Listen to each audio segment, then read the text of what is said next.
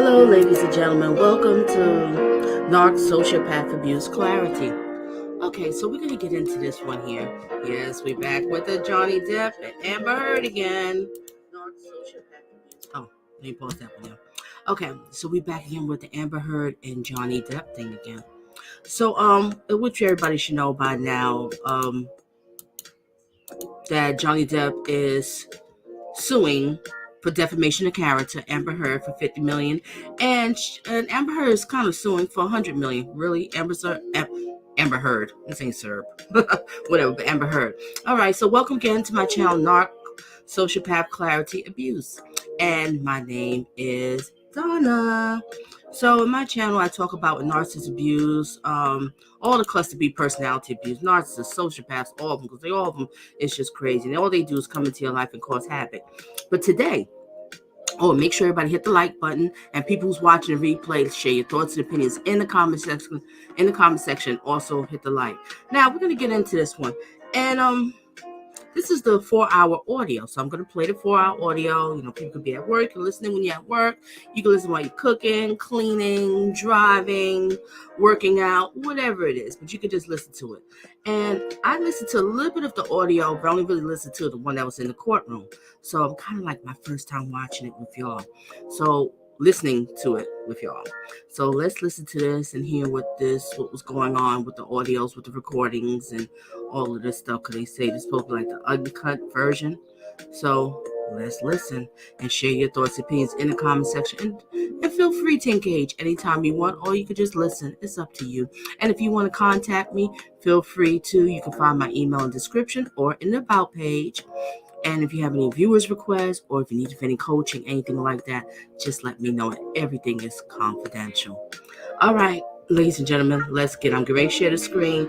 So listen to the music while I share the screen. Just give me a second or two.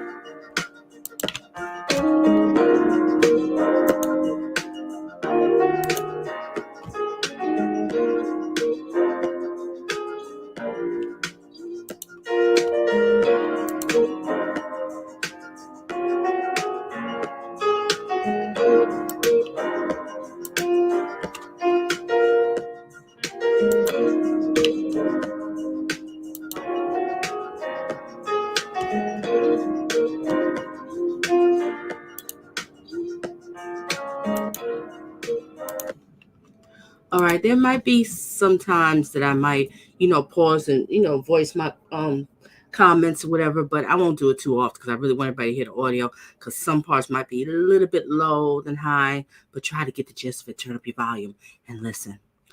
All right, ladies and gentlemen, we're getting ready to get started. Let me get this screen off. Okay, ladies and gentlemen, let's get it.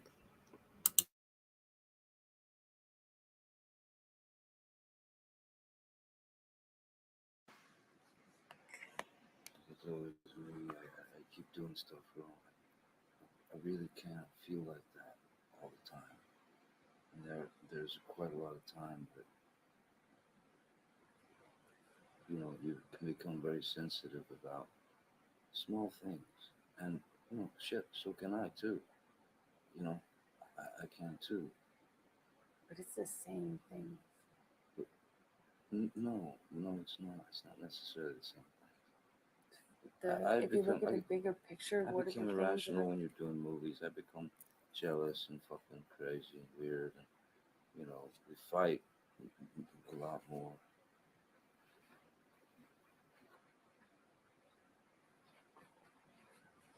But I don't want to do that anymore. I don't either, but I'm not picking you apart. you only see criticism as an insult and picking you apart. You never actually go, I'm a human, I make mistakes. It's not even like I make mistakes all the time. It's that I have quirks, you have your own, I have my own.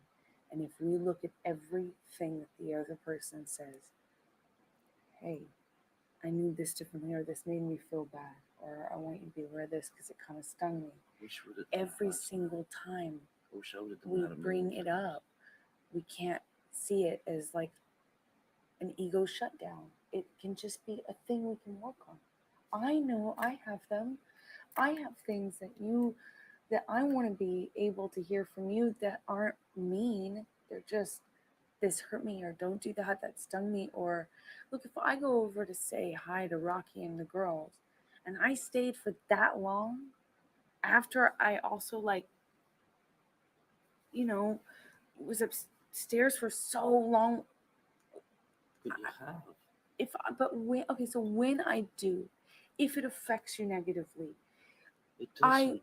It, then it's irrelevant. It's about what the other person needs. You live a life with it's somebody. not irrelevant. It's just I'm saying I'm not going to get pissed off because it's something that you want to do. You have Somewhere different you want to be. thing, baby. You have different things that affect you than I do. We all do, of course. We're two different people living in our life together, and the best we can do is say, these are my corners, this is what affects me, this is yours. You might not be affected by that. However, sometimes you might be, and sometimes you might feel like I disappear in my closet and you were waiting with coffee or whatever. And I want to be in a relationship where you can tell me, I was waiting here with coffee, I thought you were going to be back. And then I need to be the person to be like, if it affected you and you're not just trying to make a point of it, if you really did affect you, I'd say sorry. Or I want to be that person that says sorry. I might not always be. And I'll fucking change that. But I need to be able, you can't, if you see every criticism as you're a fuck up, I can't ever say this affects me negatively. No, but anything. One doesn't feel like if there's criticism, even like 3 times a month, 4 times a month, that's a lot. It's once a week. When it's more than that, it's really, really fucking weird. It's weird. It's upsetting. It's upsetting because I agree. I only feel like I agree. you see me in a way that whatever, you keep saying that I got to step up,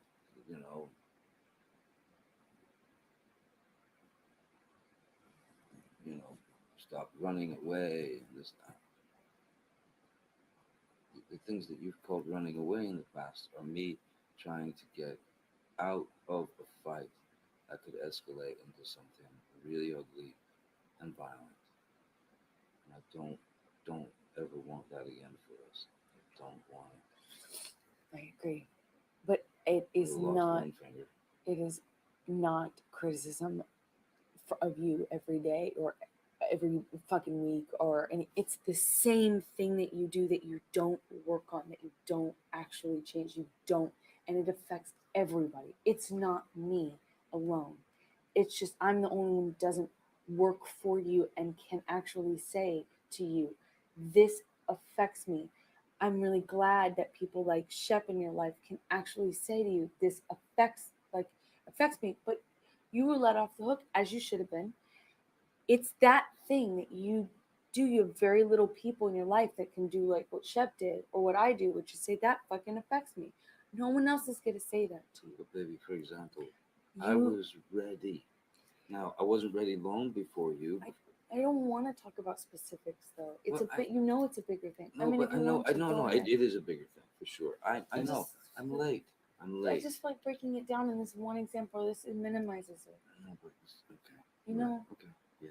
If you want to, go ahead. But No. I don't want to fight about a fight. I want to talk about the bigger things, which is I'm not criticizing you all the time. You do this, you dress this, don't do this, don't do that. I have fucking. It is one thing. It's pretty fucking consistent. I have one major criticism of you that I really feel like is important in fights that really affects us negatively. That's in fights. I'm talking about in life. It is that one fucking thing. It is the K-hole of attention that is your gaze. It's whatever your, it's like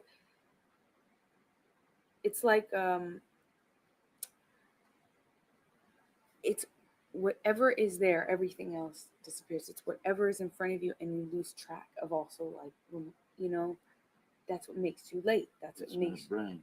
Yes. There's shit going And on. I love your brain, and I love everything that you have going on. I love you. You are not, you're the same. You could have anyone you want. I could have anyone I want. I love you. Most of all because of what's in here and in here. I love your brain. I love your heart. And I love you. Love being with you.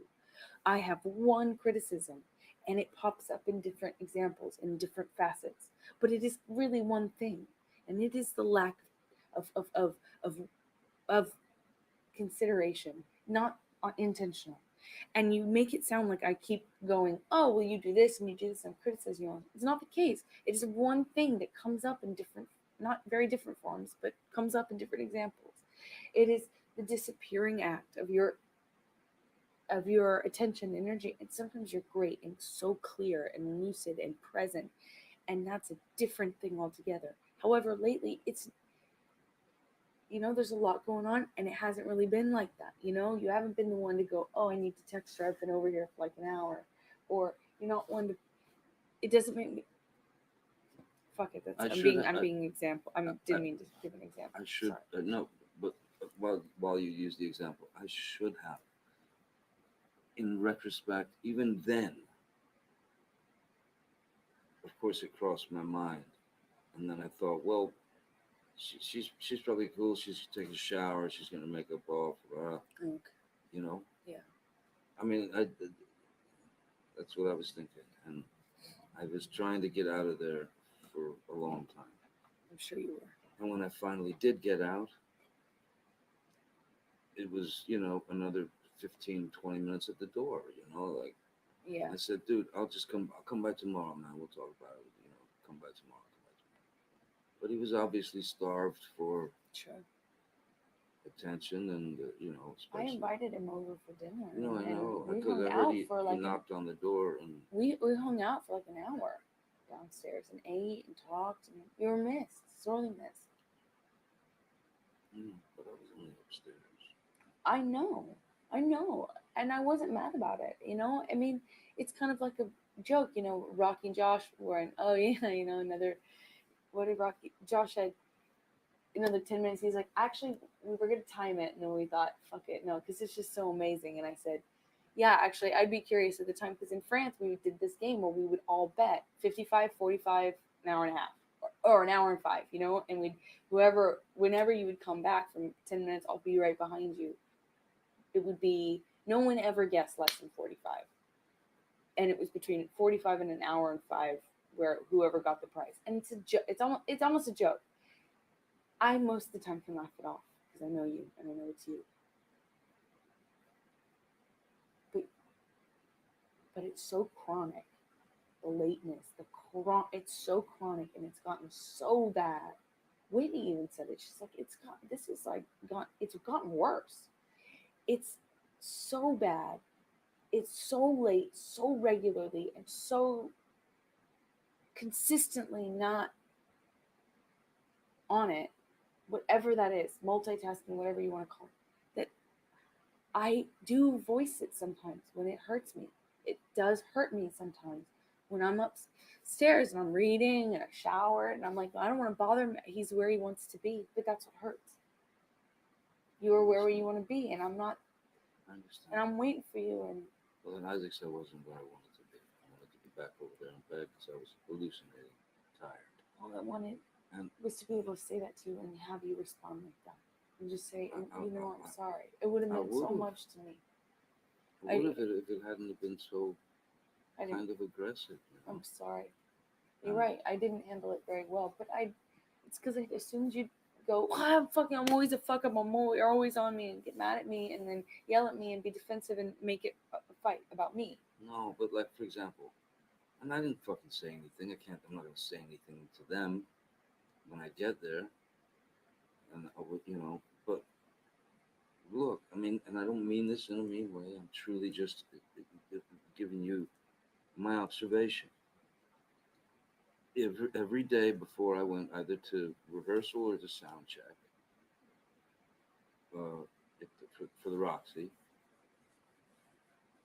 you you would hit me up with some problem or whatever, something you felt or something I didn't do or this or that, and it was every day of rehearsal. I was upset about Toronto that It entire was a time, rehearsal, and I was trying to suppress it. and I was at least 30 minutes late for rehearsal every day, and I was 45 minutes late for the sound check at the Roxy. Mm-hmm. And I But know was I'm it late. because of me? That's not fair. You Well, were no. late. I mean, I took maybe 5 minutes. I Oh, didn't no. get more than 5 minutes of your time at No, a single one of those days. And No, every no. time Come I on, didn't even, Amber, please. I didn't take more than 5 minutes. We talked the first 2 days, or no, the first day of rehearsal, the first 2 days of rehearsal, before you went up and showered and stuff. That was you, and you're not managing the time. You cannot put that on me. That's ridiculous. I didn't have even 5 minutes. Listen, like I said, I don't want to fight with you. I don't want to fight with you about this. But your perception of 5 minutes in this case is off. Okay. Well, coming from you, I'll take that because I think you have a hard time with time as well. What? I think you have a hard time perceiving time. So if you tell me my perception's off on time, I just know how late I was. That's you, though. It's you putting off the shower. That's you waiting to talk to your wife until you were rushed and telling me you had to go every. I don't want to get into it, but I was just trying to suppress. You were upset fighting. Because I wasn't being able to spend the mornings with you. No, I was upset from Toronto. I didn't want to. I didn't even want to be. The thing is, I was really struggling that whole week because I was looking online for apartment rentals. I was trying to 1 hour. I'd wake up in the morning and I'd go, I'm gonna be fine this morning. I'm gonna not think about it, all the shit. And I would, by the end of the day, even in the morning, try not to bring it up, but then also realize that my marriage was just being destroyed. I found a counselor that could help, like with, separation. I found or looked at apartments online. I didn't know you went that far. I didn't, because I could not imagine getting over the pain of what happened in Toronto. It was so bad. I couldn't imagine getting over a lot of shit, like on the plane. Yes, but that was the second time. We both participated in that. Toronto, all I did in Toronto, all I did was fight to keep you okay, not safe. I was worried about you going off the rails and binging because you were drinking. I wanted you to not. I wanted you to be okay for your press. I wanted you to stay in the room, not to fight, but just even to go in the other room so you weren't downstairs drinking until 5. It was not that was a lot of our fights are 50-50, and some of them are me. This one, those Toronto fights, I spent the whole time telling you I love you and trying to get you to calm down and keep you safe. Stop, let's not do this. Look at the bigger picture. I love you. Bigger picture. And that train had fucking left. And there is no excuse for it. You want to make excuses, I know. It's your instinct is to make an excuse to allow yourself to go off the rails. There's no excuse for just talking about Toronto. Yeah. There's no excuse for either of us being the way we, getting the way we get, being that fucking, allowing ourselves to get to such a degree of such a fucking heated arena. There's no fucking reason in the world for it. It's dumb, it's stupid, and it's fucking dumb. But your memory of Toronto is what it is. And yeah, I said some fucking really nasty things to you. And those nasty things had been building up from the prior argument. Just like your shit had been building up.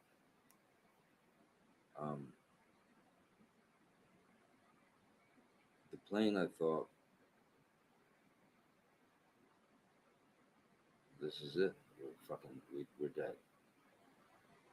After the plane, we're fucking dead.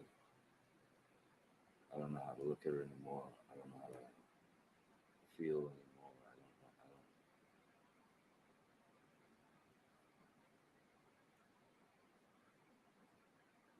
know. Again, what you think of an argument where you didn't say shit. I mean, again, I'm sorry, but there were people out the door, right outside the door, who heard everything. In Toronto? Is that what we're talking about? Yeah. Then get them in the room right now, the mystery help that you keep referencing, and have them sit in front of me. I want to hear someone tell me what I said to you, because still I have yet to hear one thing. I called you spineless at the end of one fight, and I called you a coward. No, I said spineless and pussy. Those were two names that I called you, and I told you what you were doing was spineless, and I called you a pussy, and I said I was sorry, and I meant it. But it was at the end of a fight. I had been fucking provoked to no end, prodded, poked, kicked. I had heard every nasty thing you could think of saying to a woman before that comment came out, and I still had the strength afterwards to say, let's just not do this, please. Let's look at the bigger picture. We love each other. Let's skip all the steps where we say the hurtful things. Stop. And I said that the whole time. So whoever you're fucking talking about, quit fucking referencing them. Be fucking fair. Fight fair. Get them here right now. I want to fucking see them, look them in the eye, and hear them tell me, in front of me, in front of you, what I fucking said in Toronto. Because I didn't say a fucking thing. I didn't do anything in Toronto. I fucking held it together the whole time. I am sorry I called you a pussy. And your actions were spineless, and I am sorry I said that. I'm really sorry I said that. I shouldn't have stooped to that level. But I had said... What actions of mine were spineless? You had said you wanted to get a room at the beginning of the fight. No. Well, then I don't remember what it was. But it was all the shit that led up to that. It was at the end of that second fight. And I am sorry I called you that name. But how much it's hurt you, and how much you've talked about it, and how much you've complained about that affecting you, and how much that you've carried that, magnify that by 1,000. Well, being literal, 200. Magnify that. You're focused on one thing you got called. Imagine being called 20,000 more things, and not just called names, being looked at and said the most hurtful, ugly things I've ever been told ever in my life, on top of being called those names. While you're saying to someone, I love you, I was actually saying to you, in that last fight, all I was saying is, come back. Let's not do this. I love you. I even sat down and you were like, fuck you. You're fucking ugly. I can't look at you. And I said, I love you. I fucking hate you. I love you. And I actually did that. You did. That was the fight.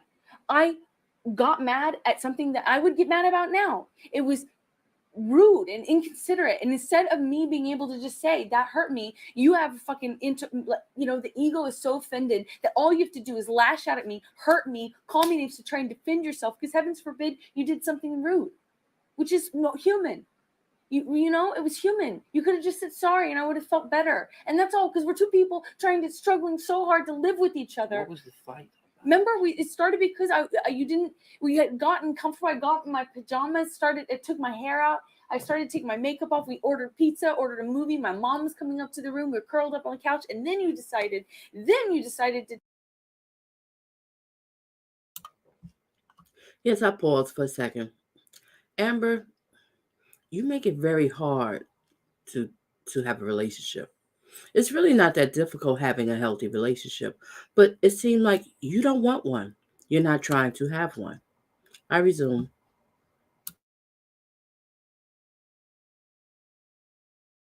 tell someone, me in this case, that you wanted to go to a party.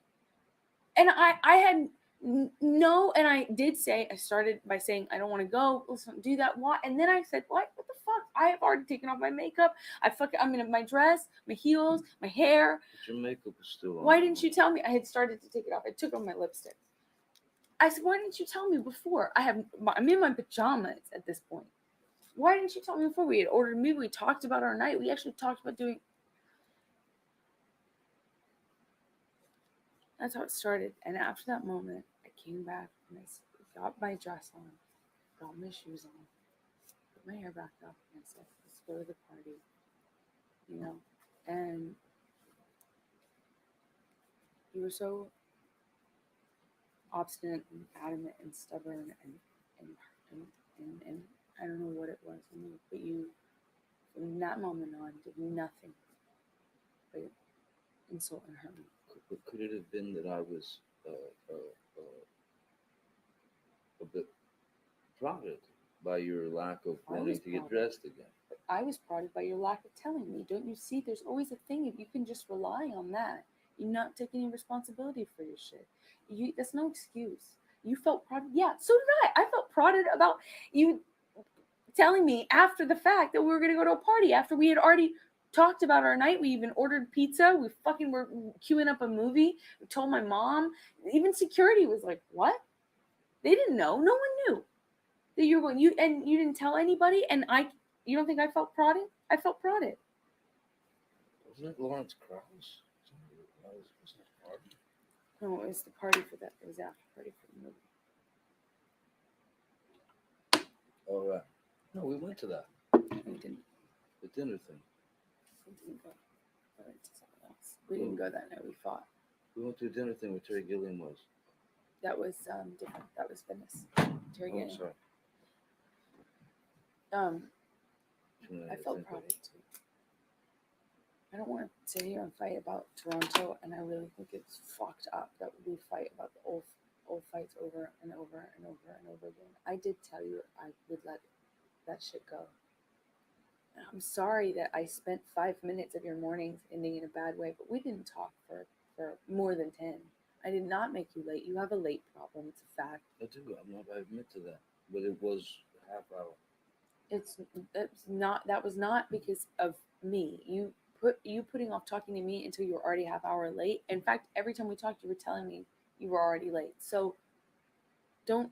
It's not on me, and I buried it the whole fucking week. Yeah, I I'm sat late, there, and then I put my buried it. guitar and my bag and everything else was out the door. I buried it. Your wife didn't take more than 5 seconds, more than 10 minutes of your time, and all those mornings.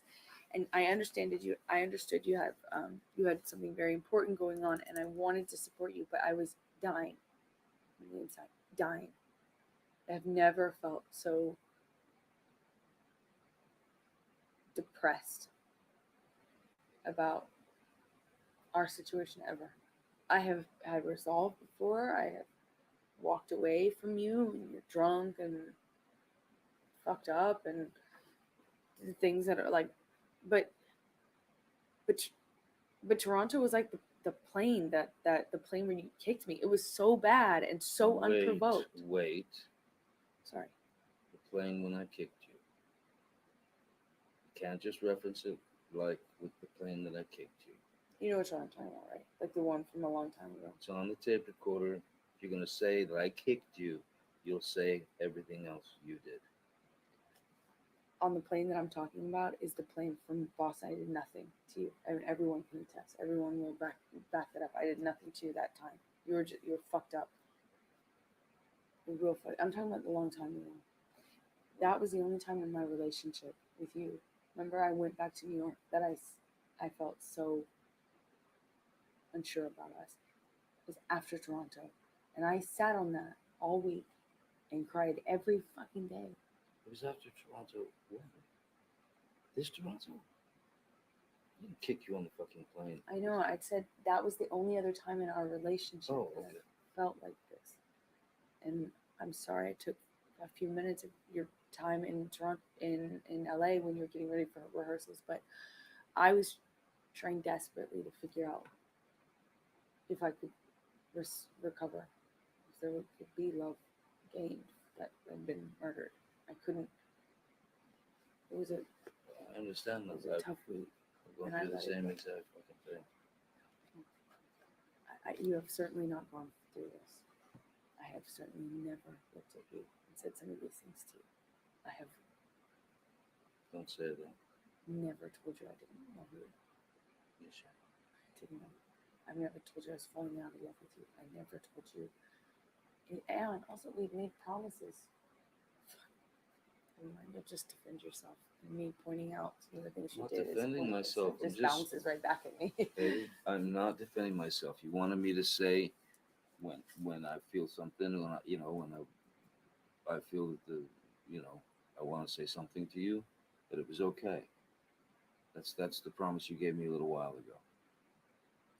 I'm telling you, if you lost memory last night of kicking me out the door with the fucker hitting me, Again, and sorry. and your memory is gone from uh, you kicking the bathroom door and hitting me in the skull as I was bent Again, down. I am Wait, sorry. if you have those memory, fucking, I was divots. upset. There was a lot going on, and I was on an Ambien. Like, Okay, why? but Like, why are you obsessing over the fact that I can't remember it the way you remembered it? I said I was sorry. I didn't deny know it. that. I'm not talking about that. What I want to get to is that you say to me, fucking unquestionably, like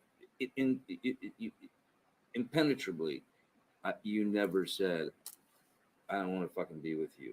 I'm not in love with you anymore. I'm falling out of love with you. Falling out of love with you. It was dark, man. It was a dark moment. If I let it go, I meant it. My mom said I've got to fucking forgive you or not, and I got to forgive you if I want to be with you. I've got to forgive you. I've got to forgive you if I want to be with you. Yes, it's not solo. I'm just saying what I made a choice to let it go and to forgive you, and I meant it. And I'm sorry that it's coming up now. It really should not come up. It really should not be something that we keep using in fights. It doesn't help us. It doesn't help our standing to point out how fuck. It doesn't do anything but cause the other one to retreat and defend. So I'm sorry. If you listen to your tape back, it'd be you that brings up the Toronto shit. You're right. More than me. I brought it up, and I'm sorry. That's why I'm saying this. I was trying to defend myself from this whole thing about like me taking your time on when you were rehearsing, and I took no time and suffered by myself and really sat on that and didn't. It wasn't right. You asked me every morning what the fuck is going on, and I wasn't right. It wasn't okay. It was not okay. And we talked about it on Whitney's birthday that night. And you promised never to go there again. Is my memory okay now? I mean, so far. Is that wrong?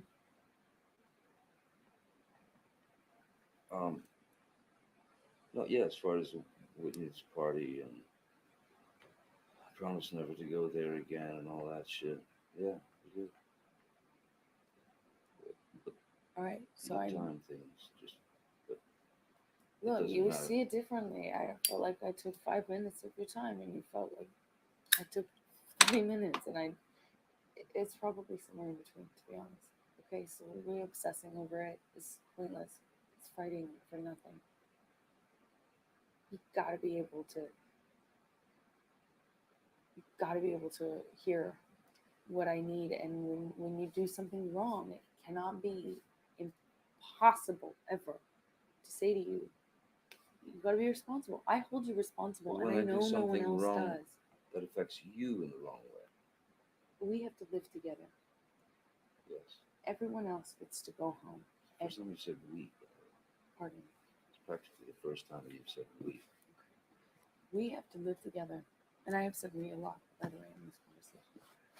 We have to live together, and we both have quirks and corners. Maybe you remember me saying this earlier. We both have shit that we need to, puzzle pieces that we need to curve out to fit with the other, to fit in a life with someone. And sometimes we fit perfectly. Sometimes I think we get hurt and don't know what to do with it. We don't have an outlet for it. We're still holding on to it, not admitting we're holding on to it. Still kind of hate the other one for the things they've said to you. It's just, and we don't let it go. And then it comes up, a fight comes up, instigated by the same patterns. Me getting mad at you about something, and you getting mad at me about something. And then all the shit comes up from all the fights. Why can't we just like be humble enough to say, oh shit, I'm sorry when we fuck up? Why is it like this? I don't know how to answer that question. I mean, I'd love to be. If I'm not being that, I would love to be.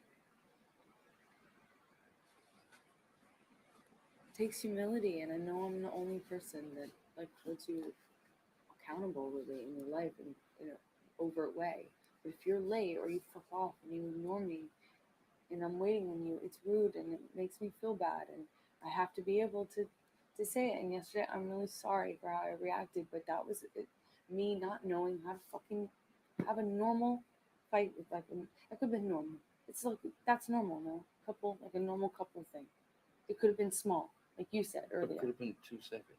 Yes, but me not imagining that you could give it that or allow it to be made me. I took an Ambien so I'd fall asleep before I'd be touched by you and have to fucking confront it. I tried to, read and calm down. I tried to not talk about it because I just could not imagine it working.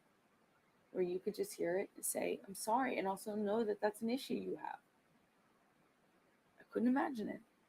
And so it came out really bad. It came out poorly. I handled it poorly. By the time we talked, I was already seething. And then I reacted like a person that has been hurt over many, many fights and holding on to probably some things without knowing it. And I reacted because I thought, fuck it. I don't want Toronto. I don't want to be the person that sits there and says, I love you, while someone's looking at you in the eye and telling you that no one likes you and that they don't like you anymore and they don't love you and you're ugly and all this shit. I didn't want to be the one that did that. I didn't want to take the high road. And I want us to both love. I feel like one of us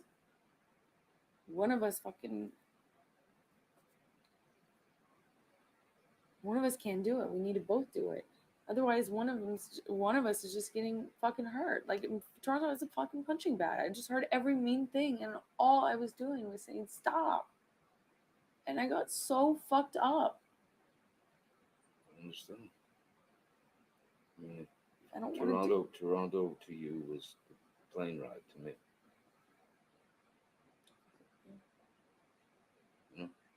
And you're not gonna unhear that shit. You can forgive me for it if you can. But you'll never unhear that. And I'll never unhear the shit I heard. So ultimately, is that shit important? No. In the big picture. We should be bigger than that. We should find a way. And we do both need work. I'm not saying I don't.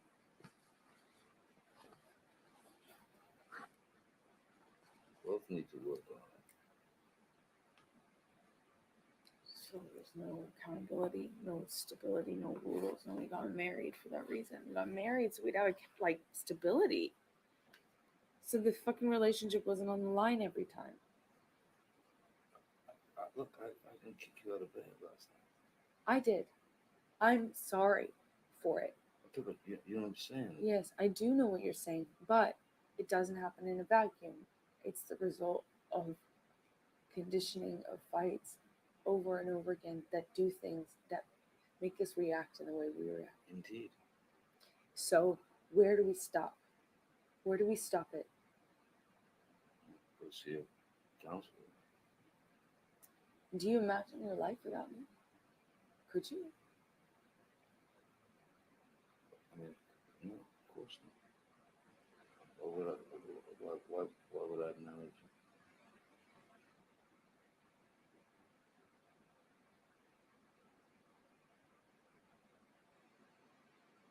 No, I love you. I told you that.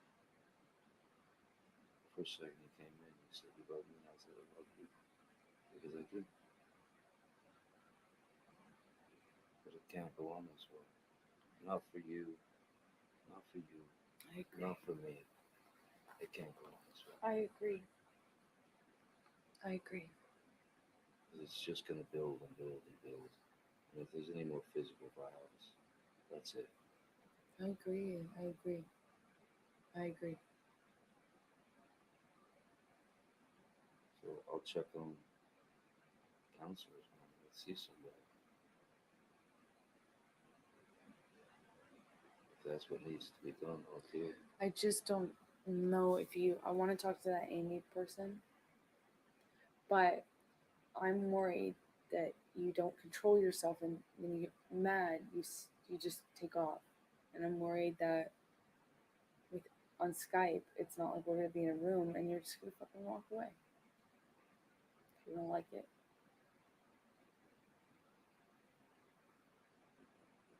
It's not about me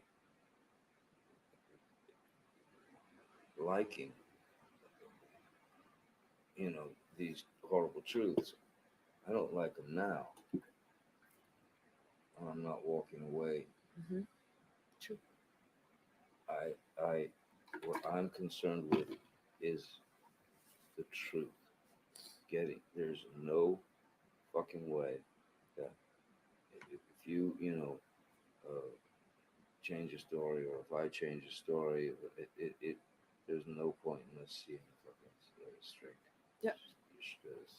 Stay. There is no. I see someone regularly. No one knows that better than me. There is no point in lying to a therapist or to a counselor or whatever. You know, you have it in your mind that, like I'll go to Cal and just to hear myself target validation. It's the opposite of what I do.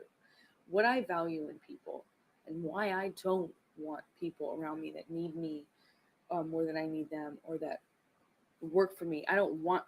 I had this breakdown like before I even met you about realizing that everyone around me was in some sort of need and I wasn't being able to get honest feedback. And now I'm aside from Whitney, which is different. Whitney never holds back. Anyway, but it's part of why I value having people around me that are going to be honest with me and that don't need me. That's how you get something from someone. That there's nothing that's the value. That's the goal. Is if people can hold you accountable. People can hold up the mirror. People can be honest with you. And if I feel not safe enough to do that because I don't know what you're going to do, you're going to take off and run and not. It's going to be really hard to sit there and get something from a counselor when I feel like I can actually. You can't predict the future. No, I can't. No, I can't. But we need help, and if we don't change, we won't survive. And I love you, and I want my life with you. But I know we both get mad, we both lose our shit. But there has to be some sort of thing that you follow, some rules, some guidelines. Both of us. Both of us. You know? I don't disagree at all.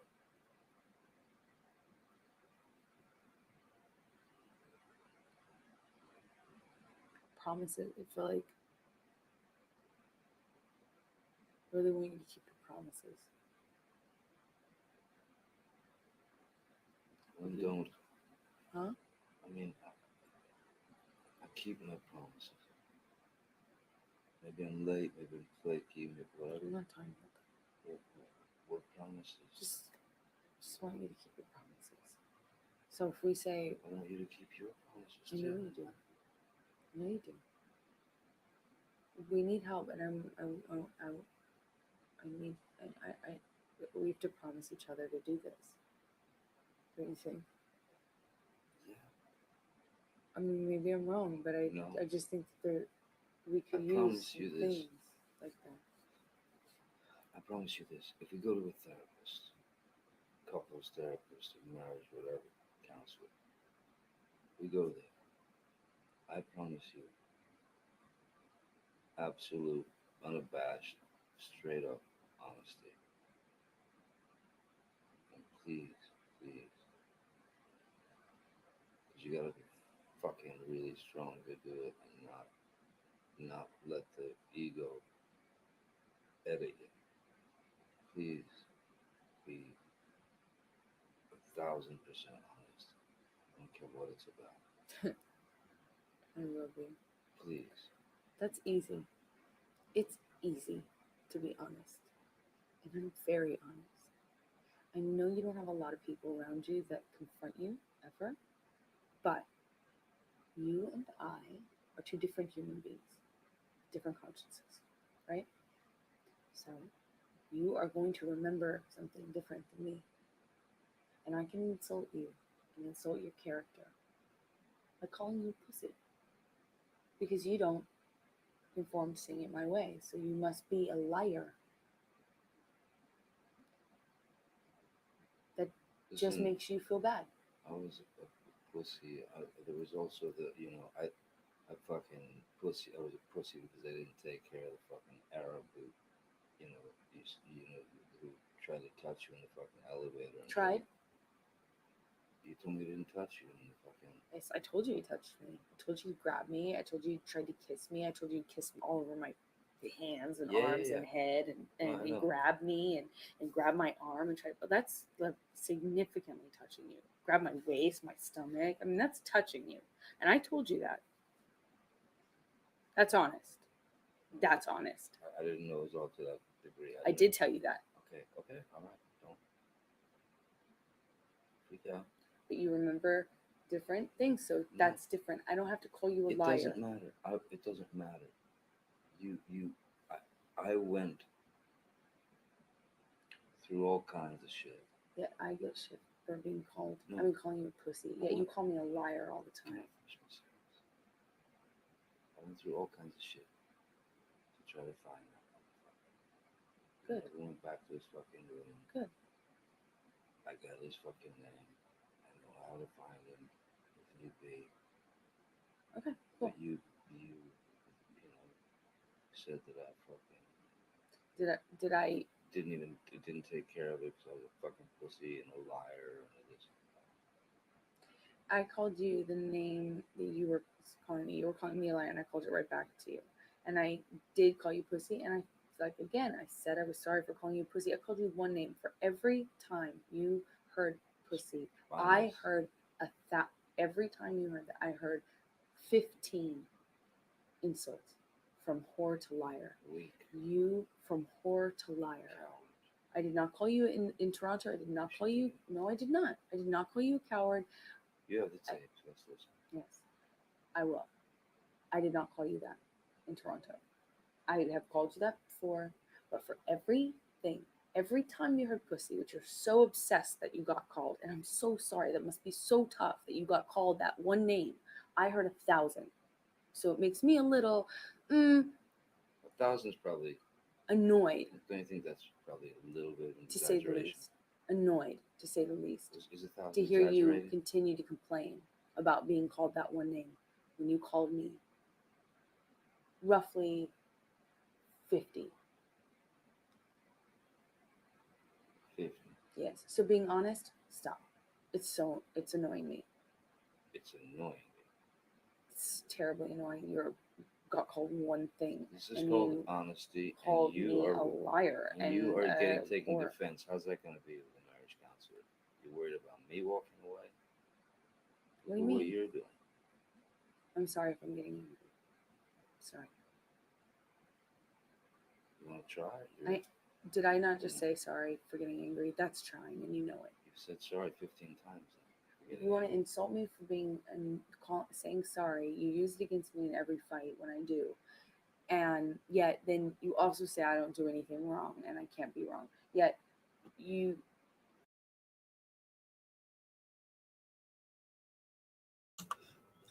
I have to say one thing. These cluster B personality disorders, these people can clearly give you a headache. Johnny Depp, oh my gosh, what you went through. I mean, the word salad with her just going on and on and on. She just won't stop. Just won't stop. And everybody knows that she has been diagnosed with borderline personality disorder and histrionic personality disorder. I resume.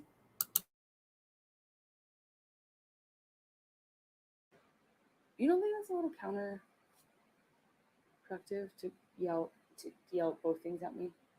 To insult me with both things.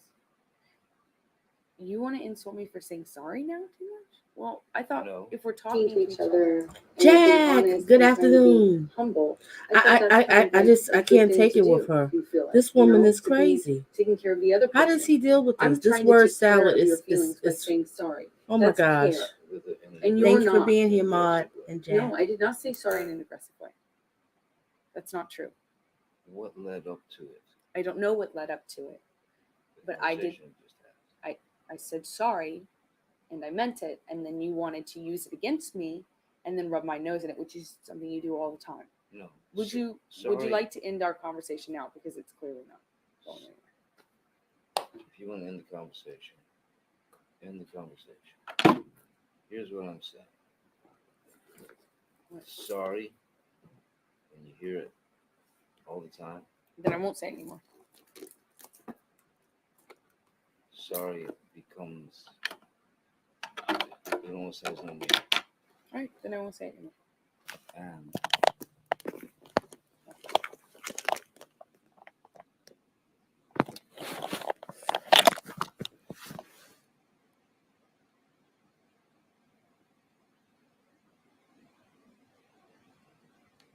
you're being defensive. You're picking out things to fucking hit back with in your own way. Right now. So what are you gonna be like with your parents? Is it like is that a dream? Am I dreaming, or is that just something that you'd like to do, but you worry about me running away, but yet you're the one who gets heated up? We both get heated. I was not heated. No, you weren't just now. I don't think I've been heated the majority of this conversation. Oh, good. I don't want that.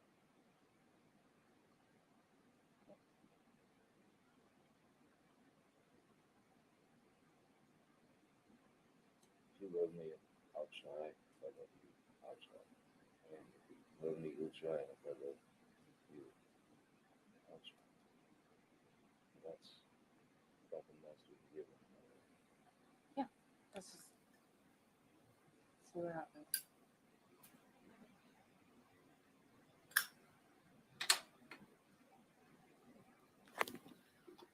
Be fatalistic about it if you want. Let's also. I didn't mean to be. I just feel Time. stupid for trying to be earnest. It's like anytime I am, it's like you're a fucking animal. You know, like you fucking smell weakness. And as soon as I am humble or earnest and go, okay, I'm sorry or whatever, that's when you get fucking, you get something from it.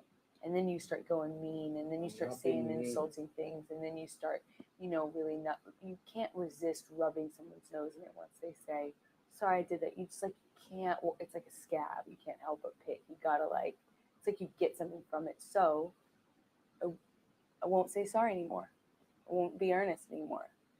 Like, I was trying to be humble. I thought it would work for us because ego, pompous fucking attitudes don't really work so well for us. So I was actually trying to say, sorry, you're right. Sorry, I was wrong. Sorry. What do I get for it? Well, I said, sorry becomes just a go-to sort of thing to fix, to patch it up, to band-aid it. Heavens forbid I try to band-aid this. That becomes almost meaningless. Mm-hmm. Oh, yeah, it seems really meaningless to try and fix something that's broken. That's really meaningless, huh? Heavens forbid I try to fix it. Saying Who says I don't mean them? Only you. Only you. So you know how I feel, how I think. You know better. And you want to tell me you're trying to be earnest and humble? Are you trying at all to be earnest and humble and real and earnest? Have you ever tried that? In a fight when you're hurt? When you're angry? Have you ever just tried to be stronger than that shit and just be earnest? what do you think I've been doing? Insulting you? that insulting? Heavens forbid I try to put a band-aid. Don't you fucking give me shit about saying sorry.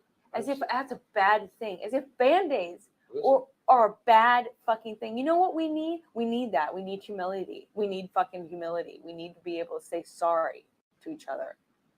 Let me tell you something. If you remember, it couldn't have been even 2 weeks ago. We had a talk where I said to you, listen, I feel like I keep saying I'm sorry. I would say I'm sorry for everything. I've been saying that since I was a kid, just to fucking get through this shit. I'm sorry, I'm sorry, I'm sorry, I'm sorry. Even sometimes if you don't feel like you did anything wrong, you just say, I'm sorry. To fucking quash it, to quell it. You know? So, I'm not, you know, haranguing you or fucking attacking you. I'm just explaining to you, to me, from my perspective, it's not just your sorries, it's my sorries too, because they happen a lot, because we fight a lot. So if it's always just, I'm sorry,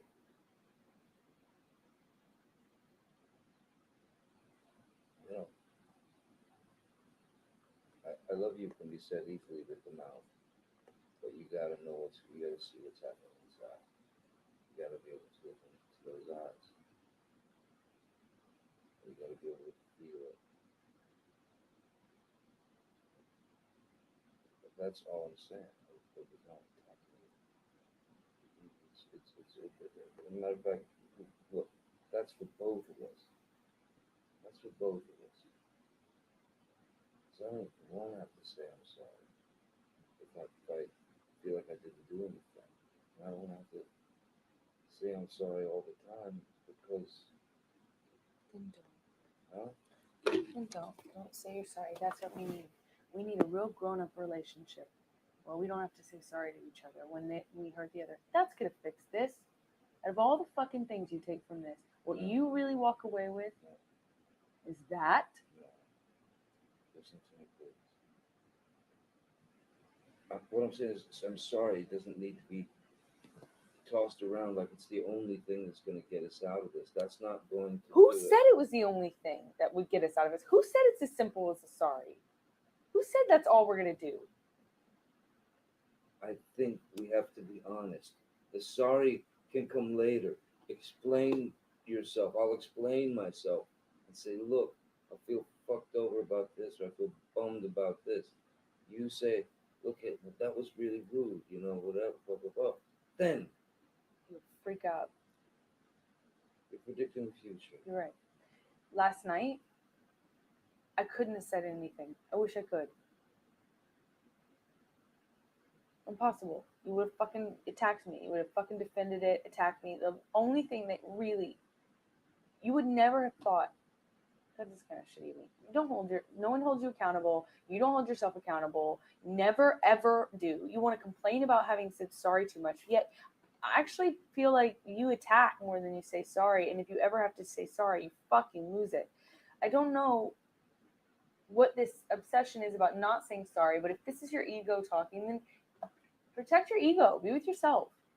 But that just seems like ego to me. You missed my point. Altogether. What would have really been great yesterday is a sorry. And so if your big point is that we shouldn't have to say it and we shouldn't say it, it's like, how's that going to help us? Yesterday, you would have never thought, I'm really sorry.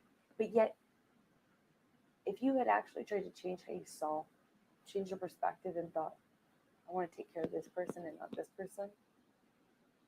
If you thought that, you would have said sorry.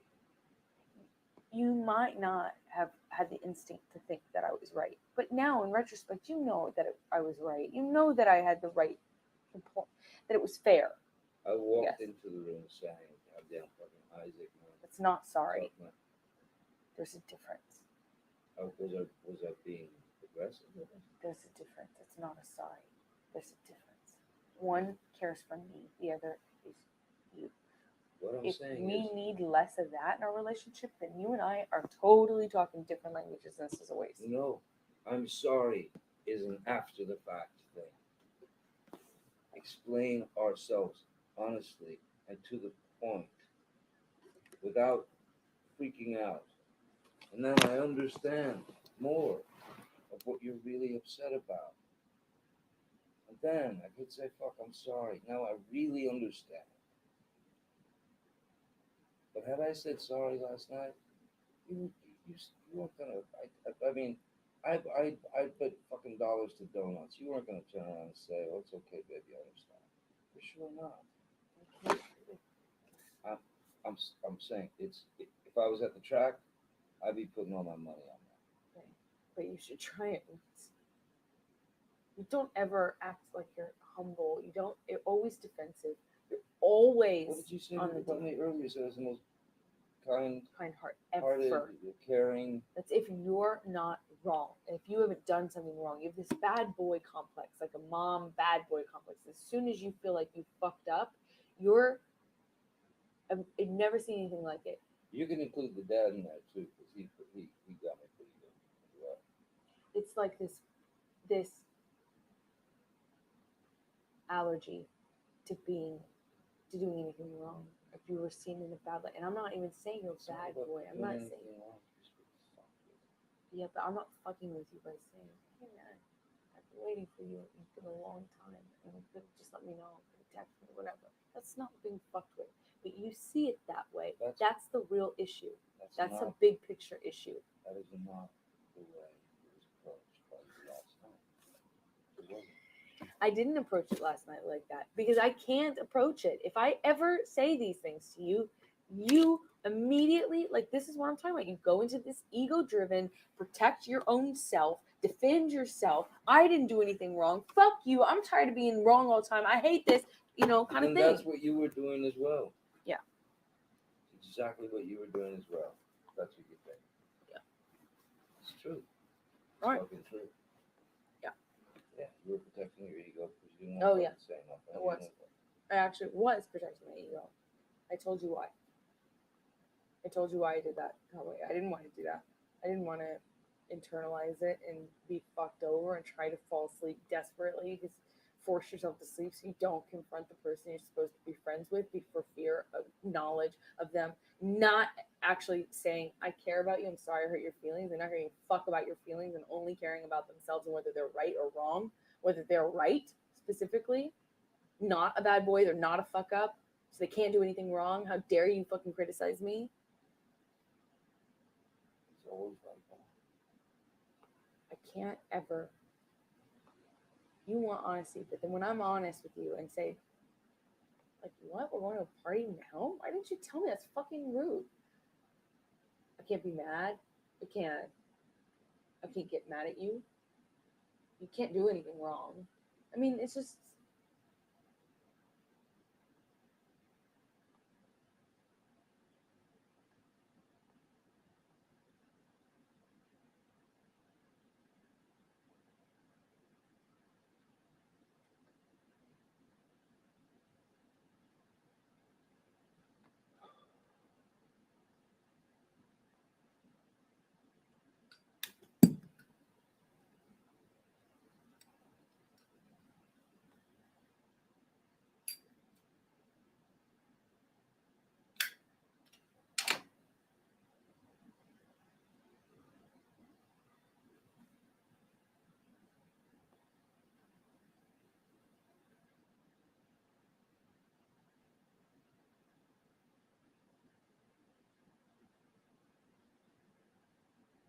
I'd like to feel the way you do. I am. I am truly sorry. Because really, I've had some to do with it. Made you mad.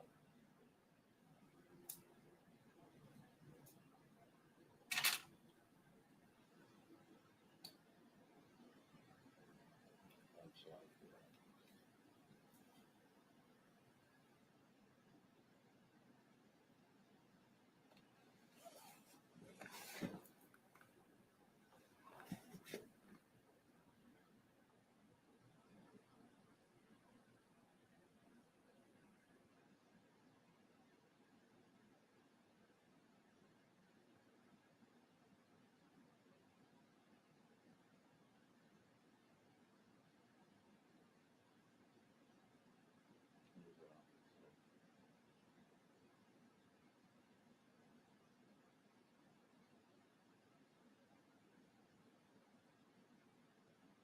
friends and family.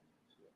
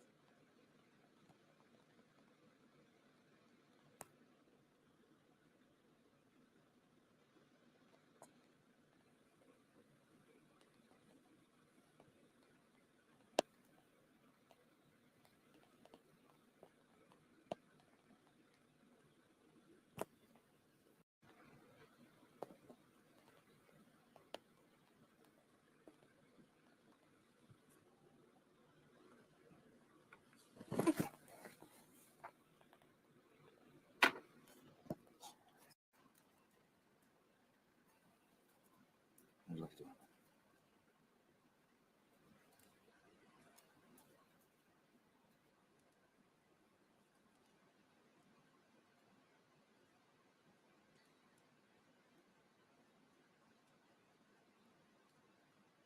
Honestly, what I want is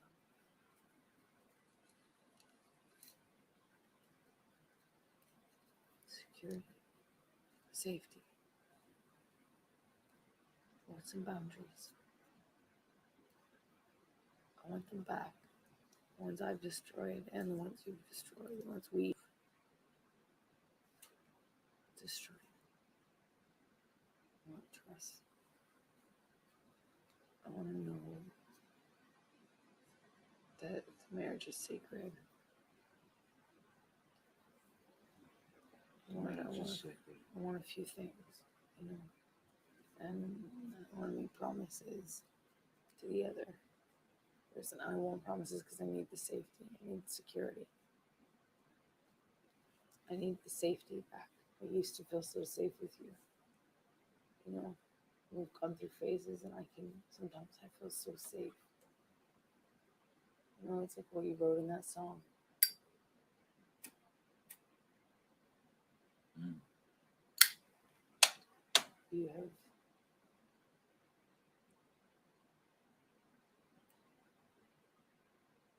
stripped me down and shaved my head, and I've done the same probably to you, you would say.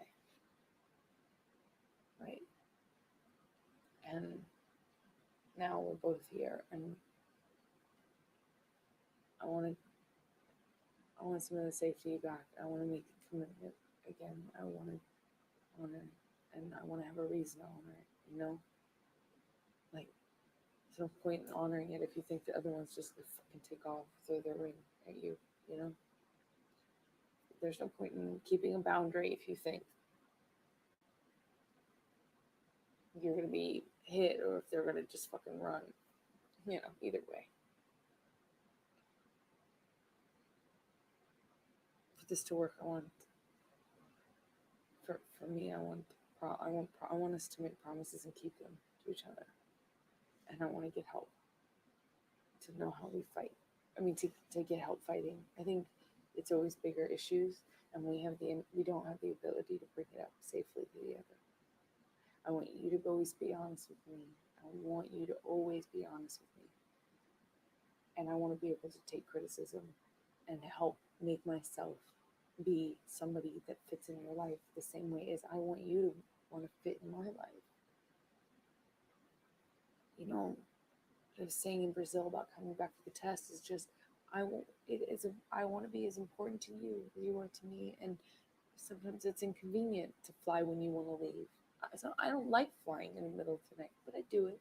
You know, sometimes it's inconvenient. I'm missing work or I'm missing this. I mean, look at me. I haven't worked since February. Depressed towards, but I don't know. 5 movies coming out. No, I have you just met one. like- Danish girl. The thing is, I have. It's inconvenient, but I do it because I love you and I want to do it. I want to make my life fit into yours. What I was saying on the plane was just that, hey, can you motivate to make this not stressful for me? And that didn't happen. And then when the plane was 2.5 hours late, which was out of your control, and when the car was 2 hours late, out of your control, it really I barely got there in time and didn't have time to shower, do any of the things that were comfortable that I needed to feel comfortable and okay and calm and safe. I didn't have that. I got you a hotel. But those two, yes, you did, and you helped me with my lines. And in that last day, you were wonderful. Once we were on the plane, you were so supportive. The problem is, it would have meant a lot to me to have had an hour shaved off the time we spent in the party or whatever. I didn't want to take the event from you. I didn't want to take the after party from you. I have been 100% on your arm and at your side, but I just wanted a little compromise, a little, okay, look, it's annoying, but let's go a little earlier, whatever.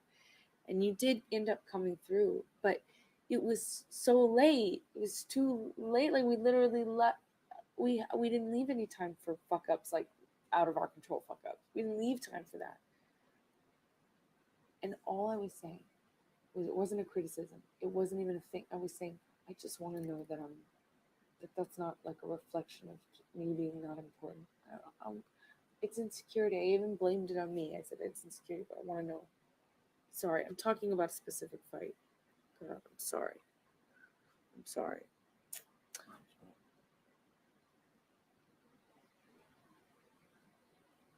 I want to get help and learn how to fight about these things so we're not fighting the same shit over and over again. Yeah. And I want us to make promises Yeah. to each other that we keep boundaries that we keep. Don't. If you don't, Look, I didn't say divorce last night. No, you didn't. I did not say divorce. No, you did not.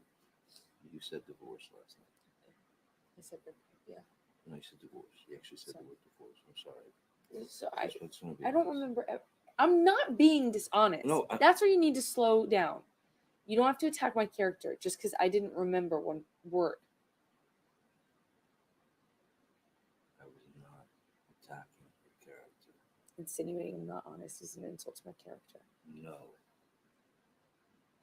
I said, I'm sorry. I just want to be honest. You didn't remember saying that. I'm not saying you're a liar. I said you So said. what does honesty have to do with it? Why you're insinuating I'm not being honest? I want you to be. Oh, you mean being honest with me? I said yeah. Okay. I want to be honest. Okay. I want you to be honest. And I want to be honest with the fucking shrink if we see that. If you want to do this marriage thing, if you want to make this work, if you want me in your life, then we do. We have to see somebody. We have to get help. I'm not disagreeing with you. I absolutely agree. But you do have to see. Like, all I was saying is I want to be honest. And then you jumped and said, I'm calling you dishonest. That was not the case. Okay. All right. Okay? I get it.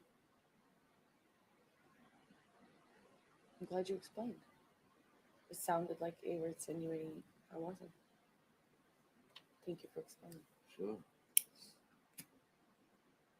That's how the shit starts, you know? If I did that to you, or you did that to me.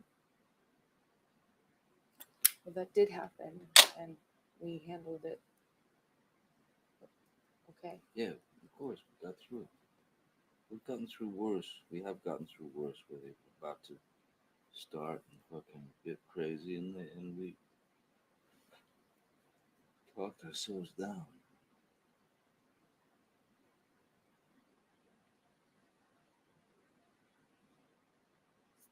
I don't want anything but that because I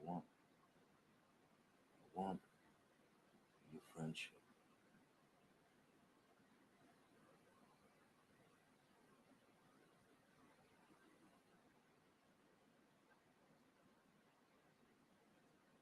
I want us to be happy. I want us to love each other at all times.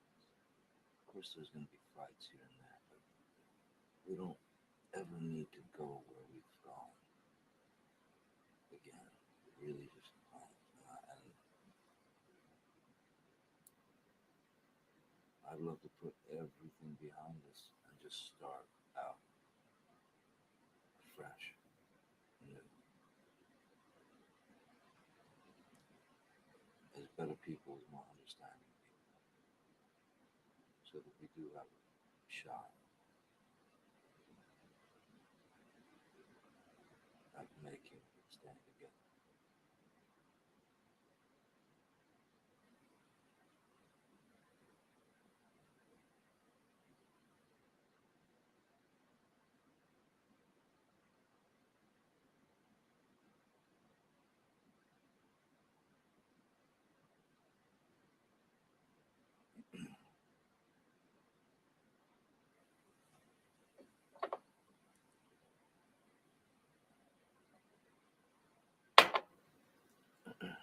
Another water? Yeah, do you want anything? No, I'm good, thank you.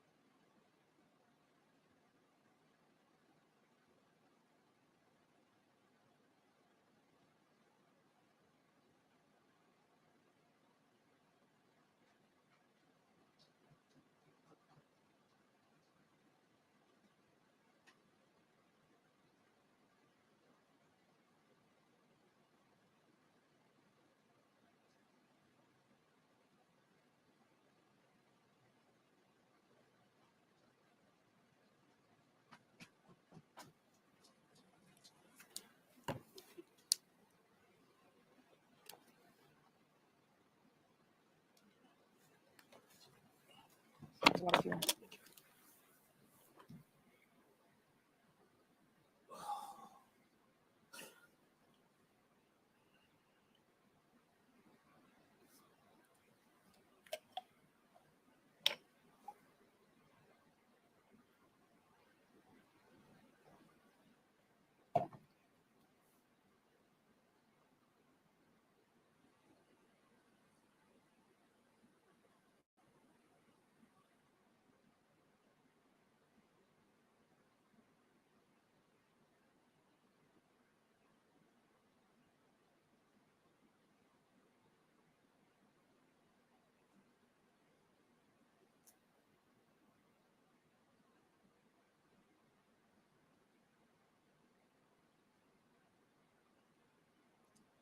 Called out to Kipper, asking about someone.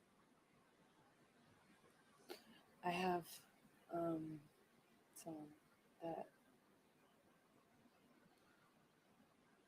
we could talk to, that I reached out to Is it someone you've been to before? No, never met her. Cool. Just somebody that came recommended, and then we could also take suggestions from Kipper, but there's also that Amy Banks lady who wrote the most No, but that's dynamic book on like the that's chemical workings of the brain and how it affects people in relationships.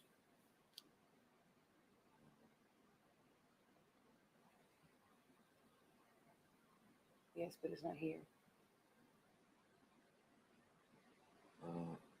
it might be. I don't know. I'm not talking about the book. Oh, what? I'm saying your reservations about her are because she's. Oh, not necessarily reservations.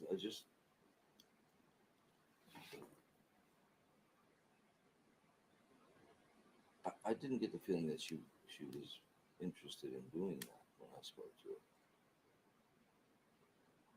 No, she absolutely. It seemed like a separate, like she wanted to speak to us separately. She wanted to get to know us. She asked specifically, "Do you want this to be?" Well, then let's lose her. Let's get a fucking. You need somebody in person, I think. So that's what I'm saying. Oh, you think we need someone in person? Don't you? I would think so, yeah. But I mean, that lady's she's Amy Banks. And we both trust her. You read her book. If we get a fucking, we could have, Skype or whatever with her on a fucking screen like that. It wouldn't be so bad. When you're doing on a tiny computer screen, it can be a little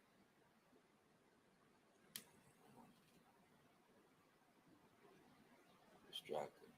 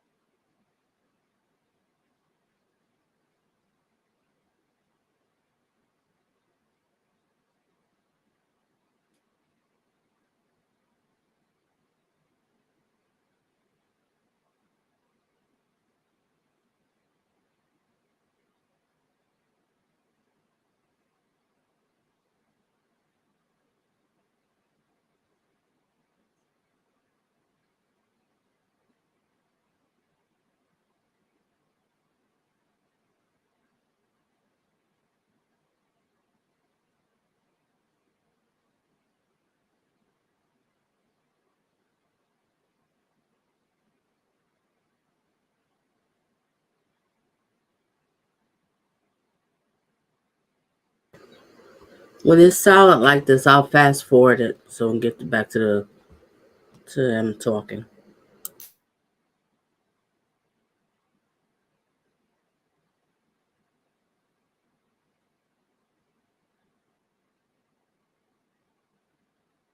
Feels to me like I do all the time. It's a whole deal. I'm sorry you feel horrible all the time. I don't feel horrible all the time. Don't. Did I just say that? Well, you said it. You feel like it all the time. Do you fuck up all the time? Sorry. Okay. Let's take that all the time. I'm sorry. It, the last thing I want to do is let you down. And it just seems like I do more than More what? more than should be normal.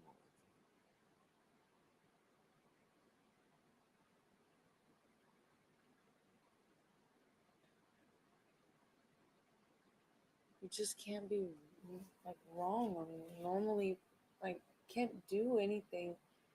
I can't tell you. We're two people trying to fit together. Our lives are trying to fit together. And if you do something and you don't ever change it, like being fucking in your own world and then not realizing because you're absent-minded that 2 hours have passed and someone's waiting on you, that shit is something you do it very often. And if you never change it, of course I'm gonna say to you, it still bothers me. Because you still do it. But yet, if I don't say anything, I'm fucked. If I do say something, I'm fucked. I'm the bad guy, and you're feeling bad. And yet, you can't just say, I'm sorry, because then that's your ego doesn't allow it, or because it doesn't protect you. But we that could be normal. You say it's more than happens more than normal. Normal is being two people that allow each other that. Yeah. Am I wrong?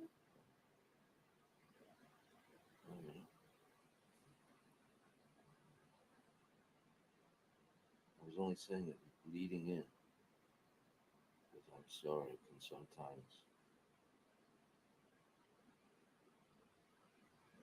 take away from the words that come after, and that sorry can start to be just a mantra. I won't be like that with you. Nor do I. I want honesty. And if you cannot actually put yourself in someone else's shoes, even though your inability to do so is ruining your marriage, then I don't know what we'll do. If you can't look at this and say, how would I feel if I were her, ever, we will keep having this, but you won't be sorry. You'll just feel like you're obligated to say it. But if you put yourself in my shoes last night, you would have felt bad. You would, if we switched places and you didn't automatically in your brain go, well, she does that, just to deflect and bounce off the blame. If you actually put yourself in my shoes, you would understand, and you wouldn't be forced to say sorry. You'd be like, yeah, I wouldn't want to be that. That would suck.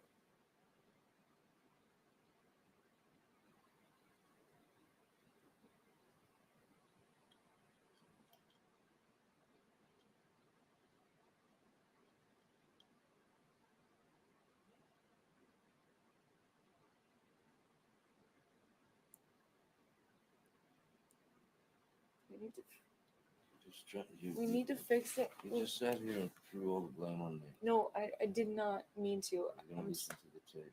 I'm sorry that it. Oh, can't say sorry. You can say you're I sorry. don't feel like I can. Of course you can. Just please explain this. Explain that. I went there because I was feeling like criticized for having the gall to be upset with you more than once. It's like I keep telling you it's the same thing. You just don't change it or address it. So it does come up, yes. But it's not a character flaw. It's not like I'm like, I don't like you. I'm just saying, hey, that was rude, or that made me mad, or that made me sad, or whatever. And I don't feel like you're saying to me ever in our life, yeah, I can imagine if I were you. I'm sorry, or whatever it is. Not sorry, but understanding the humility, humble, the earnest caring about me. I said all that tonight. Today. I said all of it today. I hate that we've been fighting today, and I hate fighting with you ever. I want to stop. I want to get better, and we need to be able to have problems though in our life. Like, we're not gonna be perfect. Of course, but I've said this 1,000 times to you. Let's allow each other to fuck up. Let's allow each other to be human and say sorry and move on and hear the other one without trying to jump. Let's also let the other person be the other person that are. I'm not preventing you from being who you are when I am honest with you, which is what you say you want, which is that affects me when you just fuck off for this long and don't even text. That affected me. And yet now you want to make it like I'm trying to prevent you from being who you are. If I did that shit, you would be hurt. I'm not. I didn't say that you were guilty of it as well. That I was guilty of it as well. Those kind of things.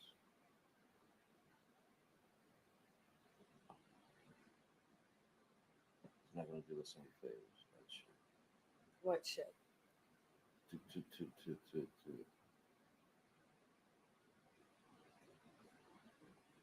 we're out of each other's cages. Baby, be present. You're not. It's not. I was talking about something. Can you please respond to that? Please.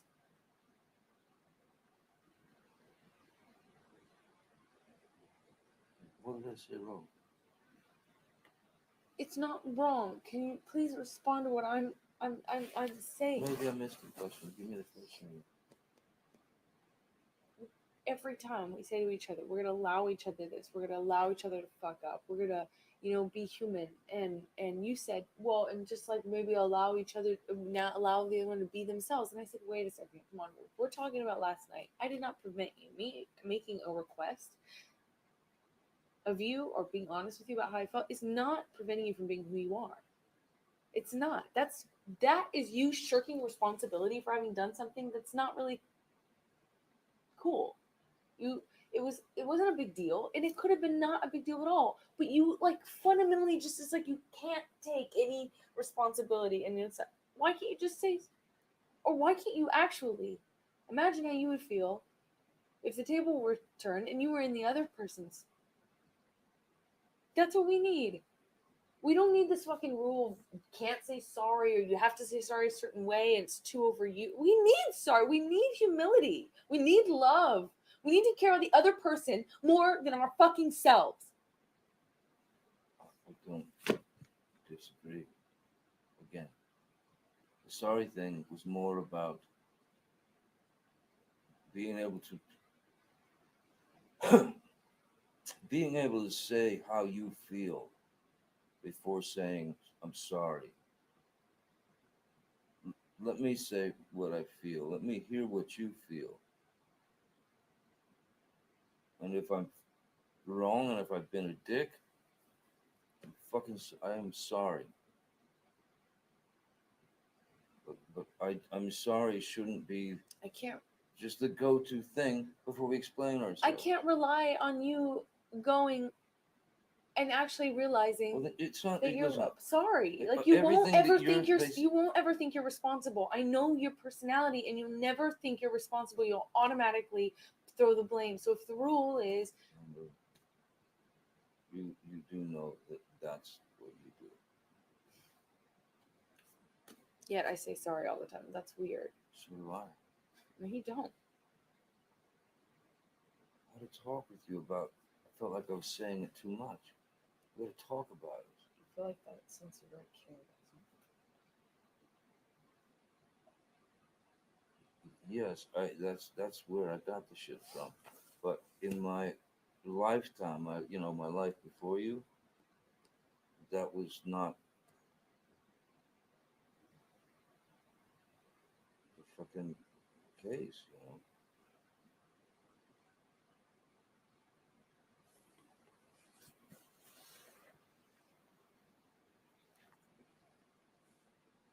I'm only saying that the truth of what we feel is more important to hear from each other than I'm sorry. Unless you're just coming into the thing and saying, look, I'm sorry. This is how I felt. I was wrong. Bang. Do you actually I'm think saying you'll be you, able women. to? Do you actually think you'll ever be able to, in the moment, when someone says to you, "You did something that affects me negatively," do you actually think that you'll be able to transcend your immediate impulse to just fight back and your immediate impulse that you've had since you were a kid? You say, you really think you can transcend that and then go and actually listen to me, for instance, say how I feel? Do you actually? I mean, do you think that? But you don't believe me, so. I would love that to happen, and I think if you can do that, I would do it. Okay. I would love it if I would,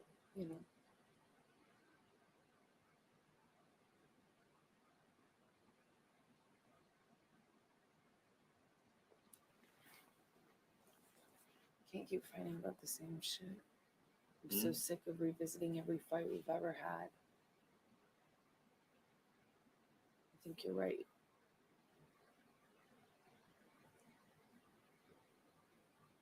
I think we gotta move forward and start over. Are you okay?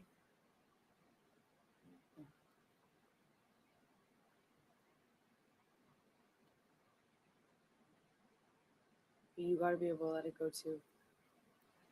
Yeah.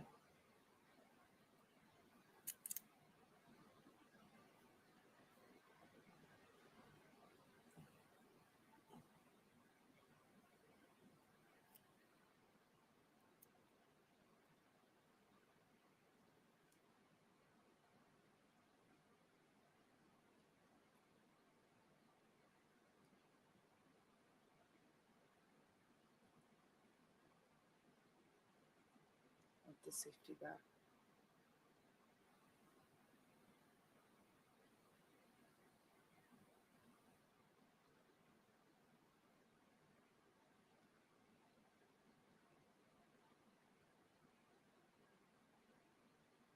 Can you see me as your man? You see me as your friend. What? If you mistrust a lot of what my reactions are gonna be, do you love me as a man? Do you love me as your husband? As the man who signed up to spend the rest of his life with you? It just doesn't sound like you trust me very well, and that my reactions are gonna be fucked up, and that I've never said I'm sorry to you. I didn't say you never said it. Okay, that I don't say I'm sorry to you. I certainly don't think you'll say sorry to me like you think you will. I don't think you'll mean it. Because I don't think you'll say it unless you mean it. I don't think you'll mean it. And then I think sometimes you say sorry and you don't mean it, as you admitted to me earlier in a different fight, of course. And that made me feel like you're dishonest, so I don't want that either. So I don't know what the fuck, because I certainly don't think that you'll be able to see if God forbid, if I get upset with you for something, if I get hurt, if you do something that hurts me because you're just not thinking or whatever it is, God forbid if I have to deal with it. I don't know what I'll do. I don't know how to say it to you. You won't be okay. The first thing you're going to do is be defensive. And I'm not trying to predict the future. I'm not trying to be discouraging, but I don't know what the fuck is going to change. You know, I came over here to say, what are we going to fucking do different? And I just feel like,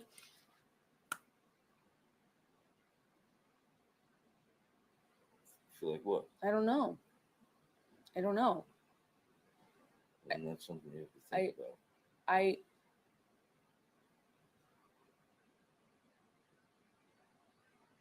I came over here, and do you remember how I started this conversation? Do you remember me telling you I loved you? Yes. Do you remember me telling you you were my man? And that I can't imagine my life without you? Yes. Do you remember me saying it back? Yes, when I asked you about living your life with me, you said yes. It took a while, and you kind of begrudgingly said yes. I gave you a weird look, like a kind of why? Yeah. Why would I fucking marry you? Yes. I love you deeply. I love you passionately. I love you in every fucking way. In every fucking way. And it hurts to feel like I'm letting you down. Because I don't want to do that. And I know it hurts when we get in a big one and I start calling you names and you start calling me names. And, you know, one of them, it was me more than doing more than name calling.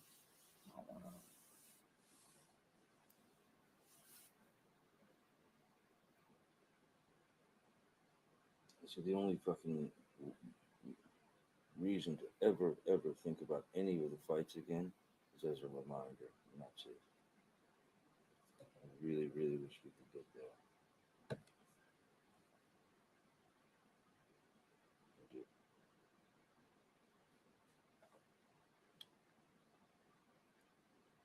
I'm sorry for last night. I'm sorry that I was at Isaac's for so long.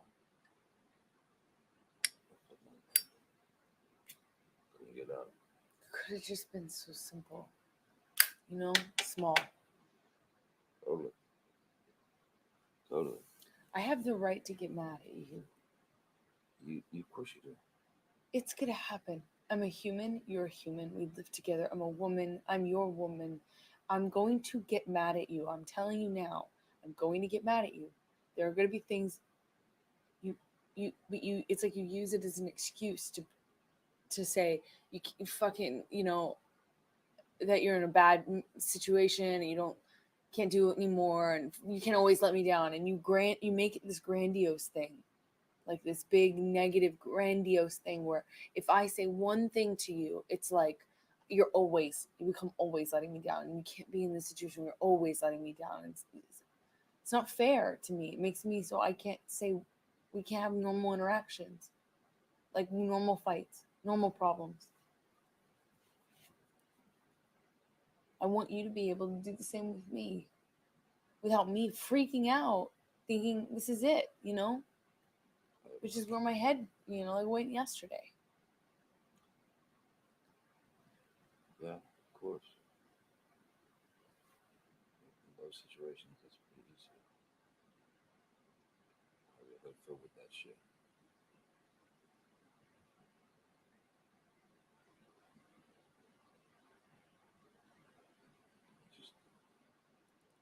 Just think that we can try with a counselor, whether you want to do this lady that's in town, whoever it is. I mean, if you want to do what's her face with the book, Amy, Amy, whatever her name is, Banks. We'll do it with her if you want, whatever. I'm prepared. I don't want to be unhappy, no more than you do. So why shouldn't we try to fix it? You need boundaries. I agree. And remember when we were talking, I said, you know, we should write down on a piece of paper our things, kind of beef with each other there. Sorry, excuse me. Some paper. Yes. No? Nope, it's down here. Sorry, I didn't pull it out. Should be nothing. Yeah. I thought it was right on this. It is right. Okay. I don't want to write any more today. I'll keep it on. Be like that. You'll live over it. But what do you? I mean, you can do the list all right now.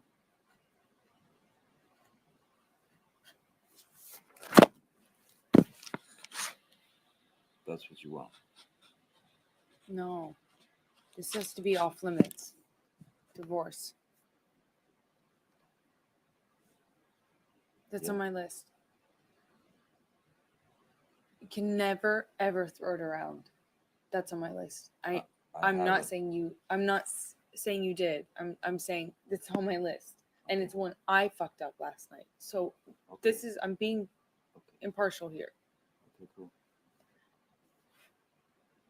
That is a must for me. I don't want a divorce. Yeah, but I want to feel safe. I want to feel safe. I fucking don't feel it. I don't feel safe. I'm looking at fucking apartments half the time. I mean, like, not half the time. I don't want to do that. I'm married. I wish you would have told me. I couldn't talk to you. You were busy. You were going to rehearsals, and every time I tried to talk to you a little bit, we didn't have enough time. Every time I spoke to you in that whole week, you were rushing out. Never did you have time. And I even said this to you. I was there right after rehearsals. Please don't argue with me. I promise you that I'm not lying when I say this. I even said this to you. I said, I feel like the last thing you have time for is me. I just want a little time, 10 minutes, whatever.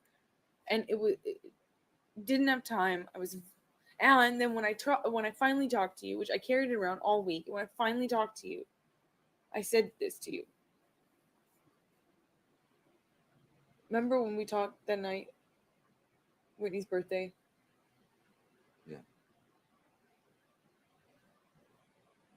Well, I didn't want to go then. That night that we had that talk. And you apologized.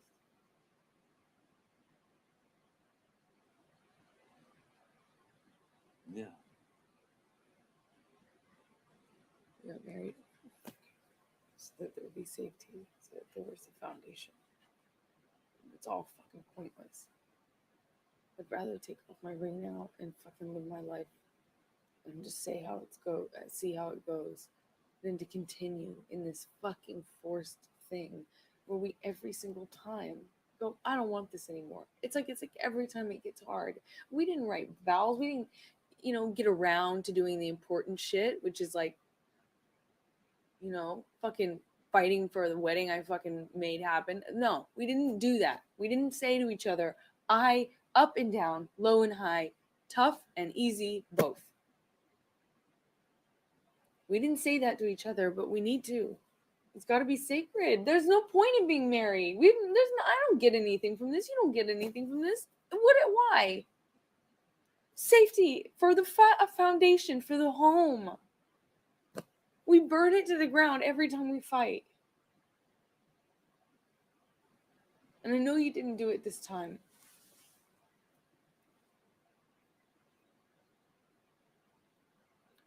I just don't. Do you not agree?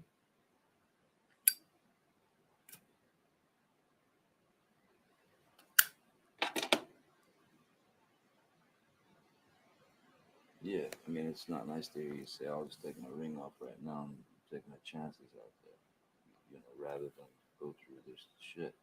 No, I meant instead of go through up, and I didn't mean it like that. I see why it came across that way. I'm sorry. I did not mean that.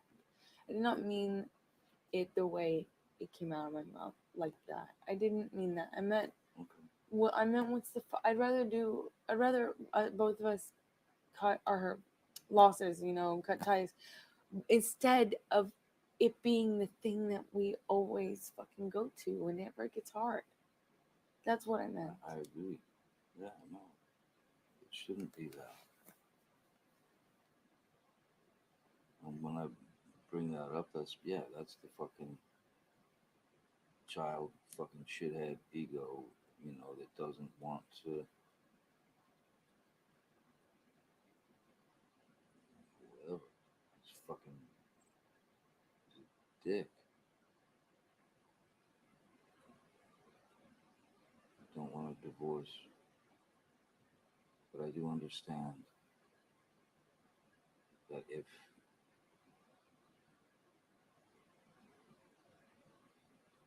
we're unable to do this and it just keeps on like it's going,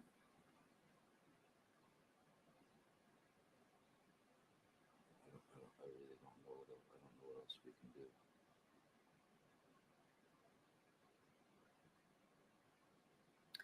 Then maybe you're the one who needs to think about it. No. I want us to work.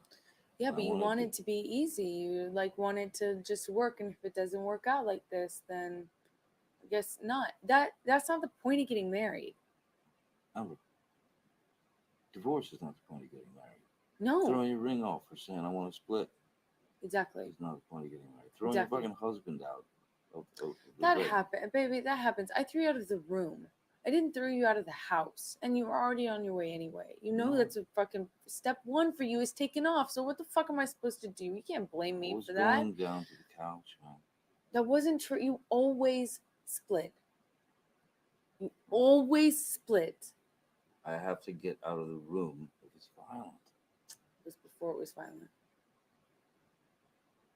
You split every time. You split every time, Johnny, whether it's violent or not.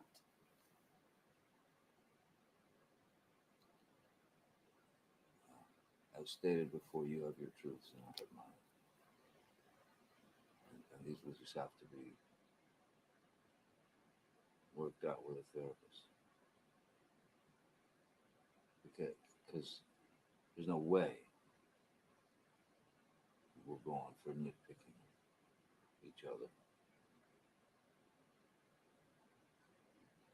I don't.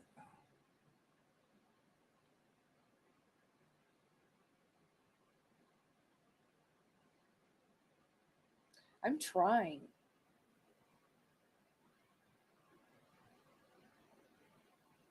you're trying. But you're still getting wound up.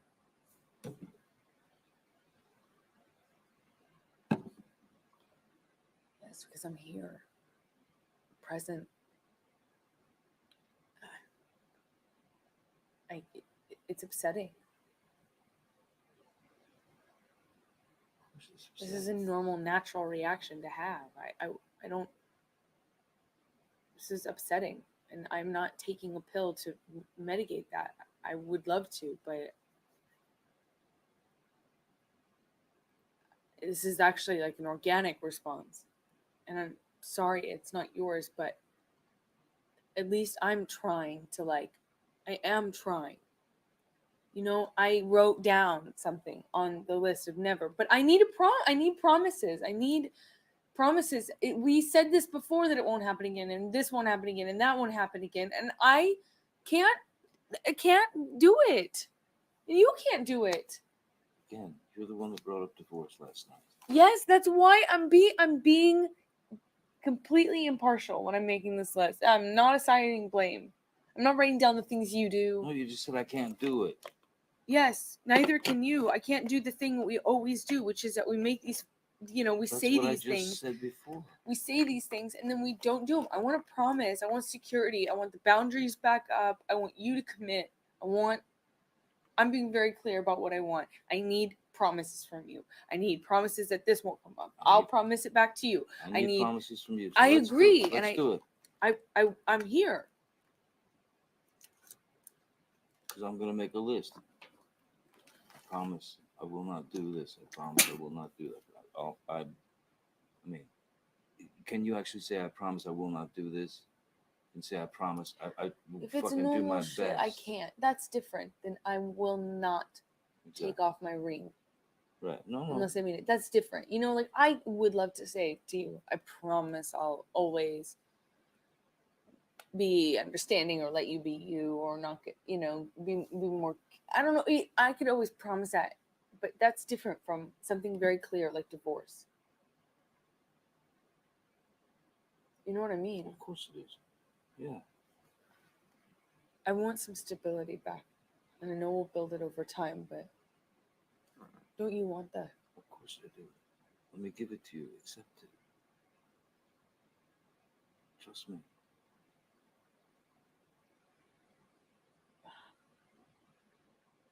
You think I run from situations? You always take off. I can't trust you when you do that. Baby. I have no trust. That's why I freak out so fast these days. Is that I assume you're splitting. Baby. I can't be. I can't just stand there and take the punches. At a certain point, I'm gonna fucking react. That's not what I'm asking. Let's be fair. But what I'm saying is, we're talking about splitting. I'm not asking you to stand there while I punch you. Come on. We're talking about me. Yeah, getting out of the room or leaving. It didn't happen. I didn't. In Australia, I didn't leave the fucking house. I went to other rooms. Whatever. I didn't fucking take off in San Francisco or whatever. Look, go in another room. That's different from saying I'm getting another hotel room, which is what you did in Toronto. And then in France, you said I'm getting you a flight. And you involve, other people. It's humiliating. It's embarrassing. It's demeaning to me. And it's... You wanted a flight. No, but you were the one to suggest a flight.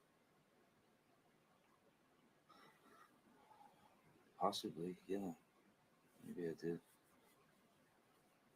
She texts even that. And the same with the room. Your splitting is chronic. It's early. It's quick. It's so not, you're not interested in not fighting. You are guaranteeing a fight.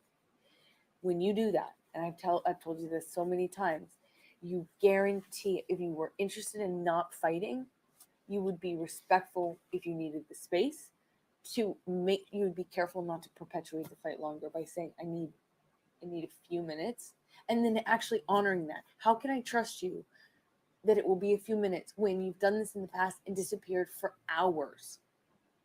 You know, I got mad at you in Australia about this. I said, baby, I want to trust you. It's hard for me not to try and work it out. If you want to be the person that's like, I need to cool down, help me do that, give that to you. But I can't give it to you if you always let me down and fuck up and forget. Because I gave you a time limit, because I said I'll be back in 3 minutes. So I'm just, No, it's if that different. happens, if it happens, It's different. You never. if it happens, I'm just gonna say, look, I need some time. That's it. I'm telling you, that will make it worse. No, I guarantee you it will. if you're stuck in throwing punches, I'm not talking about throwing punches. I'm talking about an argument. right. In arguments, you tend to throw punches. I'm talking about arguments. I'm not talking about the times when it's got physical. I'm talking about arguments. I'm talking about arguments. I'm talking about arguments. Yes, in our argument.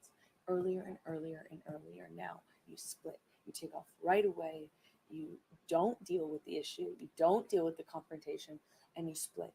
Whether it is, and then you do it for an undeterminate amount of time. You do it without actually respecting. When you do give me a time, like say I need a few minutes, you never actually honor anything close to that. So I can't trust you.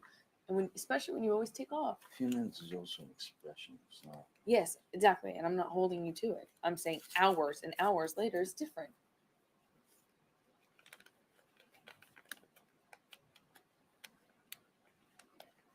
You need time. Cool. We're in a fight. You need time. Cool. You gotta be respectful about it. That way it won't perpetuate the fight more. It gives me anxiety and makes me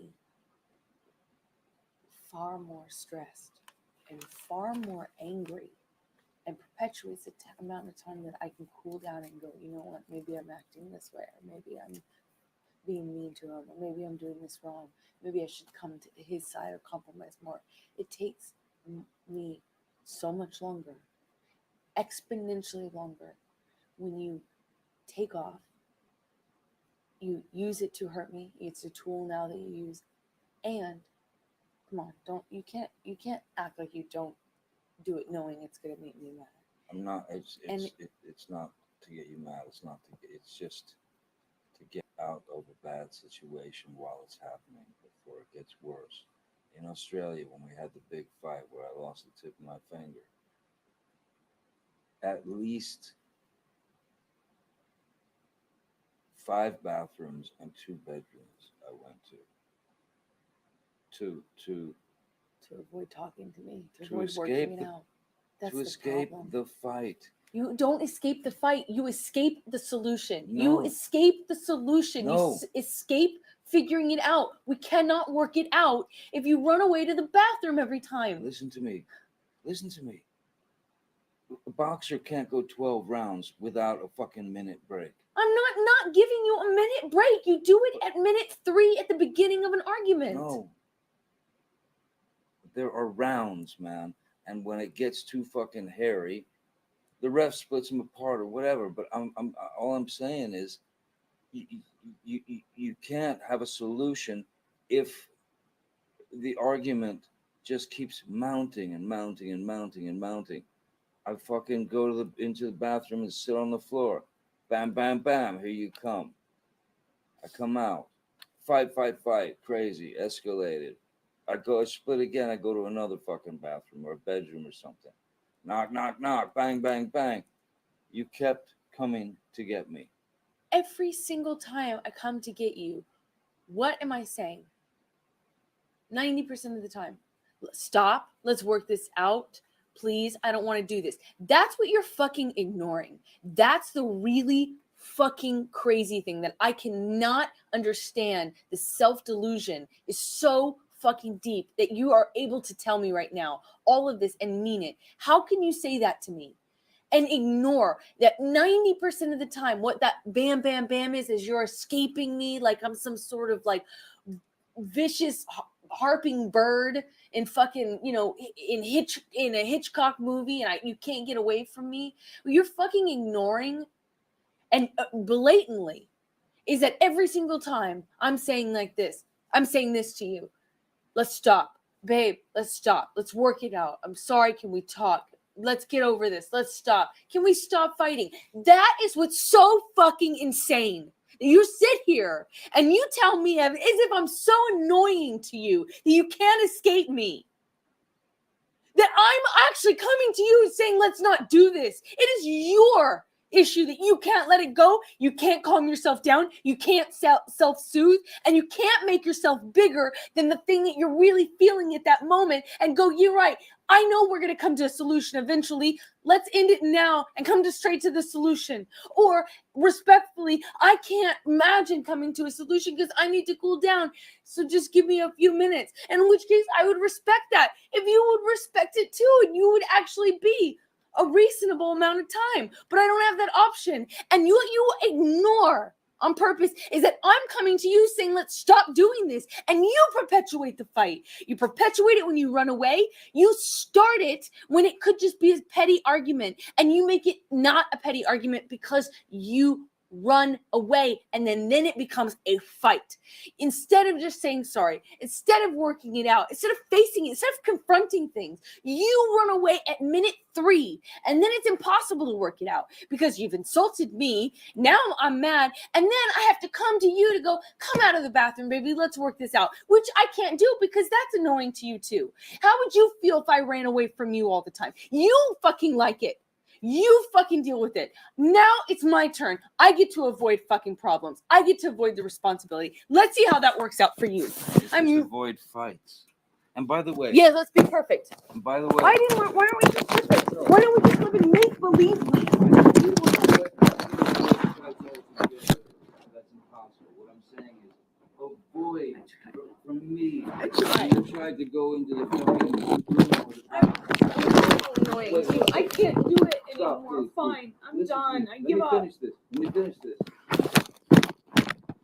If I went to 5 bathrooms and 2 bedrooms, how is it that you came and said, let's stop this? You're right. I made it up. 7 times? Yes. Yes. 7 times you came to different places to say, let's stop. I don't know which fight you're talking about. I don't know. I'm talking about Australia the day that Now I we're shot talking my about finger. Australia. Okay. Yeah. I tried a million times. And 7 times. I tried a In different million places. times. Yes. But All why the would I places. go in those places then? Because you weren't ready to get over it. You couldn't self-soothe. You I couldn't control needed yourself. You couldn't. time. No, because I'd come to you, I'd say, look, let's get over this, work it out, whatever. And instead of you actually doing that, you would fucking explode. You'd get mad at me and the fight would continue. Guess what? It could have been a petty argument. Like last night, it could have been a petty argument. Every time, it could just be a petty argument. But when you run away and then you validate it with some hierarchy, you're just trying to actually make it better. Nonsense. I'm not trying to make it better necessarily. I'm just No, you're not. You're trying to protect yourself only.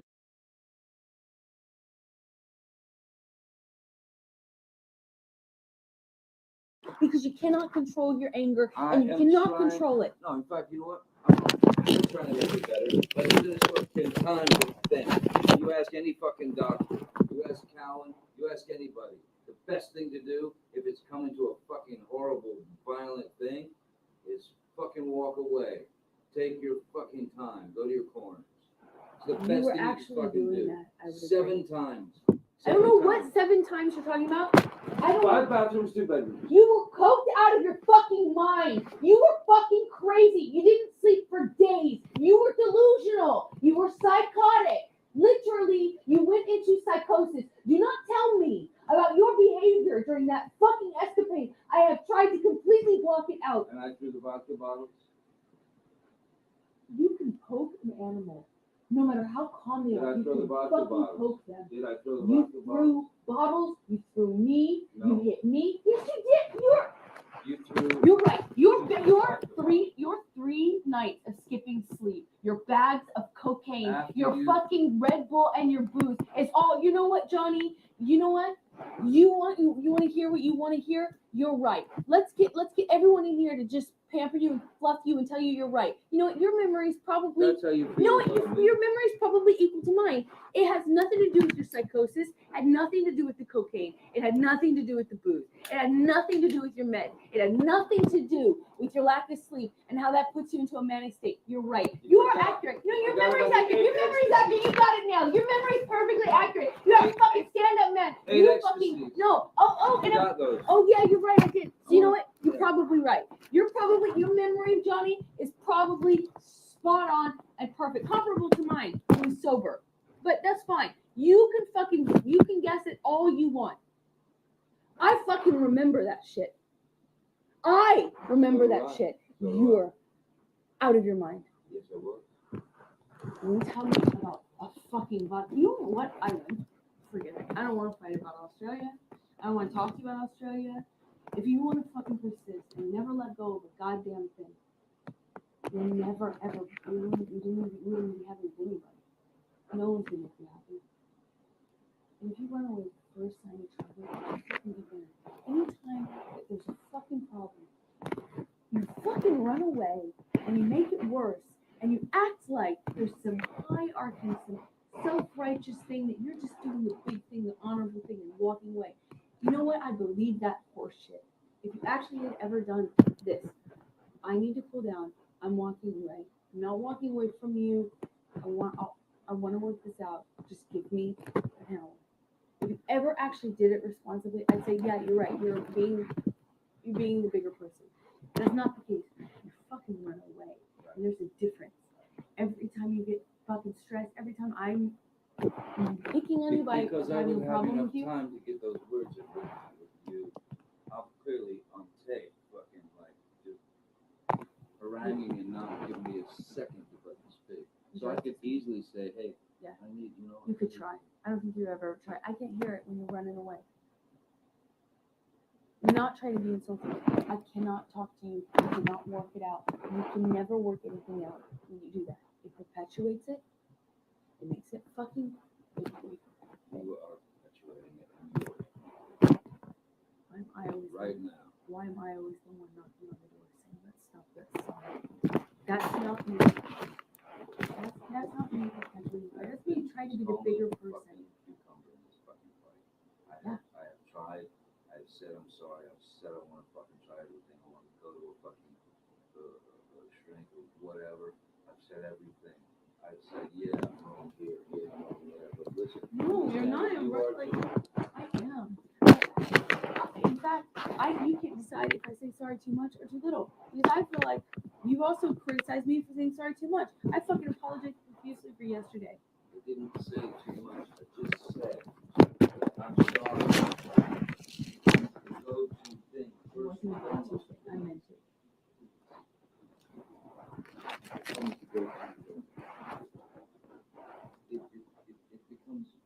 It will become meaningless unless we say, look, here's what I was thinking. Did I fuck up? And then you say, yes, you did fuck up, and it made me feel this. And then, fuck, I'm sorry. I'm really fucking sorry. That requires some type of cool head.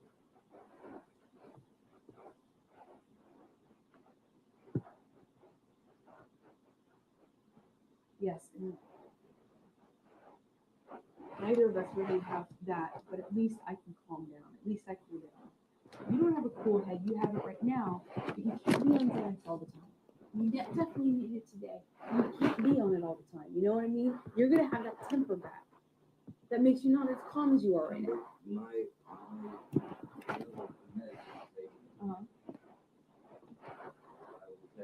I'm not I'm zero judgment. You need to pump the brakes on actually thinking that I'm judging just because I made a statement. I am not. There is zero judgment. I even added you can't, but you don't take it all the time. So, but my point is, if you're calm right now, that's great and it's wonderful and you need to be, and I'm really glad you took the Xanax to help you calm down. But you can't be calm all the time. I mean, you can't be on Xanax all the time. That will help kind of keep you calm. Or maybe you are. I don't know. But it was not a judgment. That was not judgment. No. I own what I say. I say what I fucking mean. I don't need anyone, fucking you or anyone, putting words in my goddamn mouth. I mean what I fucking. Dome, I agree with you. It's how did he do this? How was he able to survive this? I'm so proud of you, Johnny Depp, that you that you are putting this out here like this. This woman is insane. And there's so many of them out here. Men get abused too. Poor Johnny Depp. All he did was love her and wanted to give her nothing but the best and make her happy for the rest of his life. And all she did was threw it in his face, insulted him, wasn't happy, wasn't pleased. It was always a problem. Mm, mm, mm. And welcome to everybody who's coming in. Thank you for being here. Even the people that's in the bushes, I understand. You might be working, might be busy, you just want to listen in. I appreciate it. But make sure you hit that like button. And feel free to engage at any time if you like. Or just listen. Glad to have you. All right, what else did Dome say? She pushed him to do bags of coke. Yeah, let me tell you something. If he wasn't into drugs, messing with her, he would have turned to drugs because she's insane. Oh my God, her word salad. Oh my God, she just won't stop. All right, ladies and gentlemen, I'm gonna resume. Oh my gosh. Say, you hear me? I mean what I say what I mean, and you're not gonna sit here and fucking change it for me. I'm so sick and fucking tired of you telling me all the time what I actually said and what I meant. I tell you what I mean. I had no judgment on that. That is your projection. That's you putting that shit on me. There is zero judgment there.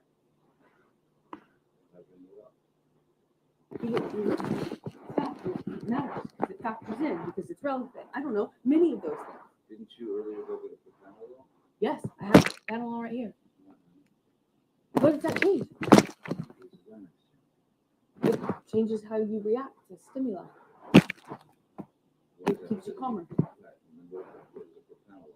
It's supposed to slow your heart rate down.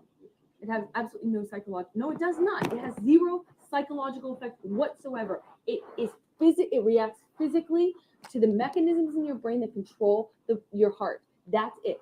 It does not make me less upset. Clearly, it does not make you less. It does not affect you psychologically. It is a fact. You should fucking know. It does not make you fucking calm, as you can clearly see. If you have to go and make a fucking speech, or if you have to do this or that makes you nervous, propanolol is what they give you. Propanolol is what they give you. No doubt. Okay? So that's what it's for. Thank you. I'm so glad we're talking about this. It is for stress.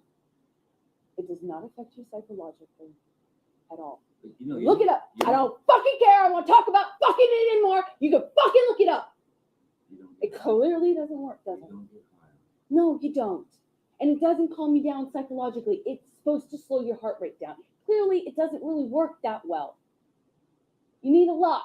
It's not affecting my judgment at all. It doesn't affect how angry I am. It doesn't affect how passionate I am. And I was not criticizing you or judging you at all, which is why you wanted to reach for what I'm taking as a means to defend yourself. But you ignore everything I said, which is there is absolutely zero judgment on that. I was pointing out that you will not react as cool-headed as you are right now, because if anything should happen while you're not on Xanax, it could be an explosion. That's all. I was pointing out that both of us have tempers, and what will happen if you're not on Xanax and then something comes up? Will you be able to talk to yourself and reason with that inner self? That's what I was bringing up. It had no judgment on it whatsoever. I'm actually very glad you took a Xanax, and I'm very happy for you. There's zero fucking judgment. I don't need you fucking telling me what I said. I don't need your fucking goddamn projection on me. I didn't fucking go there. You fucking listen to me or not, I don't fucking care. I'm just gonna walk she away has a from it. mouth on her. Okay? Woo!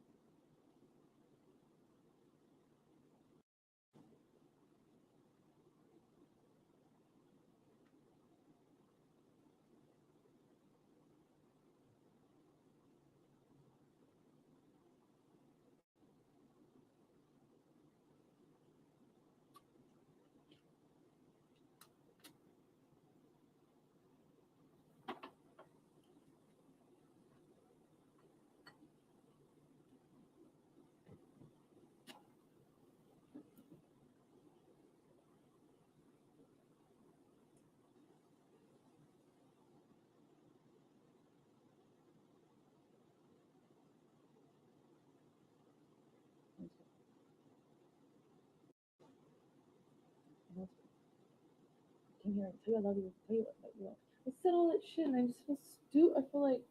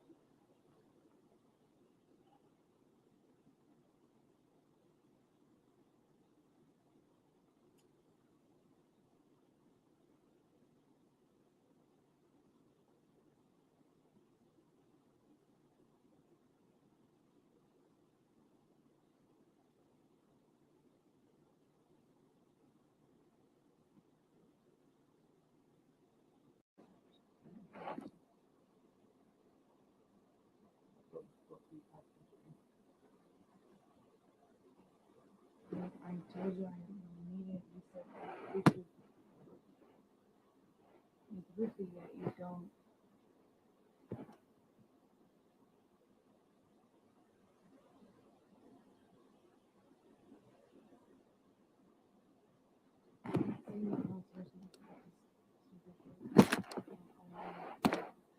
You're gonna change how we do things, and I want to trust you, and I feel like all the trust is gone. All the fucking trust is gone in the relationship because we keep splitting. We fight together, but you're the only one who's splitting. I want that back. Then maybe there's nothing to talk about. But I did come over here with enough love in my heart and sincerity to say to you that all the things I said, which now I meant them. You know what fucking meant them? Even though you fucking split, didn't come home. You know, I still did that. I fucking have shown myself. I've proven myself. I've fought for you. I showed up. I'm not gonna be in physical fucking help. Don't. Then don't. You fucking hit me last night. You fucking. Well, the other time you split. Come on, you cannot act like that's about that. It's Well, not. on a point, I can't.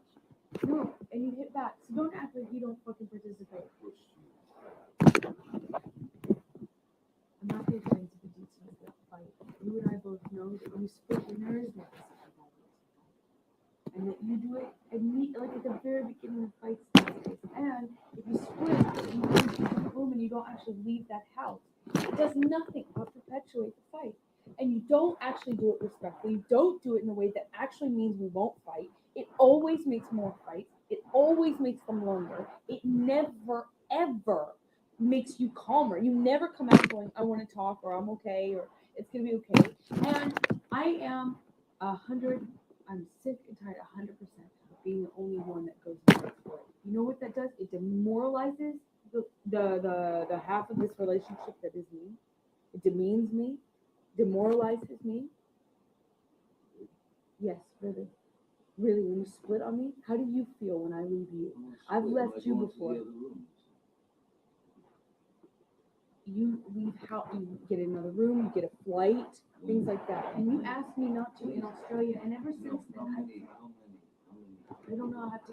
No, because I haven't left you in the house maybe twice. Last night. No, you've done it before. I've come here. I'm not doing this. Yeah, you come here before. Last time.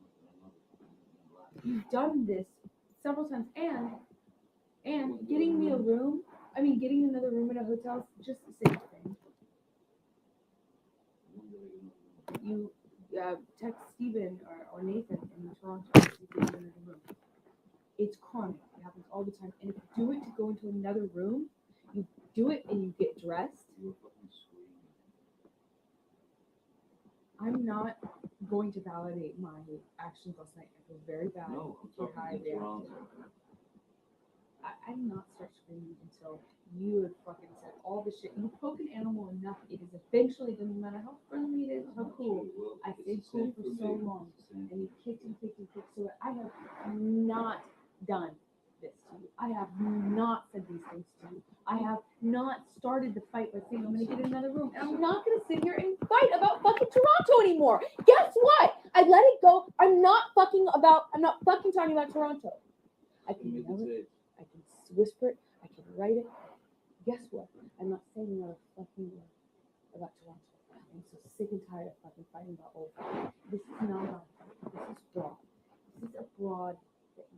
And if I'm telling you every single time you get dressed and fucking split at the top of a fight, you never fucking find your spot, you never fight for me, you never come to me, you never self-calm, you never self-soothe, you're never the one to throw the olive branch. I'm sick and tired of it. It needs to fucking change. And you can go, I can't meet those demands, I can't do it, or you can fucking promise me so I have a modicum of safety, I feel a modicum of respect, a little tiny shit sliver of fucking like, you are in this whether it is good or bad, whether it is good or bad, down and up, lows and highs, tough and easy. Not just when it's easy. I feel like you're a fucking vacation husband. You are so there when it's good. You're so there when it's easy. The second it gets hard, you question it. Last night, I'm just as guilty. I give you that. But I have been primed and conditioned. At this point, I thought I'd never get over Toronto. It hurt so bad. I got fucked over so bad, and I did not do anything like that. I didn't stoop that low at all. Absolutely. I wish it had caught everything too. Sure will. I don't know how else to say I will to you. Hasn't really been a kind of safe environment now, has it? So if I'm looking to stoke a fire, yeah, okay. I haven't because we have not been well. We have not been good. When I fucking move out, if I move out, then you'll have them and you can fucking relish them. You won't fucking like it, what you hear. Won't make you happy. But you'll hear what I'm telling you. We haven't really been good. It hasn't really been a safe environment now, has it? You act like you're fucking on something and I haven't, sent you this. Like, well, listen to me. Get this. It hasn't been good. It's been a little tough.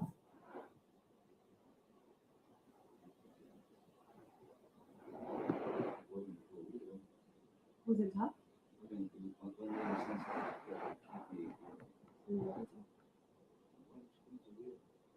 All I've been trying to do is be with you, spend time with you. You said you needed that. You said that it made it defensible and you wanted to travel with you. You said our relationship would be different.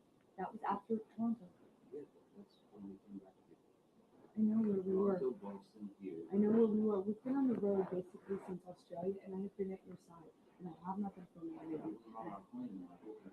I'm not talking about just a honeymoon. Now, am I? I'm talking about many months. And was it all the honeymoon? No.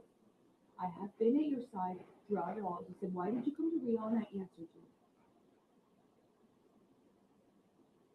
I would love for it to be better. I have no fucking consistency, no safety, no security. The relationship is something you don't fight for, you don't stand up for, you always run from when it's tough.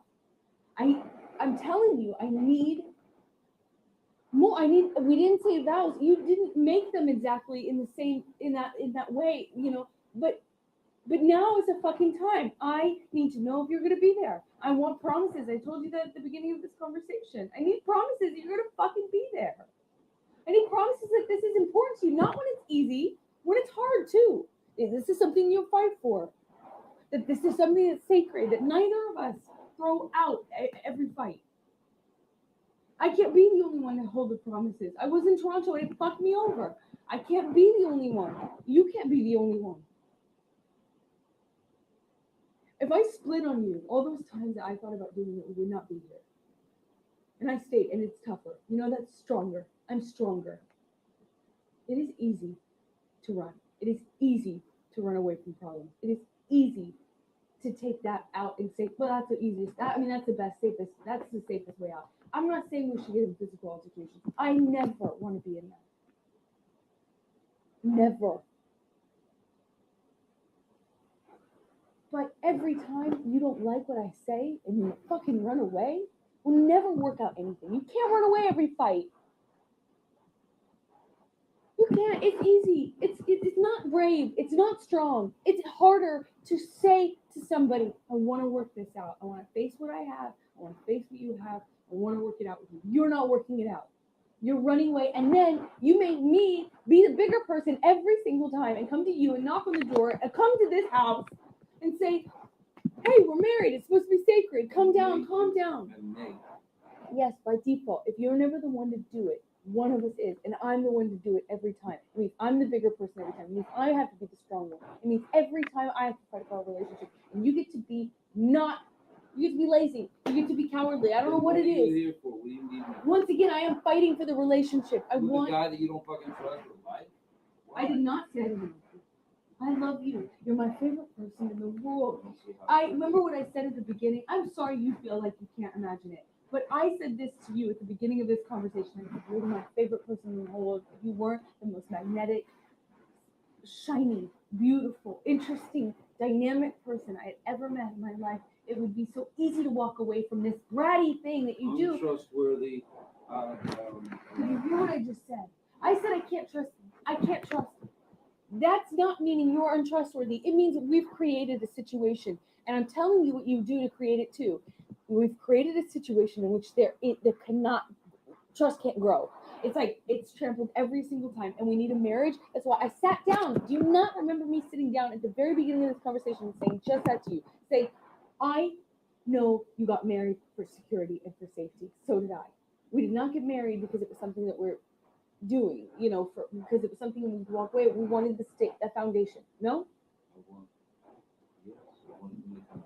Yes, but you could just have me as your girlfriend if you didn't want the foundation. And you told me, and maybe you go back on it now. Fine, okay, cool. Lie about that. I don't know. You told me you wanted a foundation. You told me you wanted the security. You wanted the safety. You liked the foundation. At the beginning, you said, I really like having that. It feels safe. So don't argue with me when I say it now. I'm not arguing. Oh, yeah, but you had to keep talk. You're saying this is a love you and you're not fine. I want you to be my wife. That's what you were fine. No. I don't want to do this. I don't want to fight about fight. I don't want to fight about the semantics. I don't want to fight. Come up with a point. You can't answer it. You don't want to answer it. What am I not answering? Because I don't want to fight about this new thing? No, I don't want to. I said you wanted the safety and security, and you stopped me, you interrupted me, and then you said. And all she talks, Dome, is word salad. She just mumbles on the same stuff on and on and on. I meant you interjected. I meant you said. You said. How about that? See, now, is this better? I answered you. I addressed what you're saying. Now, can we please not fight about that? I said loved.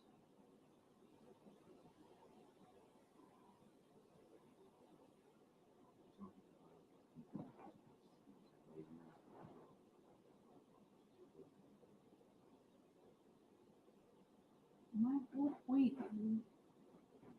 I don't know, an issue is that you love me. Yes, you married me though because you wanted some safety, some security, some stability, a foundation. Now, if you take issue with that, okay, take issue with it. But if you agree, that's who you were when you married me. Yes, but the only thing that's missing is with you. I wanted those things with you. Yes. And that's what I was trying to say. Me I too. love you and I wanted to marry you for that, for our love, for the security, for the foundation. But yes, of course. But you left for you. I'm sorry.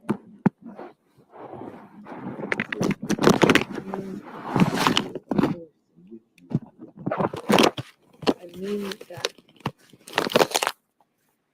Of course I do. Of course I want that with you. It's why I married you. But I need the safety. I need the security. I need the boundaries. And I think you, because you not agree. I need the same things. So when you start flipping out, and I can't get a word in, and it's manic and angry. What the fuck, Amber? I get angry. I'm human. This is the kind of situation where one gets angry. Okay, but you can't provoke anger in me then. Just Can't control that. But If just I'm try. angry, Just try. Let's both try. If there's anger, if there's something fucking really, really fucking poking us in the ass, let's try. Try not to fucking fight. Try to address it without jumping down each other's throats, because all that's going to do is build a mountain of fucking resentment, some species of fucking hatred within the love, and totally fucking mistrust, because you say you don't trust me, you don't trust me. I get it, okay. I'm flake, I'm a this, I'm a that. I didn't All say right. as a person. I was speaking specifically about this. I don't trust the marriage. I don't trust you. I don't feel safe with it because you always fucking bail on it. Well, then That's sick. I don't know. I want the trust back. I don't. You can deflect all you want. Say it's my fault. Say how dare I get angry at you ever. Whatever. I'm telling you.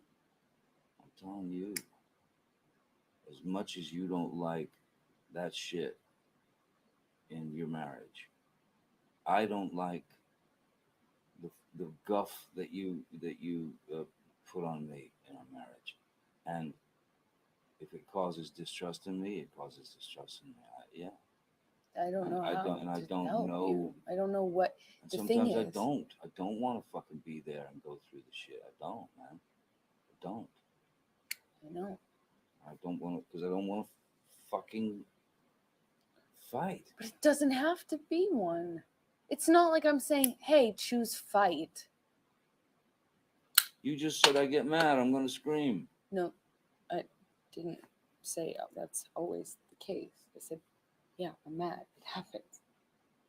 It happens. Yes, I know. It happens often. The things that are wrong are repeating themselves, and they happen often. If you think I'm some fucking tyrant or bully, then don't fucking be with me. But don't sit here and insult me like I'm the fuck up because I have the But you're audacity the one to get saying mad. that I'm the tyrant and the bully and at the same time the I have guy called that you a runs bully, yeah. away and You run away every single fight. Okay, so I mean, then what are you? That I'm not doing lying with me? about it. Then what are you doing with me? I already answered that. We went through this conversation literally 5 minutes ago. I answered this already 5 minutes ago. You just said to me that I shouldn't be with you. No, I said if That's you. what I feel. No, I said if I'm some, harping bully, which is what you make me sound like. Like I'm like constantly on you, making you feel bad. That's because that's what I do. And then you ignore everything. You take me for granted. You're ignoring everything that I do for you. You make me sound terrible. You talk about me in a terrible way. You do not fight for me. And then you want to sit here and make me sound so What do you mean terrible I to don't be around. fight for you? You What's don't. that? Everything I've already explained. No. 10 minutes No, before. fight for you. I don't understand. You never, ever do the work. Put in the work. If we're arguing about something, you don't ever try to get to the bottom of it, figure out, make the peace. You want to make it easy on you, so you split. You don't fight for me. You don't fight when there's a problem. You don't come to me. You don't make peace with me. You never extend an olive branch. You're never the bigger guy. You're never the one that's like, okay, I'm going to put my own feelings aside for a second and say, this is bigger than us. Let's stop fighting. You never are the one to come and knock on my door. You take me for granted. It's not true.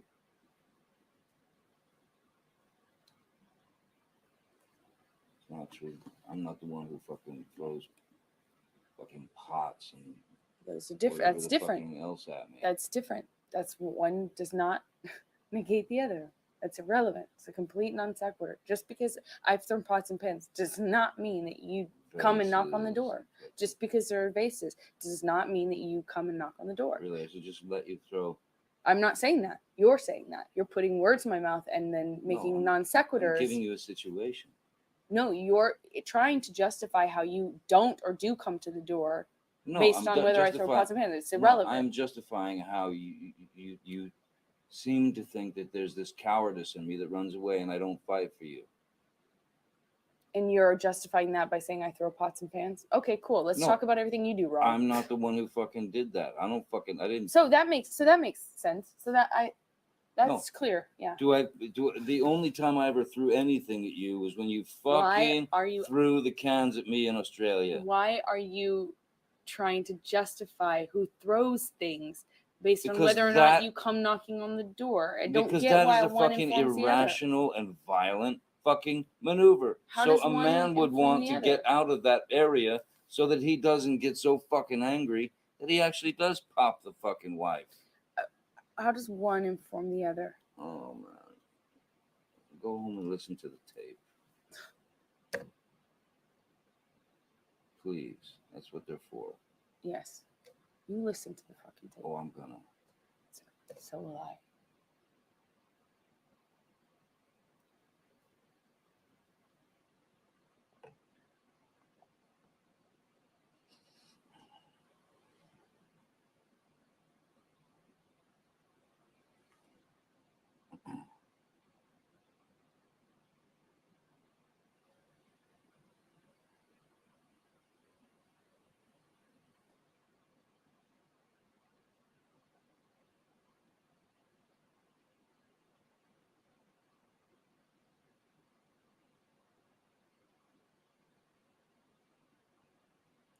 I'm not going to sit here and promise you I'll never get mad at you or you'll never fuck up. I know you want to live in a world where everyone just says yes to you and doesn't question you or criticize you ever. And don't insult me like that, please. But that's not the case. It's not why you're with me. I am honest with you. I'm sorry. You don't want to be held accountable. I get it. No one really does. Well, that's your watching you live in front of Travis last night. That's your problem, and that's your whole thing that you've created. That's my problem, but my problem is that you don't trust me. No, I don't trust you in this. What's going on in there, man? I don't trust you in this, and I want the trust back. You don't trust me in our marriage? Well, what is everything we're talking about? Our marriage. Tell me if you want to stop talking. You're saying you don't trust me personally, you don't trust me in the marriage. What I don't understand, what's so different. Tell me the difference, please. I think I have in the last few hours. No. No, I think you could probably explain it to me a little better. I'm slow. You want to keep being an asshole? Do I want to keep being an asshole? Stop the attitude. It's a redundant question. Stop the attitude. I should stop there. Okay, sure, no problem. Stop. No problem.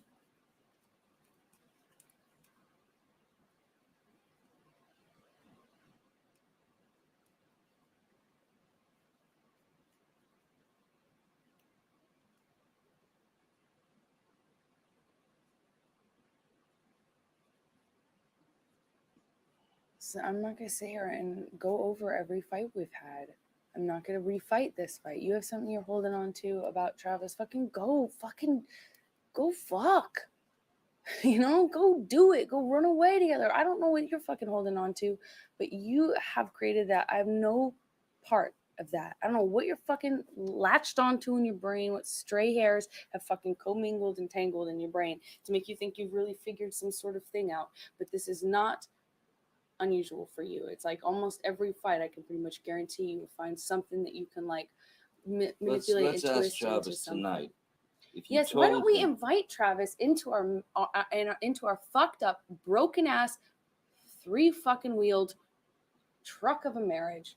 Why don't we crash it straight into the wall? Because no one knows us better than fucking Travis. You're just afraid that the truth will come out. What truth? That you lie. What are you fucking talking about? I didn't fucking even have a fucking thing to lie about. What are you fucking talking about? Every fucking fight, there's a new thing that you've convinced yourself is a lie. I said to you, Amber, tell Travis what you just did. Did you just fucking, did you punch me in the fucking jaw? Did you fucking did you? Did you? And you wouldn't say a fucking reason. I don't know what you're talking about. It never fucking, I see the never lie. Fucking happened. I see the lie. You really should run with this. In fact, maybe you and Travis can like go and like, you know, do a tell-all about what an investigative study. Stop with the attitude, right? Sorry. Stop with the attitude. Sorry. You're getting all bunched up. Sorry.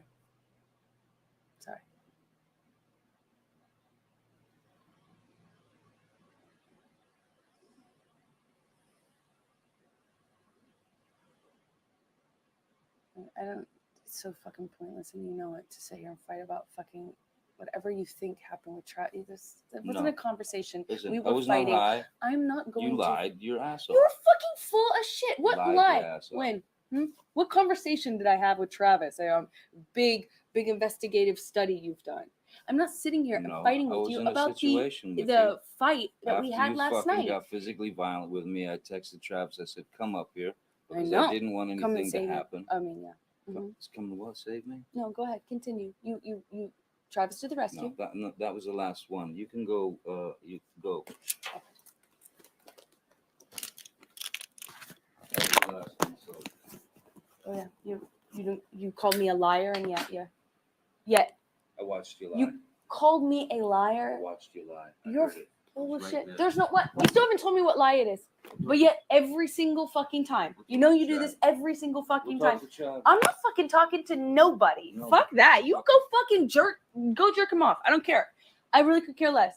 It's you every single time. You latch onto some sort of thing. When I already told you, I don't know what you're fucking talking about. You don't even know what you're talking about. You still haven't even told me what it is. But run with it.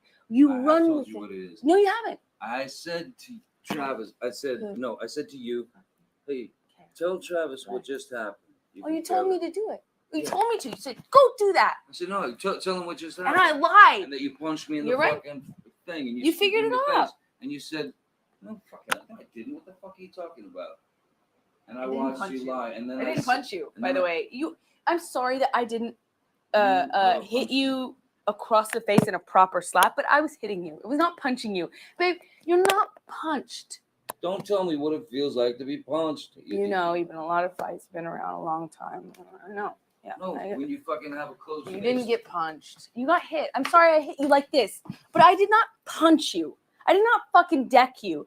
I fucking was hitting you. I don't know what the motion of my actual hand was, but you're fine. I did not hurt you. I did not punch you. I was hitting you. How are you? What am I supposed to do? Do this? I'm not sitting here bitching about it, am I? You are. That's the difference between me and you. You're a fucking baby. Because you started. You are such a baby. Grow the fuck up, you Johnny. Physical fights.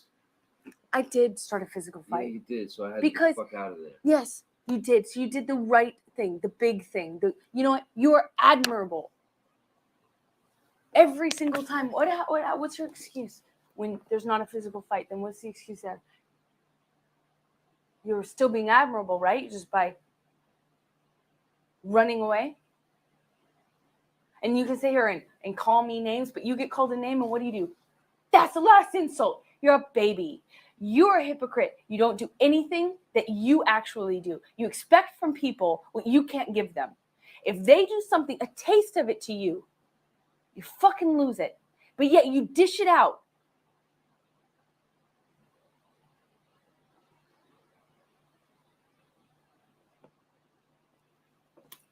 Give you a Xanax. Just in case you need it. I think it's been worn off, maybe. What are you doing with this? I'm giving you a Xanax in case you need it. Okay. Seems like it's worn off.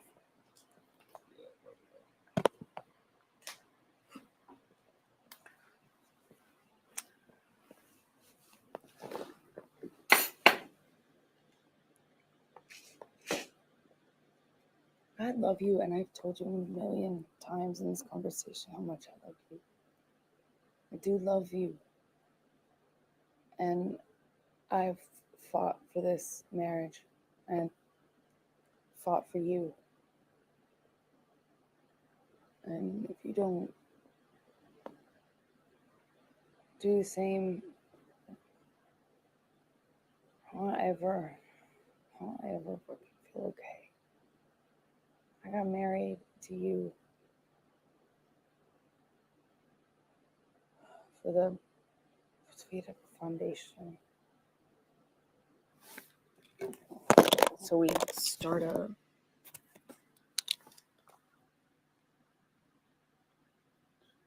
foundation.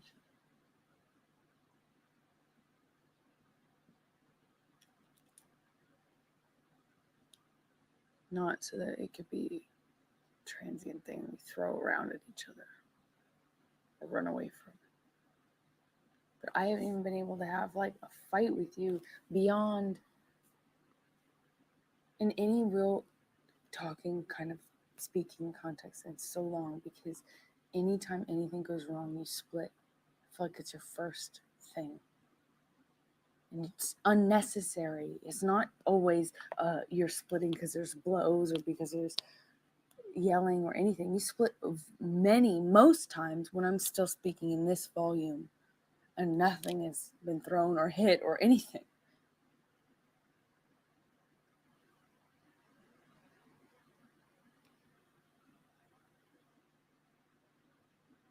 I'm telling you what I need for this. I want to feel the trust, and I can with you. I know I can. I have felt it with you. But it's been destroyed by constantly being reminded that you take me for granted, or that you don't see this as a permanent thing, for better or for worse. I feel genuinely that you are here in this marriage and committed to this marriage for the better, and really not for the worse. You can't say the same about me. I fight even when I feel terrible. I show up. I pursue. I give you space. I've done everything to really show how committed I am. You know I am. I'm here for God's sakes. And I haven't. No, not when it's tough. Not when it's hard. Not when it's worse. This is this is the grandest gesture you've shown me in a long time, is by sitting in one place and actually facing some of the stuff we need to talk about. This is the biggest gesture you've given me in a very long time. It means a lot, of course, but it should be mutual, you know. I know there's things that I need to do different. I want to make you happy as a man. I know I can change certain things that are hurting you. But I know I can't blame myself entirely for going straight to the fucking finish line, the first sign of stress yesterday, because of how it's been lately, like since Australia. And I have been on the road with you. I haven't been working. I don't know what else I could fucking do. Since Australia, we've gone on a honeymoon. We had a great time other than the fact that we had a fight in the train, which was physical. Yeah.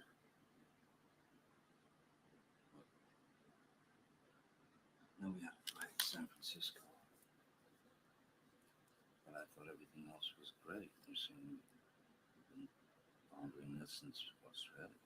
No, the splitting thing. Me splitting. Like the lack of, you know, I even said this.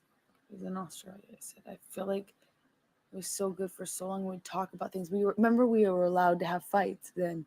Remember, we allowed ourselves to say, hey, you did this, or you took. Remember, we would even have a little argument and it was okay. It was an argument. I don't know what the fuck has changed. I can't figure it out. And I don't mean to criticize anything that you do, but it's so chronic with you, the changes in the personality. It's like sometimes you get these clear months and you're this different person and it's wonderful, you're this, and then sometimes I'm like struggling to stay connected with you, struggling to have 5 minutes with you, struggling to connect with you, struggling to have my friendship with you, and I can't fight with you. You know, it's like, but they're so chronic that I have to go, what the fuck has changed? What thing has changed? Do you not remember how different? You were so different. You allowed me to.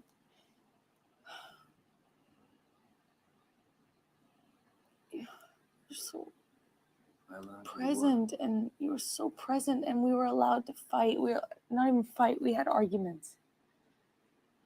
You weren't like this, mood swings up, down, like really aggressive and really cool and calm. I mean, you've given me this time here on the couch, and it's amazing that we can actually talk. But I never feel that safe. I constantly feel like you're about to fucking split, and I don't want to feel like that. You make me feel meaningless. You threw me out of the bed, the room. Yeah, why wouldn't I if I know that you're about to split? I mean, that's what I'm saying. You always split. You always split. So that's why wouldn't I mean? I do blame myself for my actions yesterday, but I also don't think. I was laying in bed watching I fucked up last night. I'm not going to defend myself. But I also can't blame like me going to the finish line and that's always where you drive it. You know? But you're saying you thought you were sure I was gonna split. Always. I mean, that's just Why would I split if I'm You- laying in the bed with because you? any watching fight, television? anytime I tell you that I'm unhappy with anything, and it's typically the same thing. Anytime my voice a complaint, I'm not allowed to have a complaint. I'm not allowed to think anything wrong. I've told you this 1,000 times. 1,000 times I've said this to you in calm and in fights. Baby, I don't feel like I'm allowed to just have a complaint. And you aren't allowing me the luxury of us just being normal human couples. Like, as soon as you get mad, you take off on a train. Remember, I even asked you, is it about Adderall? Are you doing too much? I know it makes one edgy. It makes one, like, temperamental. Could it be too much? Like, what is it? The alcohol doesn't seem like it unless it's like in Toronto where it just became that. But in general, it hasn't been a problem so much. So I don't know what changed. I mean, I'm sure it's something because it's chemical, it's strong. It's one day you were different It's the same. and it hasn't been back. It's the same changes that happened. It's exactly the same. Huh? I really wish that was the case. That is. I have always allowed you to fuck up and be a human. I've always been able to have a communication with you. The difference is you make it so we cannot even communicate at all if it's anything negative. You go, you take off on a train, you don't get off. You don't calm down. You don't come back around. You don't honor when you say, I just want a few minutes or I want a little time, but I'll be back. You don't assuage the anxiety and the stress that gives me and makes things worse with me by saying, hey, we will. Remember, Kipper was like, you have to say, I will be back in this amount of time, more or less, and then actually honor it. You have to come back. So I said, oh my God, if he could do that, that would be great. And you never do it. You know, you don't ever honor that. You leave me with way more anxiety, stress, anger, and resentment. But in Australia, for a few months, you were so. So for you, it makes a difference. I wasn't being attacked. am that. I have not attacked you any different. I haven't changed. I have not attacked you any different. I never attacked you. I never attacked you. Just because I have a complaint with something you did is not an attack, It becomes baby. verbally insulting. It becomes At all what kinds point? of shit. It becomes like At the very beginning. get-go, yeah. See, that's the problem. If you see any criticism as a verbal assault, of course we have this problem. We're going to have it next time you do. God forbid I have a problem with something you do. We're going to be in this situation. Say Are you nice. ready for it? Say it nice. What if I'm hurt? Am I not allowed to be hurt and be human? That's the thing. You're not allowing me to be human then. You take my humanity You're from me. talking You're about- telling me I'm not allowed to feel You're things talking- and I'm not allowed to react because to protect you. Last night happened because I was at Isaac's for too long. Next door. It happened because we could not And communicate. for what? For what? What did we gain from this fight? From me just, the horrible fucking act of me being over at Isaac's for just too long. I did not for you. cause this because you were at Isaac's. You lie to yourself. Go ahead. You're just lying Then to why yourself. were you upset last night? This did not happen because of Isaac's. This happened because we're fighting. This is not about Isaac's. We actually haven't really even talked about that. We spent 2 seconds on it because it's not about that. It's bigger than that. The point is I voiced a complaint. It could be anything. It could say, baby, you did something to hurt me, which you did, and you admitted. Why didn't you say that? You admitted that you would feel that way too, and Yes. you said sorry for it. That would have been great, but I could not feel safe saying that to you because I knew that your reaction would very likely be a defensive explosion and an attack and freak out and get up and walk away and all this stuff. So I wanted to avoid it. So I took an Ambien to try and go to sleep without even having to speak to you about it because I was really hurt that you fucking left me stranded. You didn't think about me. You didn't text me. All the things that you apologized for. You already apologized for it. Can you do me one small favor and not take it back? But Thank you. Stop defending it, please. You already apologized for it. It meant a lot to me. Do me one favor today. Don't take that back. And what did I just say?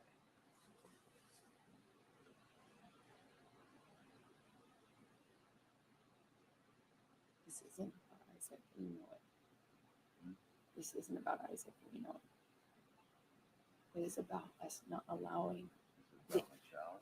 No, it's about you not allowing me to have any problems with you or be upset at you or mad at you or even hurt by you at all. You do not allow it.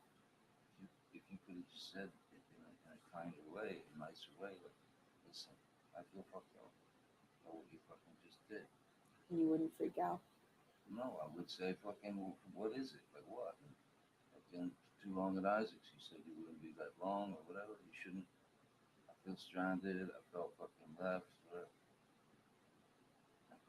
What am I gonna fight with that? Why would I get mad at that? Oh my God, the first thing you do is I don't have to text you and all, I mean it would be shitty. It would be a fight. It would be terrible. It would not be. It was a fight. Yeah, it was. It was a fight. And It shouldn't. And so the Isaac thing was the impetus because you were that was a lot of what you said. it was the impetus, but it's just a small example and a bigger thing. You know it's bigger. Okay, so it's a bigger thing. It's coming from back in Australia. No, it's like Australia. We are allowed to have fights. You can't sit here and tell me I can't feel things and I can't voice them to you. If we say to each other, you can't get mad and you can't be hurt by the other, then we're living in fucking motherfucking fairy tale. Look, then of course, nobody is able to and shouldn't hold shit in.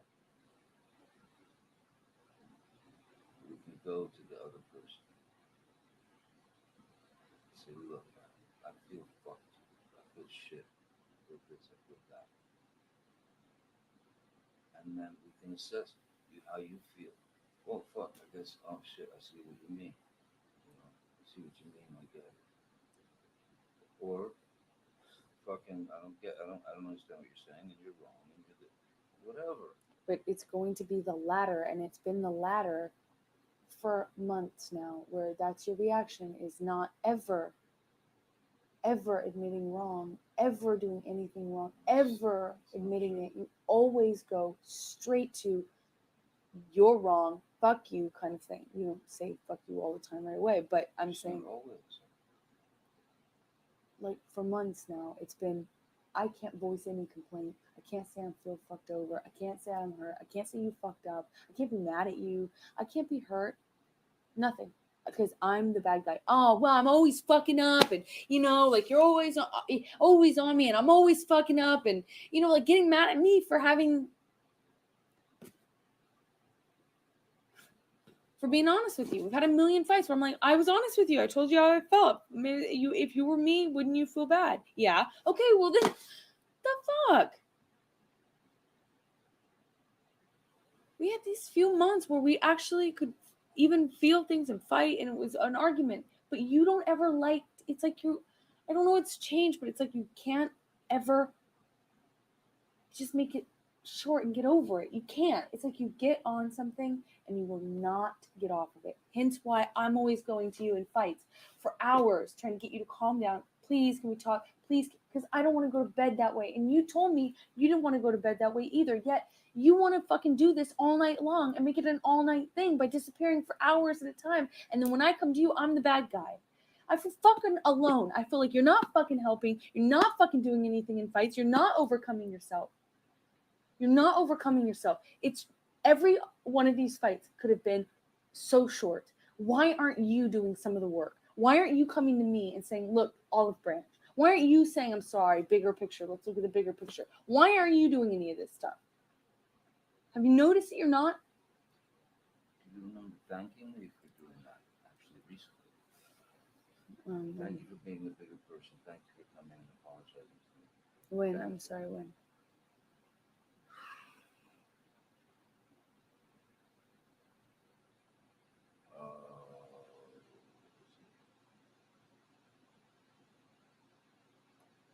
honeymoon for Venice. So there's an example. I don't remember which one it is, but I'm really sorry. I don't remember exactly. no. I wasn't questioning you. I'm sure it Just happened. saying I just don't remember that one time. But I'm saying the majority of the time. And if you want to argue with that, then we'll never see eye to eye. I think you and I both know the truth. The majority of times, you cannot calm yourself, and it's me trying. Whether I'm hurt, whether I'm mad, whether you've just told me you hate me in my eyes, I'm the one trying to get you to calm down, trying to get an olive branch, trying to not make it an all-night thing, trying to get over it, trying to see the bigger picture. Even if I'm hurt, I'm still trying to do that because I see the bigger picture. You lose the bigger picture every time. And if you want to stay married to me, we need to figure out if you think you can. If you're going to lose sight of the bigger picture and only be my husband when it's easy, you're only going to be there for the ups, never the downs. You're only going to be there for health, not sickness. Every time it gets hard, you lose the big picture and you can't think about anything else but breaking up, divorce, fighting, splitting, running away. If you can't be the one to come around sometimes and see the bigger picture and know that it's not worth fighting for days, if you can't do that too, we need to walk away. I don't want to walk away. I don't want to end this. If you don't think you instigate the same thing. I'm not talking about instigating, I'm talking about ending. But ending, you don't. I'm talking about ending. Yeah, but you don't always do that. You don't always. Remember you pointed out an example and I said, okay, then can we settle sorry. on the fullest? No, I do it at night. I do it at night. I come, whether it's night or day, I've done both. I've come to you every single time. On the plane I came to you, on the Venice I came to you, in Toronto I came to you, in what do you call it, San Francisco I came back to you. I pull you into the bed or I hug you and I get us to calm down, and I'm glad I do because that's what makes it not be an all night thing. And nothing harms our marriage more than sleeping in different beds because we're mad at each other or going to bed mad at each other. We made a promise. You didn't keep that promise, but we did make a promise to not do that. It was your choice not to live up to that promise, not mine. I tried to get you to come to bed when you were mad. I tried to get you to calm down so many times in Toronto. Toronto, in Venice, and in San Francisco. I would come to the 7 different bathrooms if you were, and try throughout, whether I was mad or hurt or not, because I saw the bigger picture. I didn't think it was worth this. I'm always the one trying to end it. You never let go of things. You constantly do this. I'm sorry you feel that way. You're never the one coming to me and saying, let's not fight anymore. You're never the one saying, come, just get into bed. Let's not go to bed mad like that. On the plane, it was me. In Toronto, it was me. It's always me. On the plane here from Rio, You don't admit it. you were Think about it. losing your marbles. Think about it. I'm the one who came to you and said, listen, calm down, please calm down. And you were blaming me. Think about it. Because your flight was going to get in late and you wouldn't be able to Think about it. have time before you think. Just think about it. No. Majority of our fights.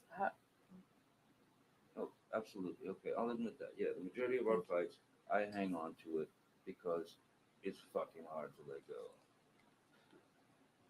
So the shit that you go through in a fight can be painful and it's hard to forget shit. Yeah, no shit. But if you want to keep doing this and live a life where you constantly are using that as ammunition, which you can shoot yourself in the fucking head, that's fine. Okay. But at least admit you're doing that. If you want to hold on to everything and never get over it and never let go, then don't scratch your head and go, I wonder why I'm so aggressive when you point out anything I did wrong. I wonder why I have so much resentment for you. I wonder why we fight so much. Stop scratching your head and wonder and just admit it's because you never let a fucking thing go. You can't get over anything, and that you won't and cannot calm yourself down when you're mad. So it's all my fault. No. It's not. It's not. Yet you can sit here and find blame in everything that I do. But you never say a thing about yourself. I think I've included myself. You copped it last night. I have included myself.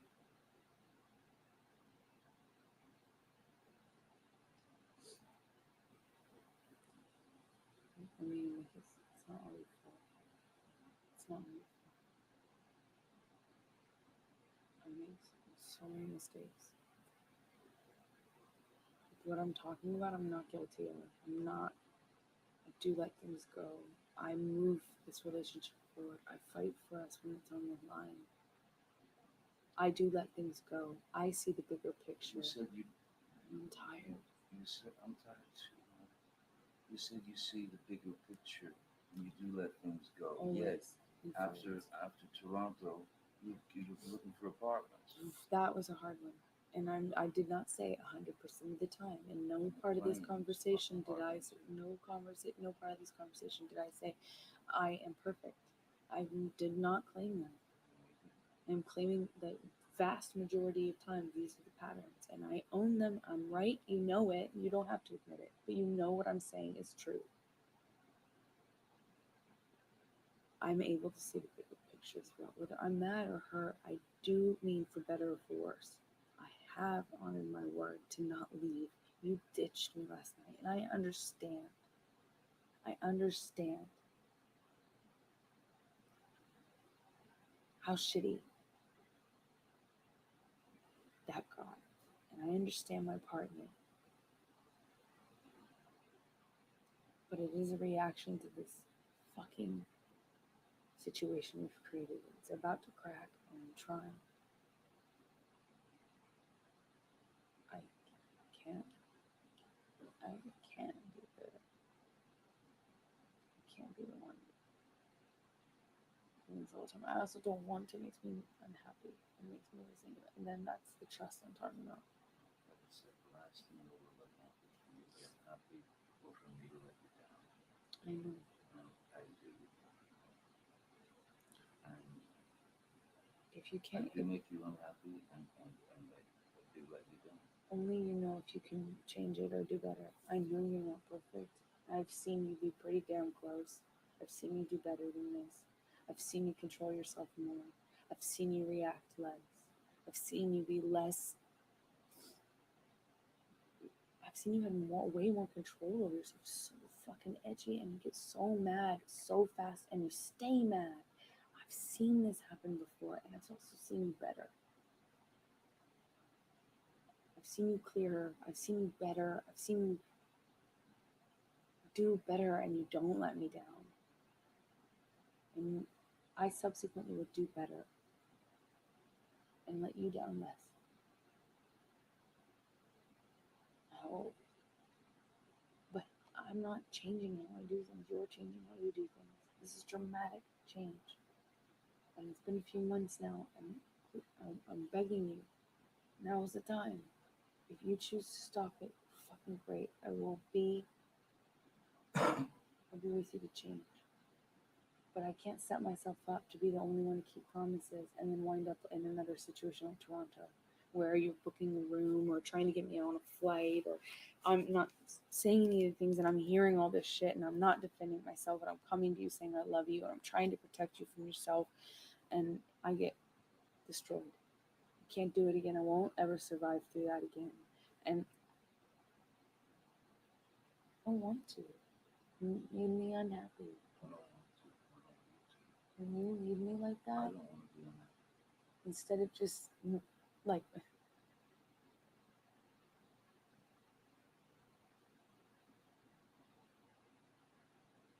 can't leave the house. You're saying to me that for a long time I was able to keep everything together, and when we fought, Do you remember? like be cool. Yeah, exactly. And it was for a while. Right? Yeah, it was. So- And we could have arguments. It was like, okay, normal. Now Right. we can't have we can't have an argument. No. Right, but there was one or two in Australia when I was calm-headed and all that shit. That I mean, what am I reacting to? If I'm trying to keep a cool head, I'm reacting to you fucking jumping. No, before a jump. Just a normal argument. Baby, there is a middle ground. But there Sometimes is, you but just go, that was rude, or you snap. but And you say, tend- baby, you tend don't to snap. jump. You tend to jump. Okay, all right. This is before the jump. This is like a normal, fuck, man, that really fucking sucks. Like, I matter too, or whatever it is. And it's not. You think you don't matter? It's not. That's the point. It's an example. Sorry. There are times when you can make for months now, consistently. You have been, I told you a million times. I've actually told you probably about 5 times. I can't have a normal complaint. I can't have a normal complaint. I can't have any problems with you. Baby, I feel like I can't tell you anything's wrong. Baby, I feel like I can't be honest with you. Baby, you gotta relax a little. What the fuck? I gotta be able to tell you if something's wrong. How many times have you heard me say that? I have told you this. I've also mentioned how different it was in Australia and begged for whatever that, is it clarity? Is it less Adderall? I don't know. Is it work? Is it, like something's affecting you, and I am not judging you. I'm not. In fact, you have elucidated my opinion on medication. Do I not give you your meds every day? Do I not remind you to take them? Do I not? I know that you have to take medication. I am very aware of that. And you have actually changed my mind a bit as to how necessary they can be. I used to kind of think that they were not superfluous, but I don't know, just like An escape. yeah. And now I don't think that, and that's because of you. You changed my opinion about that. But I do know you, and you don't know moderation very well. You're allergic to moderation. So I balance you out, I think, a little bit. I try to keep you safe. I try to keep on you a little bit to remind you to take the good ones, Do I not? You do. And do I ever give you a hard time? You just look at, but the meds, no. You spoil me. Look, you do all those wonderful things. You take I'm not- your boots off. I'm not tooting my own horn. I'm still on medication. I'm not saying you're tooting your own horn. I'm saying there are a lot of beautiful and wonderful things that you do for me that I've never even dreamt that someone would be so fucking caring as to,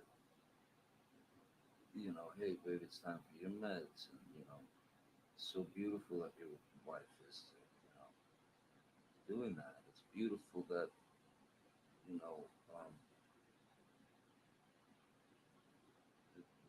the, the act of just simply taking my fucking boots off when I get home from work.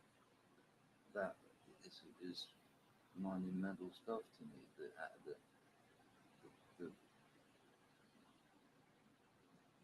The care throughout the day. Here, drink this vitamin water. I mean, there are beautiful, beautiful, beautiful things that I could go on and on about us, about how you've made me feel, how you changed my life. But I do not want to be. I don't want to be a Thank you fucking shithead in your eyes. Thank you for saying That's true, man. It's true. Thank you. There are a lot of things. I There are know. a lot of positives. You don't have to. There are a lot of positives. I'm not just saying it. I'm being honest. I feel the same way. I meant it. What? I meant it. What I said earlier. If you were not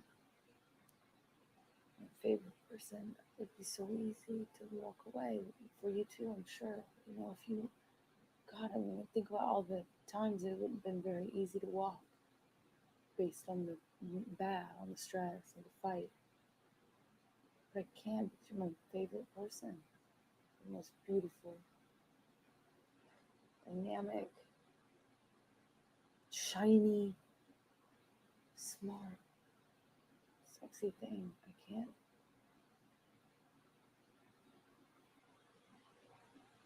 It's something you fight for. But I'm trying. I just want to feel safe again. I want the stability. I mean, we meant marriage for life, right? We meant like better and worse and all that stuff, even though we didn't say those words. Of course, we did. Better or worse, we didn't say. But maybe Whitney said better or worse. you did? Yeah. And then But it is for better or for worse for me. I- It is. I feel I didn't leave last night. you're making me feel like it's like not like you're not there for work. I left last night, honestly, I swear to you, because I just couldn't take the idea of more physicality, more physical abuse on each other. Because had we continued, it would I have know. gotten fucking bad. And baby, I told you this once.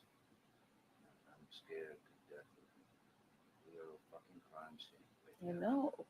if we don't get our shit together. And that, by getting our shit together, that might mean fucking A, we do this, we make it. That might mean, goddamn, you know, you say, I've tried, done, toodaloo. But we've got to get our shit together as individuals and as a couple. Because I love you, and I do not want to leave you. I do not want a divorce. I do not want you out of my life. I just want peace. And if I'm the culprit, majority of the time, I will fucking do everything I can. And I will recognize when I'm fucking starting to go sideways. I will recognize it. But please do the same. Please do the same. And it's okay to fight, like you said. It's okay. You gotta. How do you remember that? I mean, how do you know that? Because sometimes you're so clear as to what is priority to you and what you care about, and then you seem to forget it when you get mad.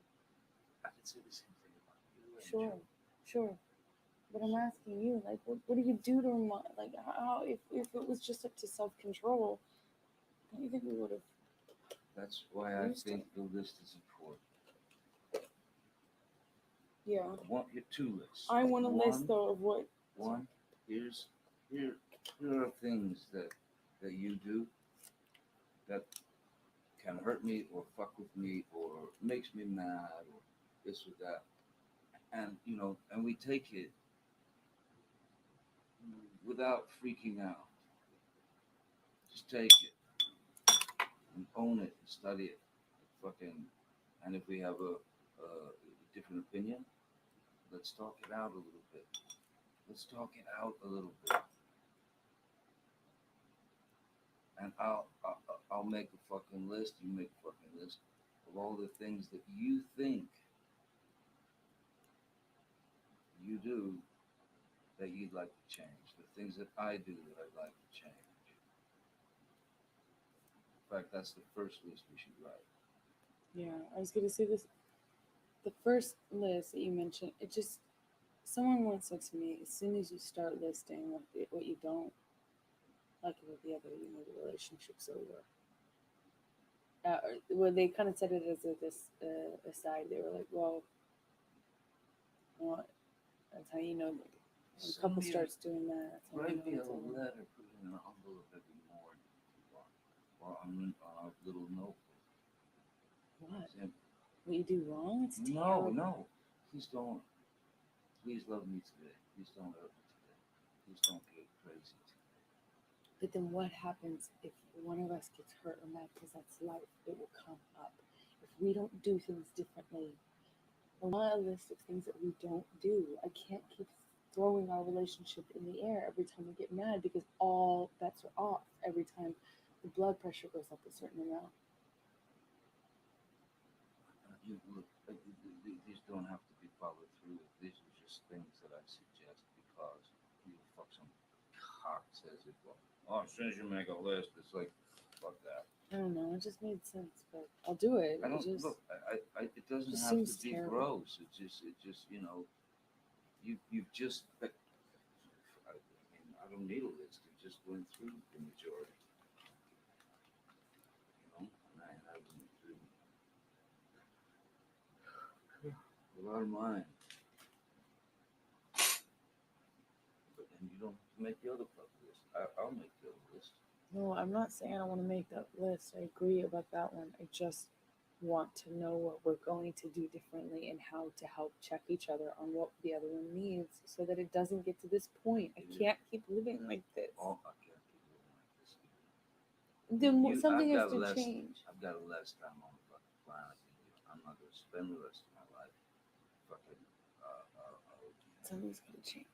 fighting and being a drag to someone that I fucking adore. I'm not gonna live my life like that the rest of my fucking day. Because, you know, fuck what I got. No, it's not, you know, fucking month, fucking 2 weeks, goddamn, 30 years.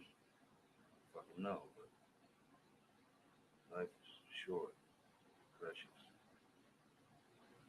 I don't want to fuck up yours. You know, I don't want you to fuck up mine. But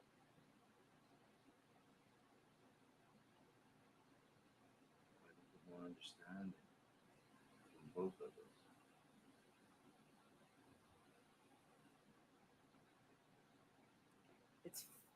That sounds very good, and I agree. But what about what are In the we moment. what are we going to do different in the moment when you're mad and you go fuck it and In the you decide moment. all bets are off? In the moment. Well, look what I did in Australia. Look what I accomplished.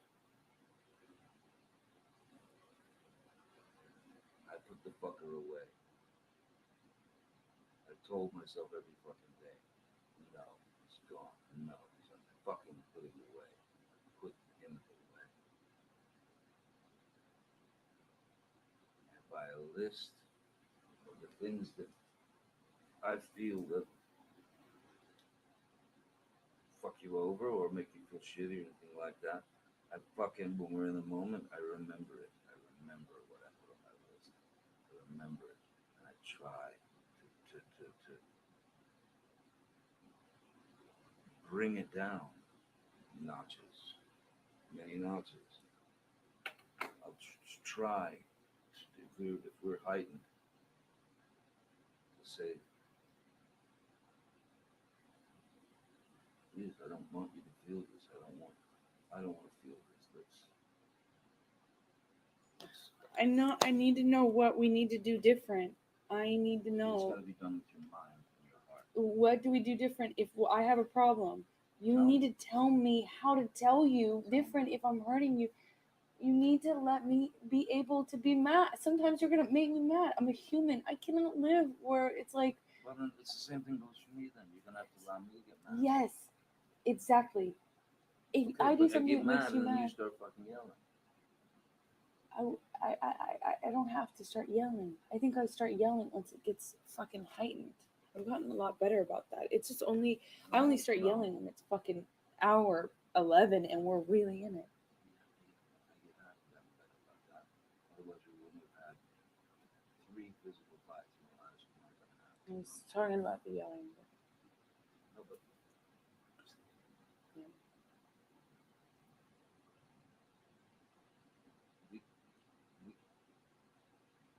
you witnessed it. You're the one that brought it up. Australia was fucking great. We just argued. Let's go back there. Let's go back there in our fucking heads and our hearts. Let's go back there. And no, on your Is list. the monster gone? Did you put him away? It's been so, when you get on that train and you get angry, you stay on it for so long and you won't come down, you won't talk to the person That's that not- is you. That's not always. It doesn't have to always be the monster. But what is it? Can you put that away? Can you remember the bigger picture? You don't want to spend your life. I've asked you this so many times in fights. You want to spend your time like this. No, you don't. But I ask you because this is something you're choosing. I'm saying to you, olive branch. And you don't take my olive branches. You made me feel humiliated for offering them. You asked me to stay in Australia. I stayed, and then you walk out on me all the time. You've got to take some olive branches from me. You've got to offer them too. You've got to be bigger than what you feel at that moment. And so do I. So do I. But if I call you on it, will you hear it? You call me out on it if I'm doing it. Well, yes, I will. Yes, I will. And I'll do it in a fucking as peaceful, fucking, as calm a manner as I possibly can. I don't want to instigate any fights. I do not want to fight anymore. Say we're having an argument and you get mad. Arguments. How can, yes, but say we're having an argument and you get mad. It escalates. How do you talk to the you that's in front of me right now? What do I need to say? What do I need to do? We don't want to spend our life mad like that. Doesn't mean you have to like what I'm saying or doing or vice versa, but Can you can you just say, calm down? Baby, please, please, please don't do it faster. Please don't. Let's not yell. Please not, you know what I mean? I'll do the same. Promise. What? Promise. Yeah. What? Yes. Why would I say that just if I want didn't? because sometimes you don't keep your what you say, and I want this to be different. So now my words. No, that's not the case. It's just that sometimes when you get mad, it's like you disconnect from the person that you are right now. And I'm wondering just how to what's the communication, what's the phone number, for that. And you, how do I calm you down? Maybe say,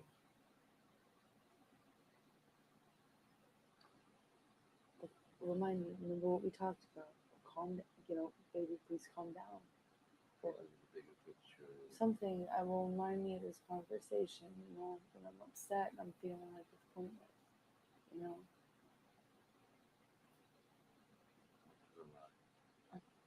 I don't ever lie. I know you and I see things differently sometimes, but I'm not lying.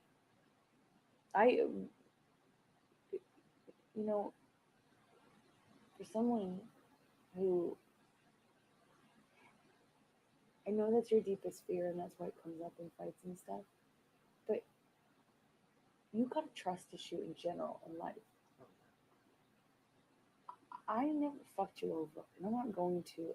And anybody who knows me, if they had to list 2 or 3 things about me, adjectives about me, one of those 3 would be super honest, straightforward, honest. Everyone else in my life, I know you have trust issues, but you can't let it cloud you knowing me. Please. It comes up a lot. I know you have an issue with it. It's not me. You can trust me. If anything, Say that to me. what? Say what? What you just said. Say that stuff to me all the time. Start performing with.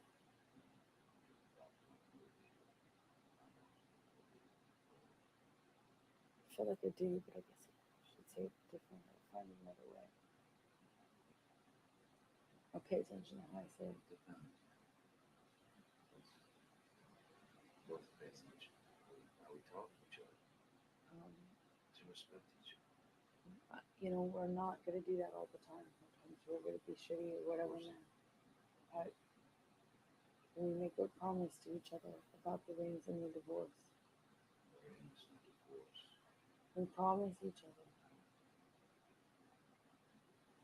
Please, I want so bad to feel like the marriage I promise you. worked so hard to make happen is meaningful. Don't talk about the making the wedding. Talk about the 4 years we spent. Yes, but I have those 4 years no matter what. But I fought for that wedding. We had that wedding. Beautiful wedding. For what? If we don't, I want to, it means something. That there's some. It did mean something, and it does mean something. I didn't get married to you, fucking.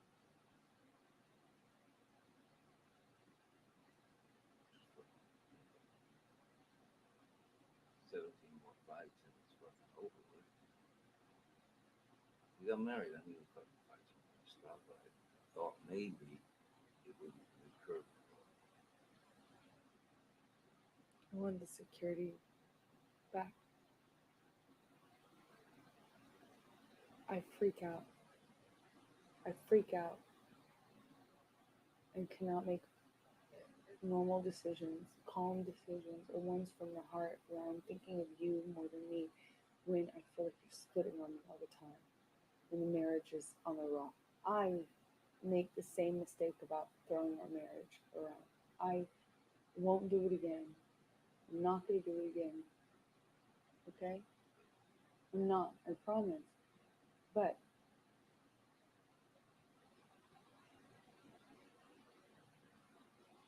there's something so anxiety provoking and scary and malicious and really just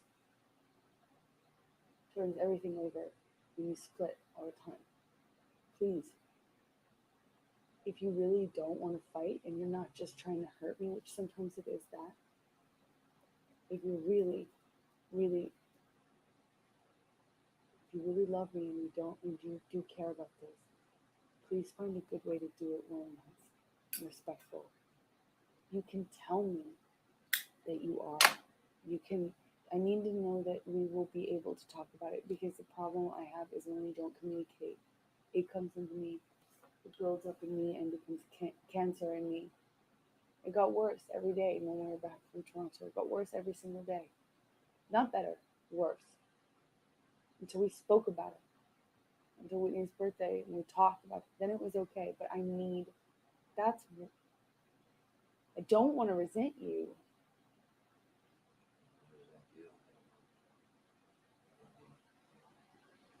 Not just. You know how many times I've chased you out of the elevator in the hall? I gotta stop doing that. I'm not nitpicking. I don't mean to be focusing on something, but if it's a major thing to me, and it is a major If things get thing. physical, we have to separate.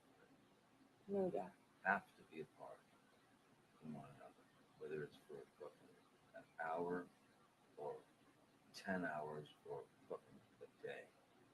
You must. There can be no physical violence. I agree about the physical violence, but separating for a day or night and taking a night off from our marriage that is just means it opens up. Listen, I'm just giving examples. It could be fucking 3 minutes. It could be fucking 2 weeks.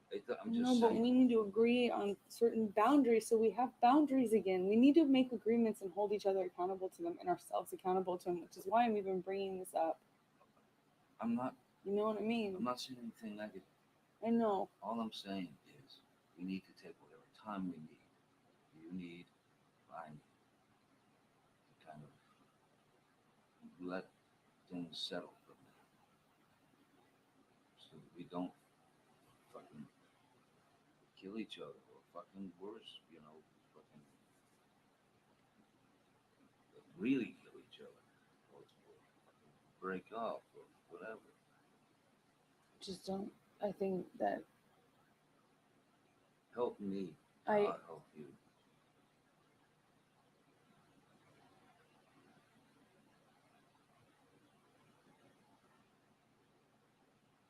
this is the thing that makes me feel unsafe and unstable. To be honest, this is what makes me not trust. What's that? It's that there's like Walking away, going to a corner. no loophole. It's like, oh, go and take the time you need, take the time I need. Okay, fine. Every time I get mad at you, I can go split. Except for, oh wait, I don't have my own place to go split to. No, Amber, stop. You know, it makes me think I should. It makes me, yeah, I don't have a place I can go. I don't have it. I'd have to go to a hotel, and I don't have the funds to do that. I mean, it's, That's not what I'm talking about. look, I think we should control ourselves and not get physical. And if it gets physical, and we've dropped that wall,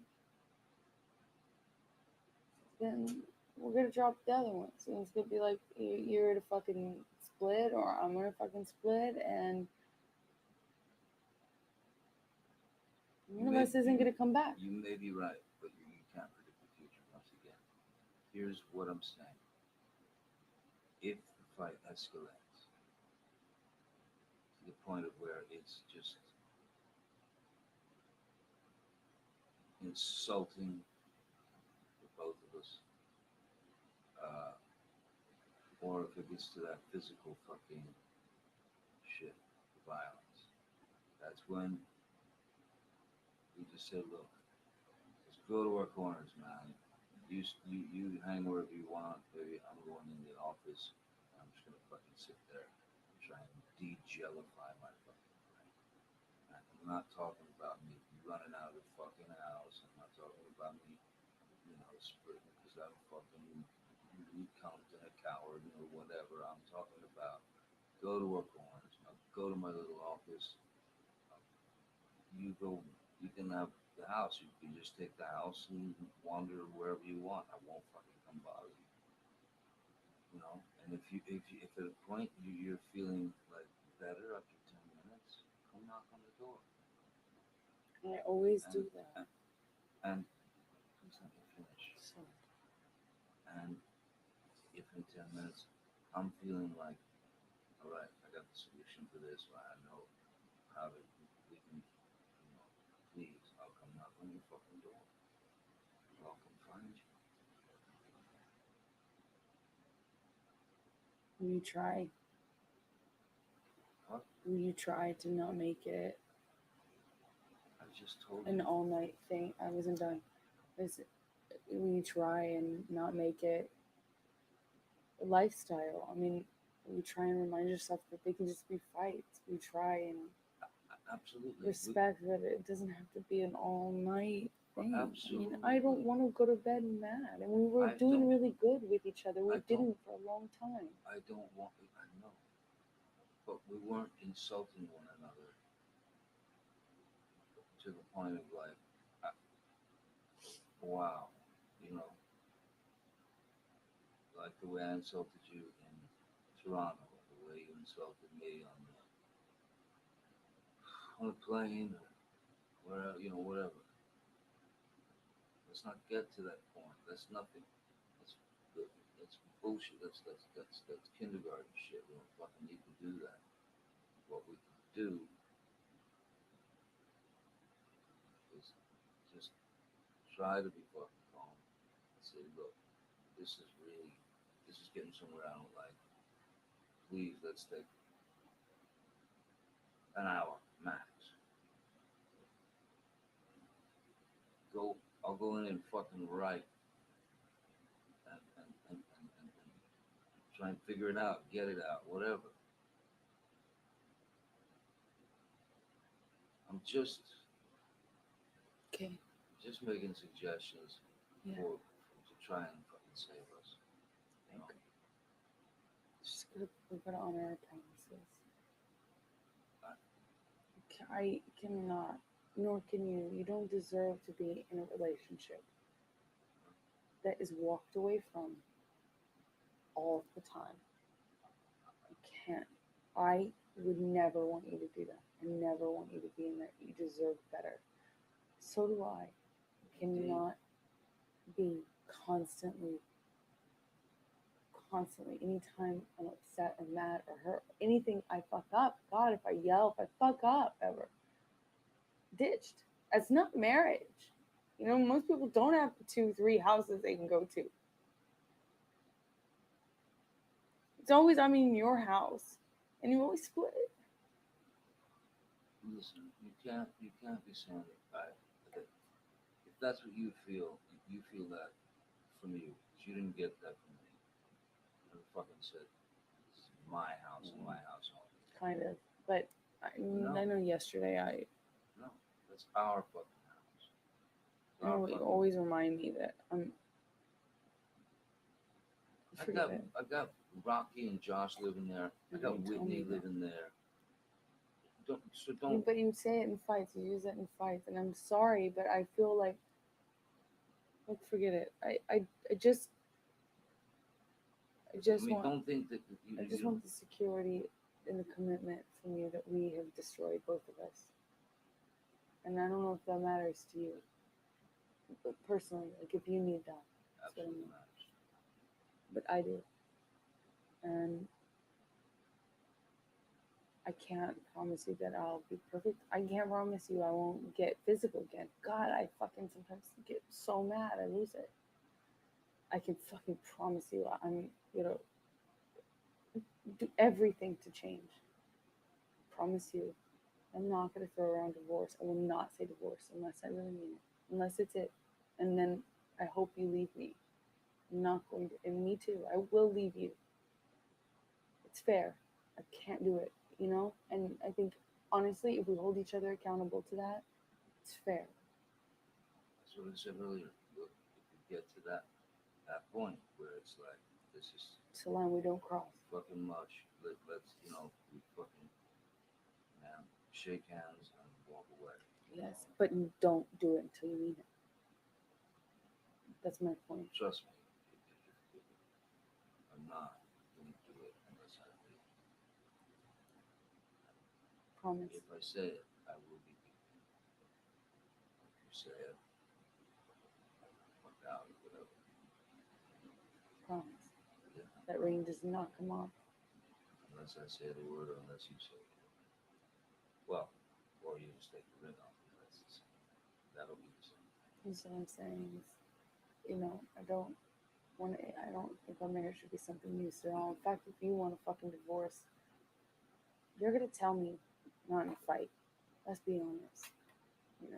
That's a decision, a lifelong decision that even you and me as hotheads know you can't make forever decisions when you're mad like that. It certainly feels like you can, but you and I both, even though we're hotheads, we do know the difference.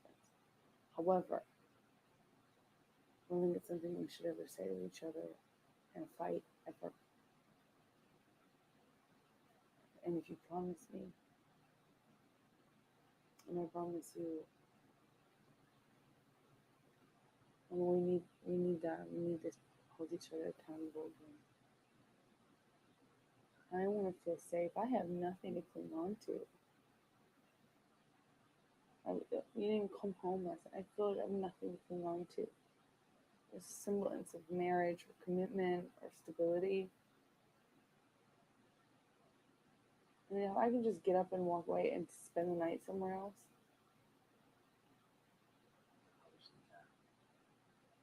yeah, but believe it's done if I do that. That's it's not marriage. You talk about it. You know why. I do know why you left.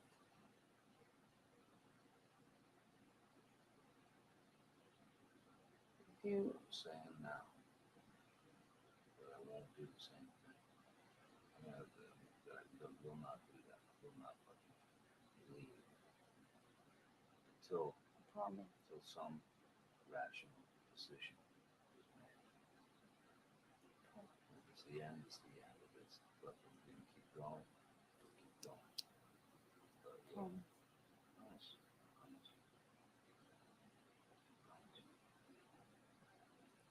You can trust me.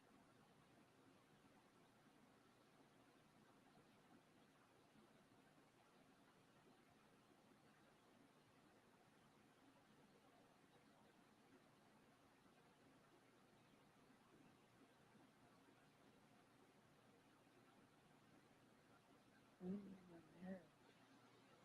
Sorry. I want to be in my marriage. I want to commit to you forever. Good, bad, better, worse. I don't want it to be as transient as whatever fight we're fighting for. I don't want any loopholes, it's okay to leave, it's acceptable to do this, or it's acceptable to say this about like splitting or breaking up or leaving. We should fall asleep together every night. Ideally, never mad. I'd love to say we could promise that, but I don't know if it's possible. I'd love to strive for it. Yeah, you weren't ready for that last time, for sure. No, I fucked up last night. I'm really sorry. So let's understand that we both go through the same shit at times. And no one's saying it more than me, though. I am saying that. So let's It's just chronically overweighed with, and I need that to be something you realize and that you know. It's affecting not just me, it's affecting our marriage. affecting how I trust, how I resent you, how I like you without the fight being happening. No, I know. I'm not trying to rub your nose in it. I feel sometimes like you omit something, you acknowledge it will be beautiful, and then you go back on it, kind of in your like in the vocabulary after, and then I feel like, wait a second, is he taking it back? You know what I mean? I do know what you mean, but like I said before, there's not. I don't have the. I haven't cornered the market on that. You know, when you start the fucking yelling, there's, you know, it fucking gets crazy. You know, it gets fucking crazy. You know, and that makes me not feel. Uh, for lack of a better word, safe within the relationship. You know, understanding of, oh well, it's just nothing.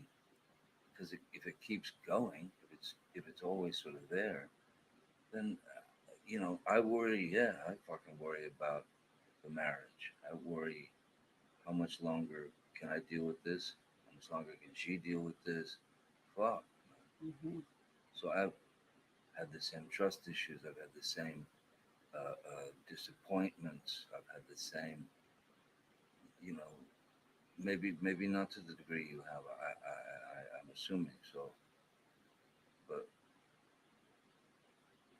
yeah, I man, when you start fucking honking, you know what I mean? It's Help me. Help pretty- me. Call it out. Call me crazy. out on it and help me. I will Help try. me, because I might not even realize I'm doing it, but you've got to help me. I But will we try. can't, it can't be an excuse to leave. I will try to help you. If I try to help you and I can help you, fuck what I leave.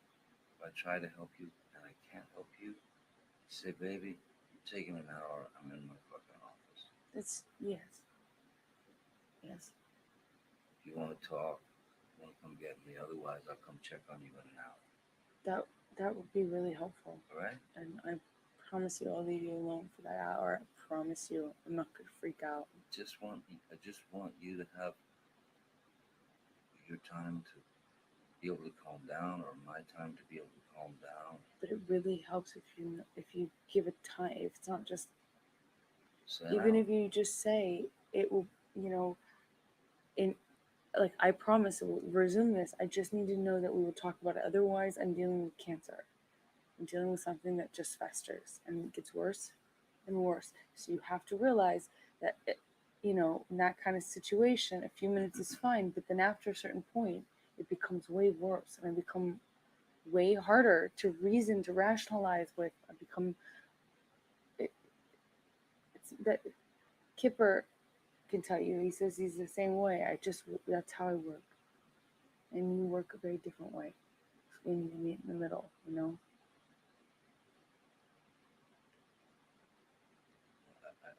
Yeah, I do understand that. I do understand all that. But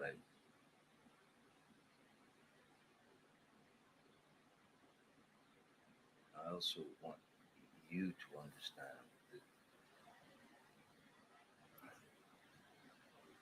you know, there were great moments with high hopes that it was just all cool.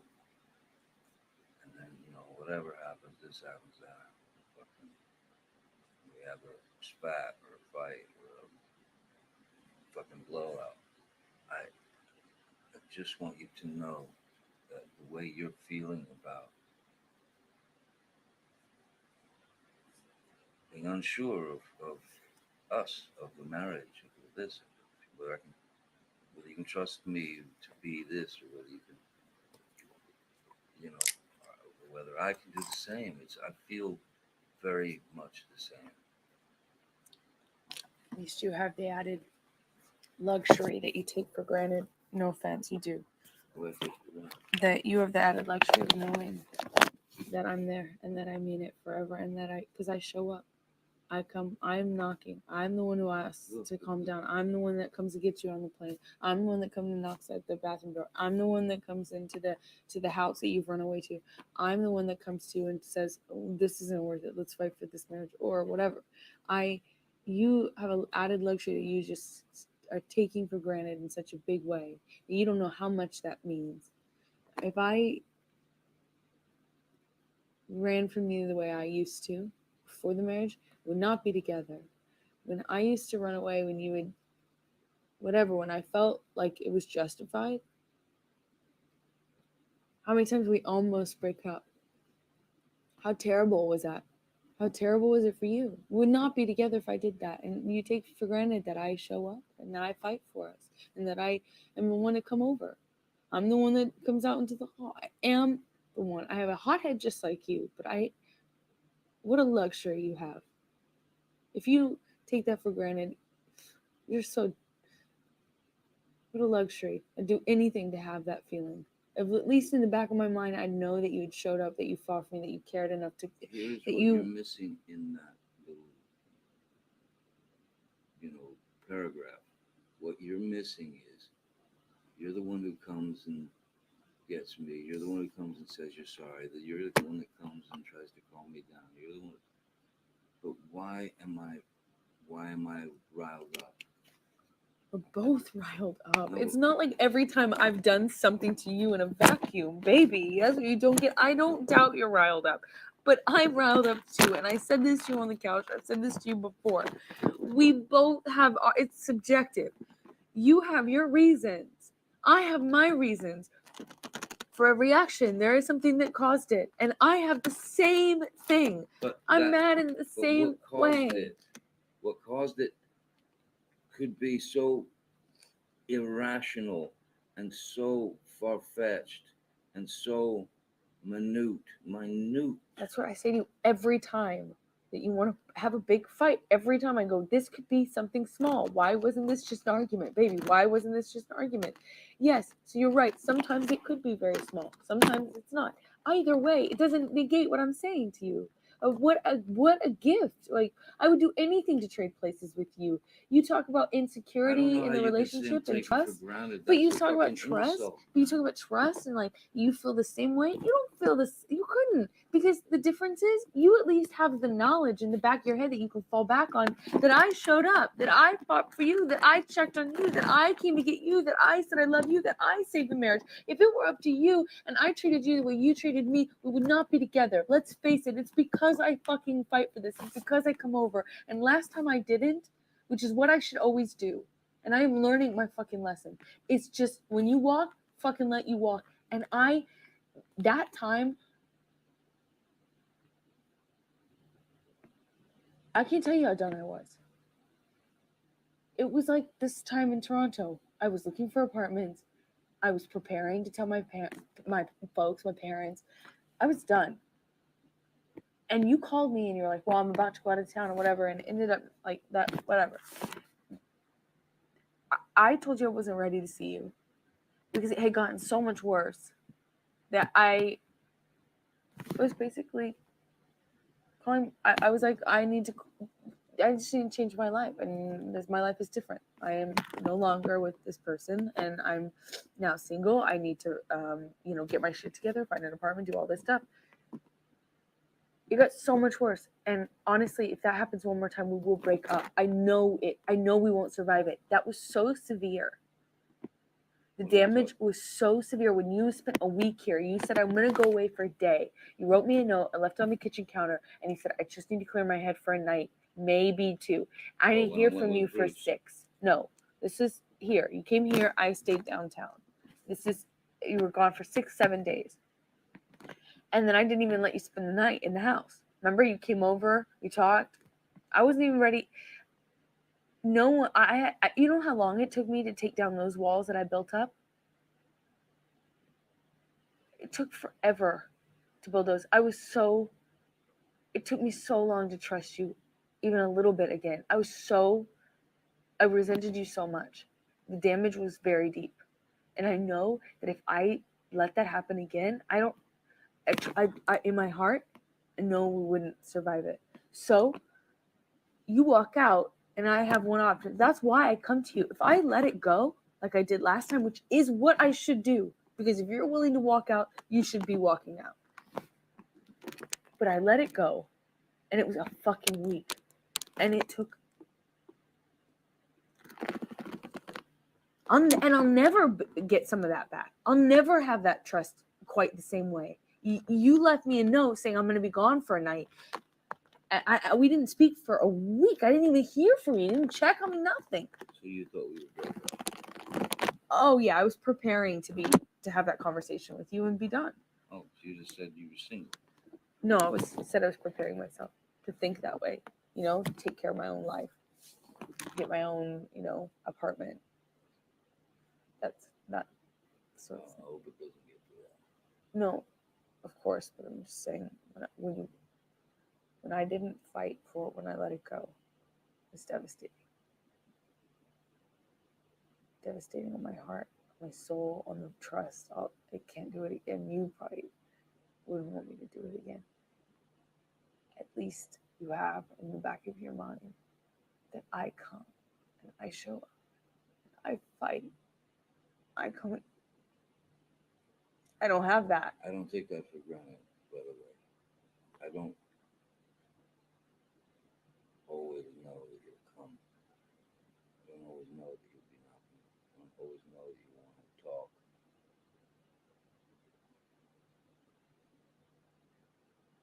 I go, but I think, fuck, we're screwed. Can't live like this. So what's to stop me from doing that again? Thinking that again? Well, like I said, like you said, you walk out the door, you walk out the door. That is the same as wings off. It's the same thing as mentioning divorce.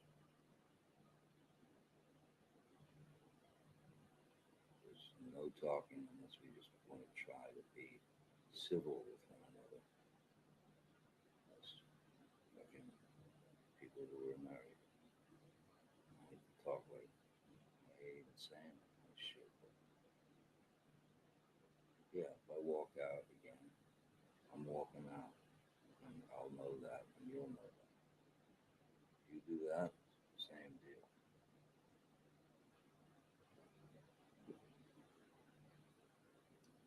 Okay.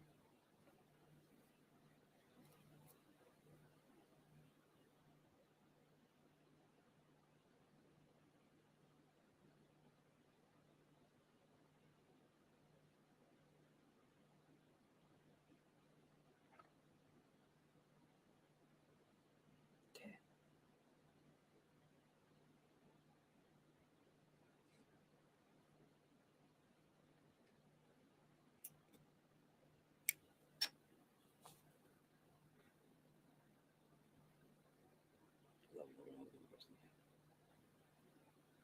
For you to gain trust, respect, whatever you feel you've lost from me.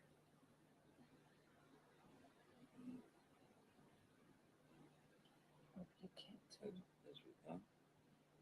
I hope you can't. And I hope you can make the changes that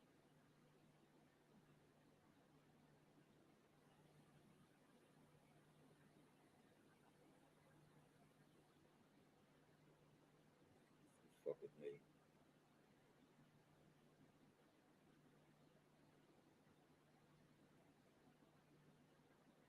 And if we want to do it, we'll do it. Ultimately, if we don't want to do it, you know the result.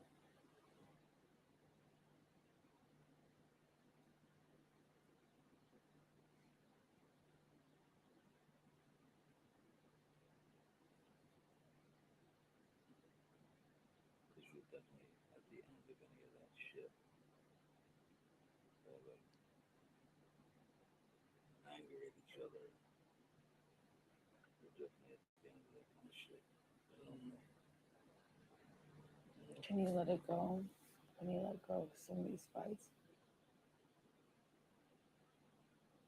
Yeah, I love the fight. high school. I just feel like we hold on to everything and we just fight about the same.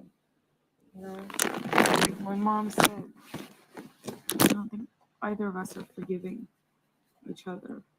Well, I don't think we can forgive each other this quickly. I think I'm not saying that. with time,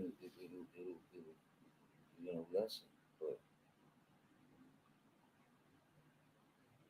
everything that I said, you know, is not. You're not going to be able to unhear it. And the same with me. You won't be able to unhear it. They are horribly thought-provoking, but just got to write it off, you know, and get past it. If I didn't want to be with you, I wouldn't be with you. If you didn't want to be with me, you wouldn't be with me. And that's really what it boils down to. So if we want to be together, let's do our best to fix what's broken within the machine, within our the machine that is us.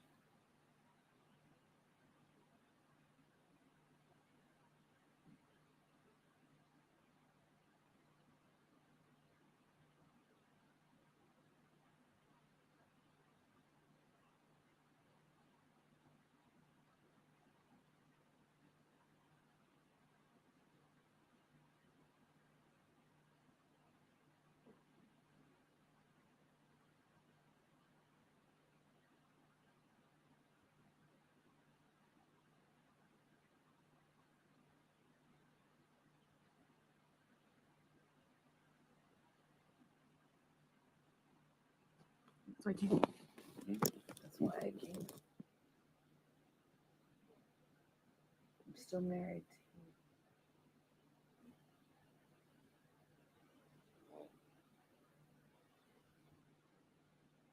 I hated it. I hated having to leave. I hated fucking getting here. Couldn't fall asleep. Fucking ambient and a half finally. And, you know, woke up like 3 hours fucking later. Feeling like, oh, bro, why? Fucking why?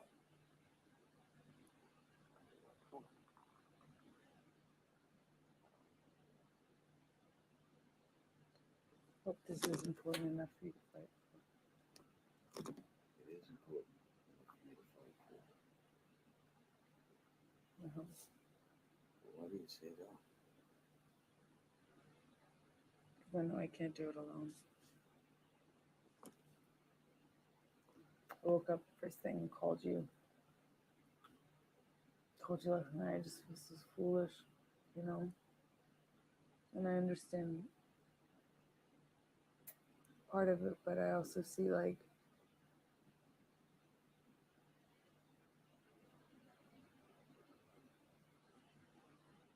you know I love you.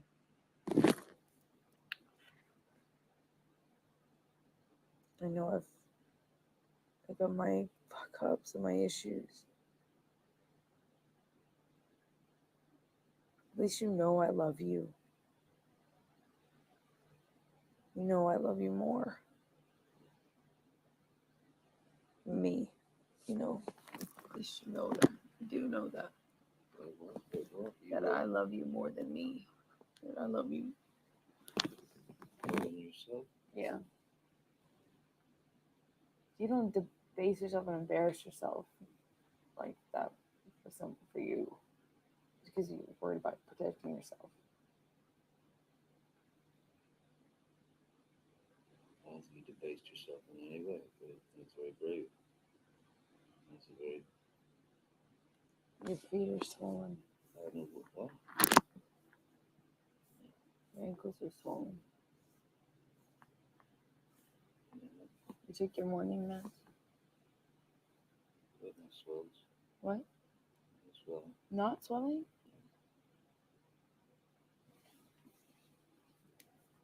It's fucking... Oh, and this just be the way this all Keep a muscle with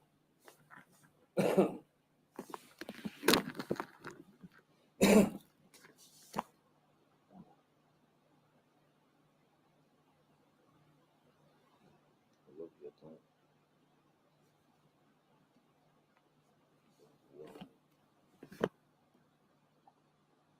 I don't do anything bad to you. I don't harm you. I don't want to hurt you. I don't. So, like I said, I'll fucking, I'll do every fucking thing I can. It's gotta be reciprocal. Yes, I agree. And what you did by calling me last night, you fell asleep on the phone. You realize that. Yeah, I'm sorry. I had to ambient myself again. So I said a sweet good night to you. Did you tell I was sleeping? I thought you were sleeping once before. I think you might have fallen asleep once before. And then woke up and continued to talk. And then I was saying something to you. And then suddenly there was just no more. Gone. I really don't want to sleep without you. Again, we can't. There's a better way. That's fine. I'm sorry. Please don't. I'm sorry I did. It's okay. Just But sometimes that fucking thing happens. You do it too sometimes, where you just. I know. But it can't be like the end of. Our marriage is bigger than that, obviously. We don't need to. I agree. I agree, but I hope we don't. I hope we don't.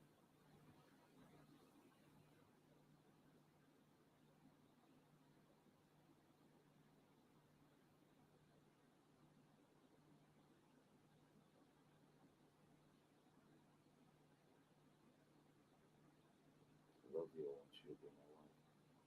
And I want to be your husband. And I want to be a good husband. If I haven't been, I'll do everything I can to find out how to be a good husband. you're a great husband. You really are. It's just hard if anything comes up, if someone bumps your shoulder on a crowded sidewalk. We're wearing white again, not black. So it makes a difference.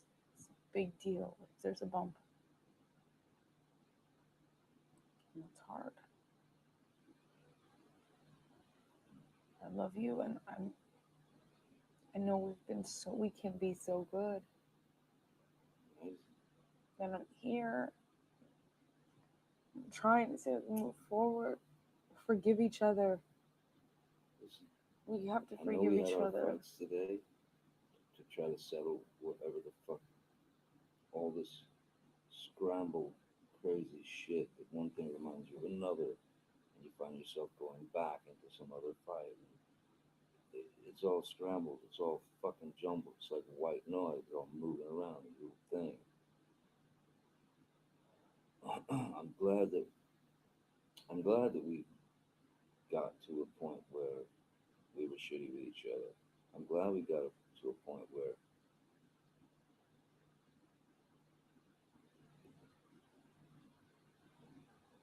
we didn't fucking know how this was gonna end.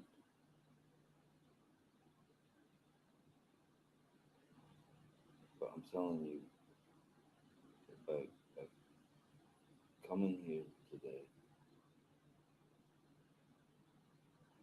it was fucking courageous, and it's fucking admirable for you to come here and talk to me and try and work things out. And to tell me these problems, things that I do that fuck with you. I want to change it. I want you to change it. I want us to change together.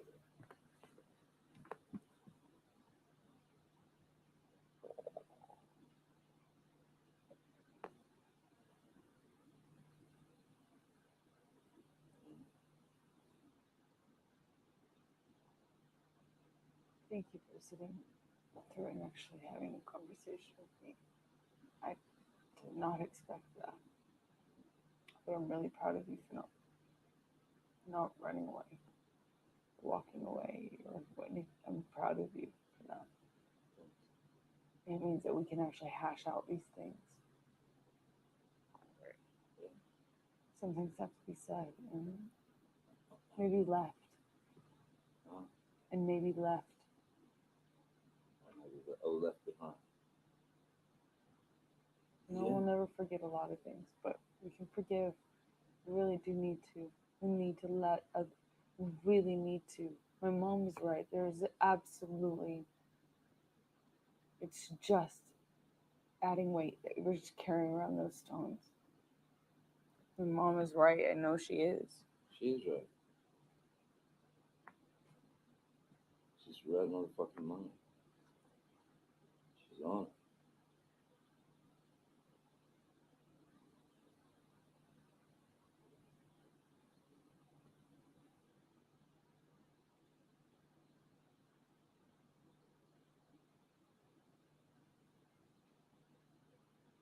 We can make it if we want to.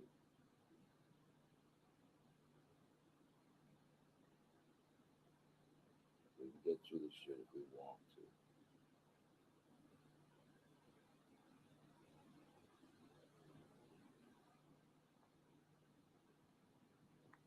Are you sure? Right now? You know I'm not. I love you. I love you, and I just needed I needed the security again. I needed to have something to hold on to, or else why? Tell me shit. Just tell me before it becomes something you've held inside for so long that it wants to just explode. I understand. Tell me, and I'll tell you the same. And then once we can fucking get the shit out without it being some used drama, or even if it is a used drama, once we can get the shit out, recognize it, and like you said, fucking it's gone. Chuck it. Doesn't work. That method does not work. Bam, it's gone. Next.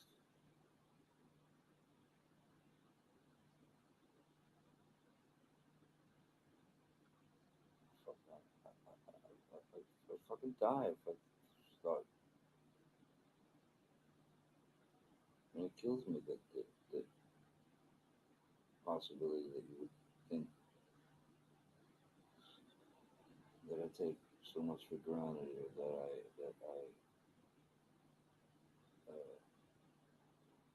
I'm untrustworthy, or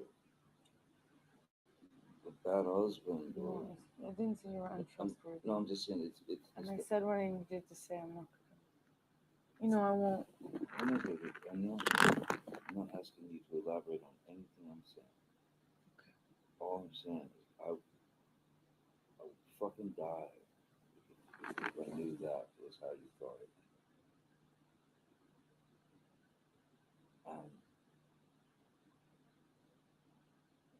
And now I know what I know.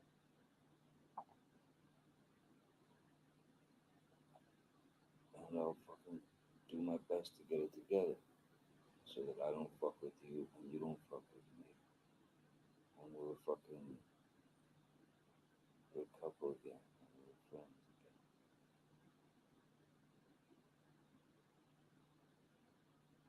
Don't fight. Love. I promise I won't explode if we just do the things a little different in the fight. Like don't walk away from me. Do it in a different way, and I promise I won't resort to the same shit. I promise. Okay. maybe when that fucking hocus pocus happens and we get all fucking edgy with each other, instead of standing squaring off like a couple of fighters, maybe let's try to sit down. Seriously, like sit down.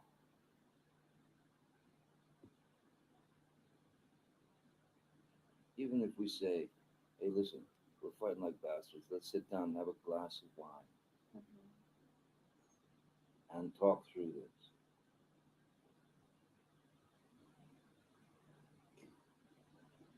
I know you got it in you.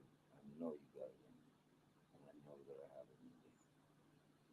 It's just a question of I really have no. realizing and admitting what.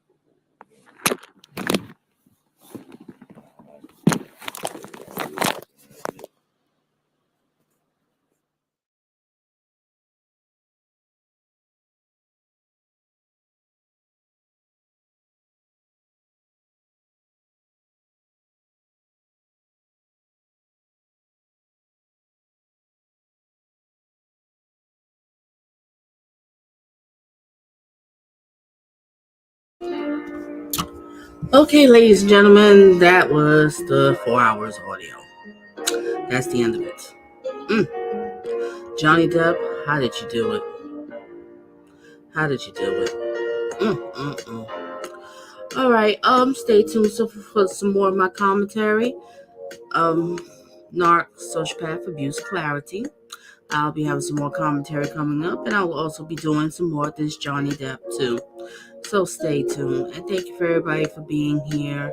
I know you probably people sneaking in, probably at work, busy doing stuff, but I appreciate everybody's here for listening, because I wanted to listen to this audio myself because I didn't get a chance to hear all of it. I'm like, oh my gosh, really, Amber? Drama. And these type of people, these narcissists, sociopaths, all of them, they just love drama. They just can't let things go. They always want to argue, nitpick, and always on you about something. They just don't rest. And they always seem to want to pick a fight when it's time for people to go to sleep at night. I don't get it. But I'll discuss all that in other videos. So everybody have this a great weekend and a blessed one. And stay tuned for some more of my commentary.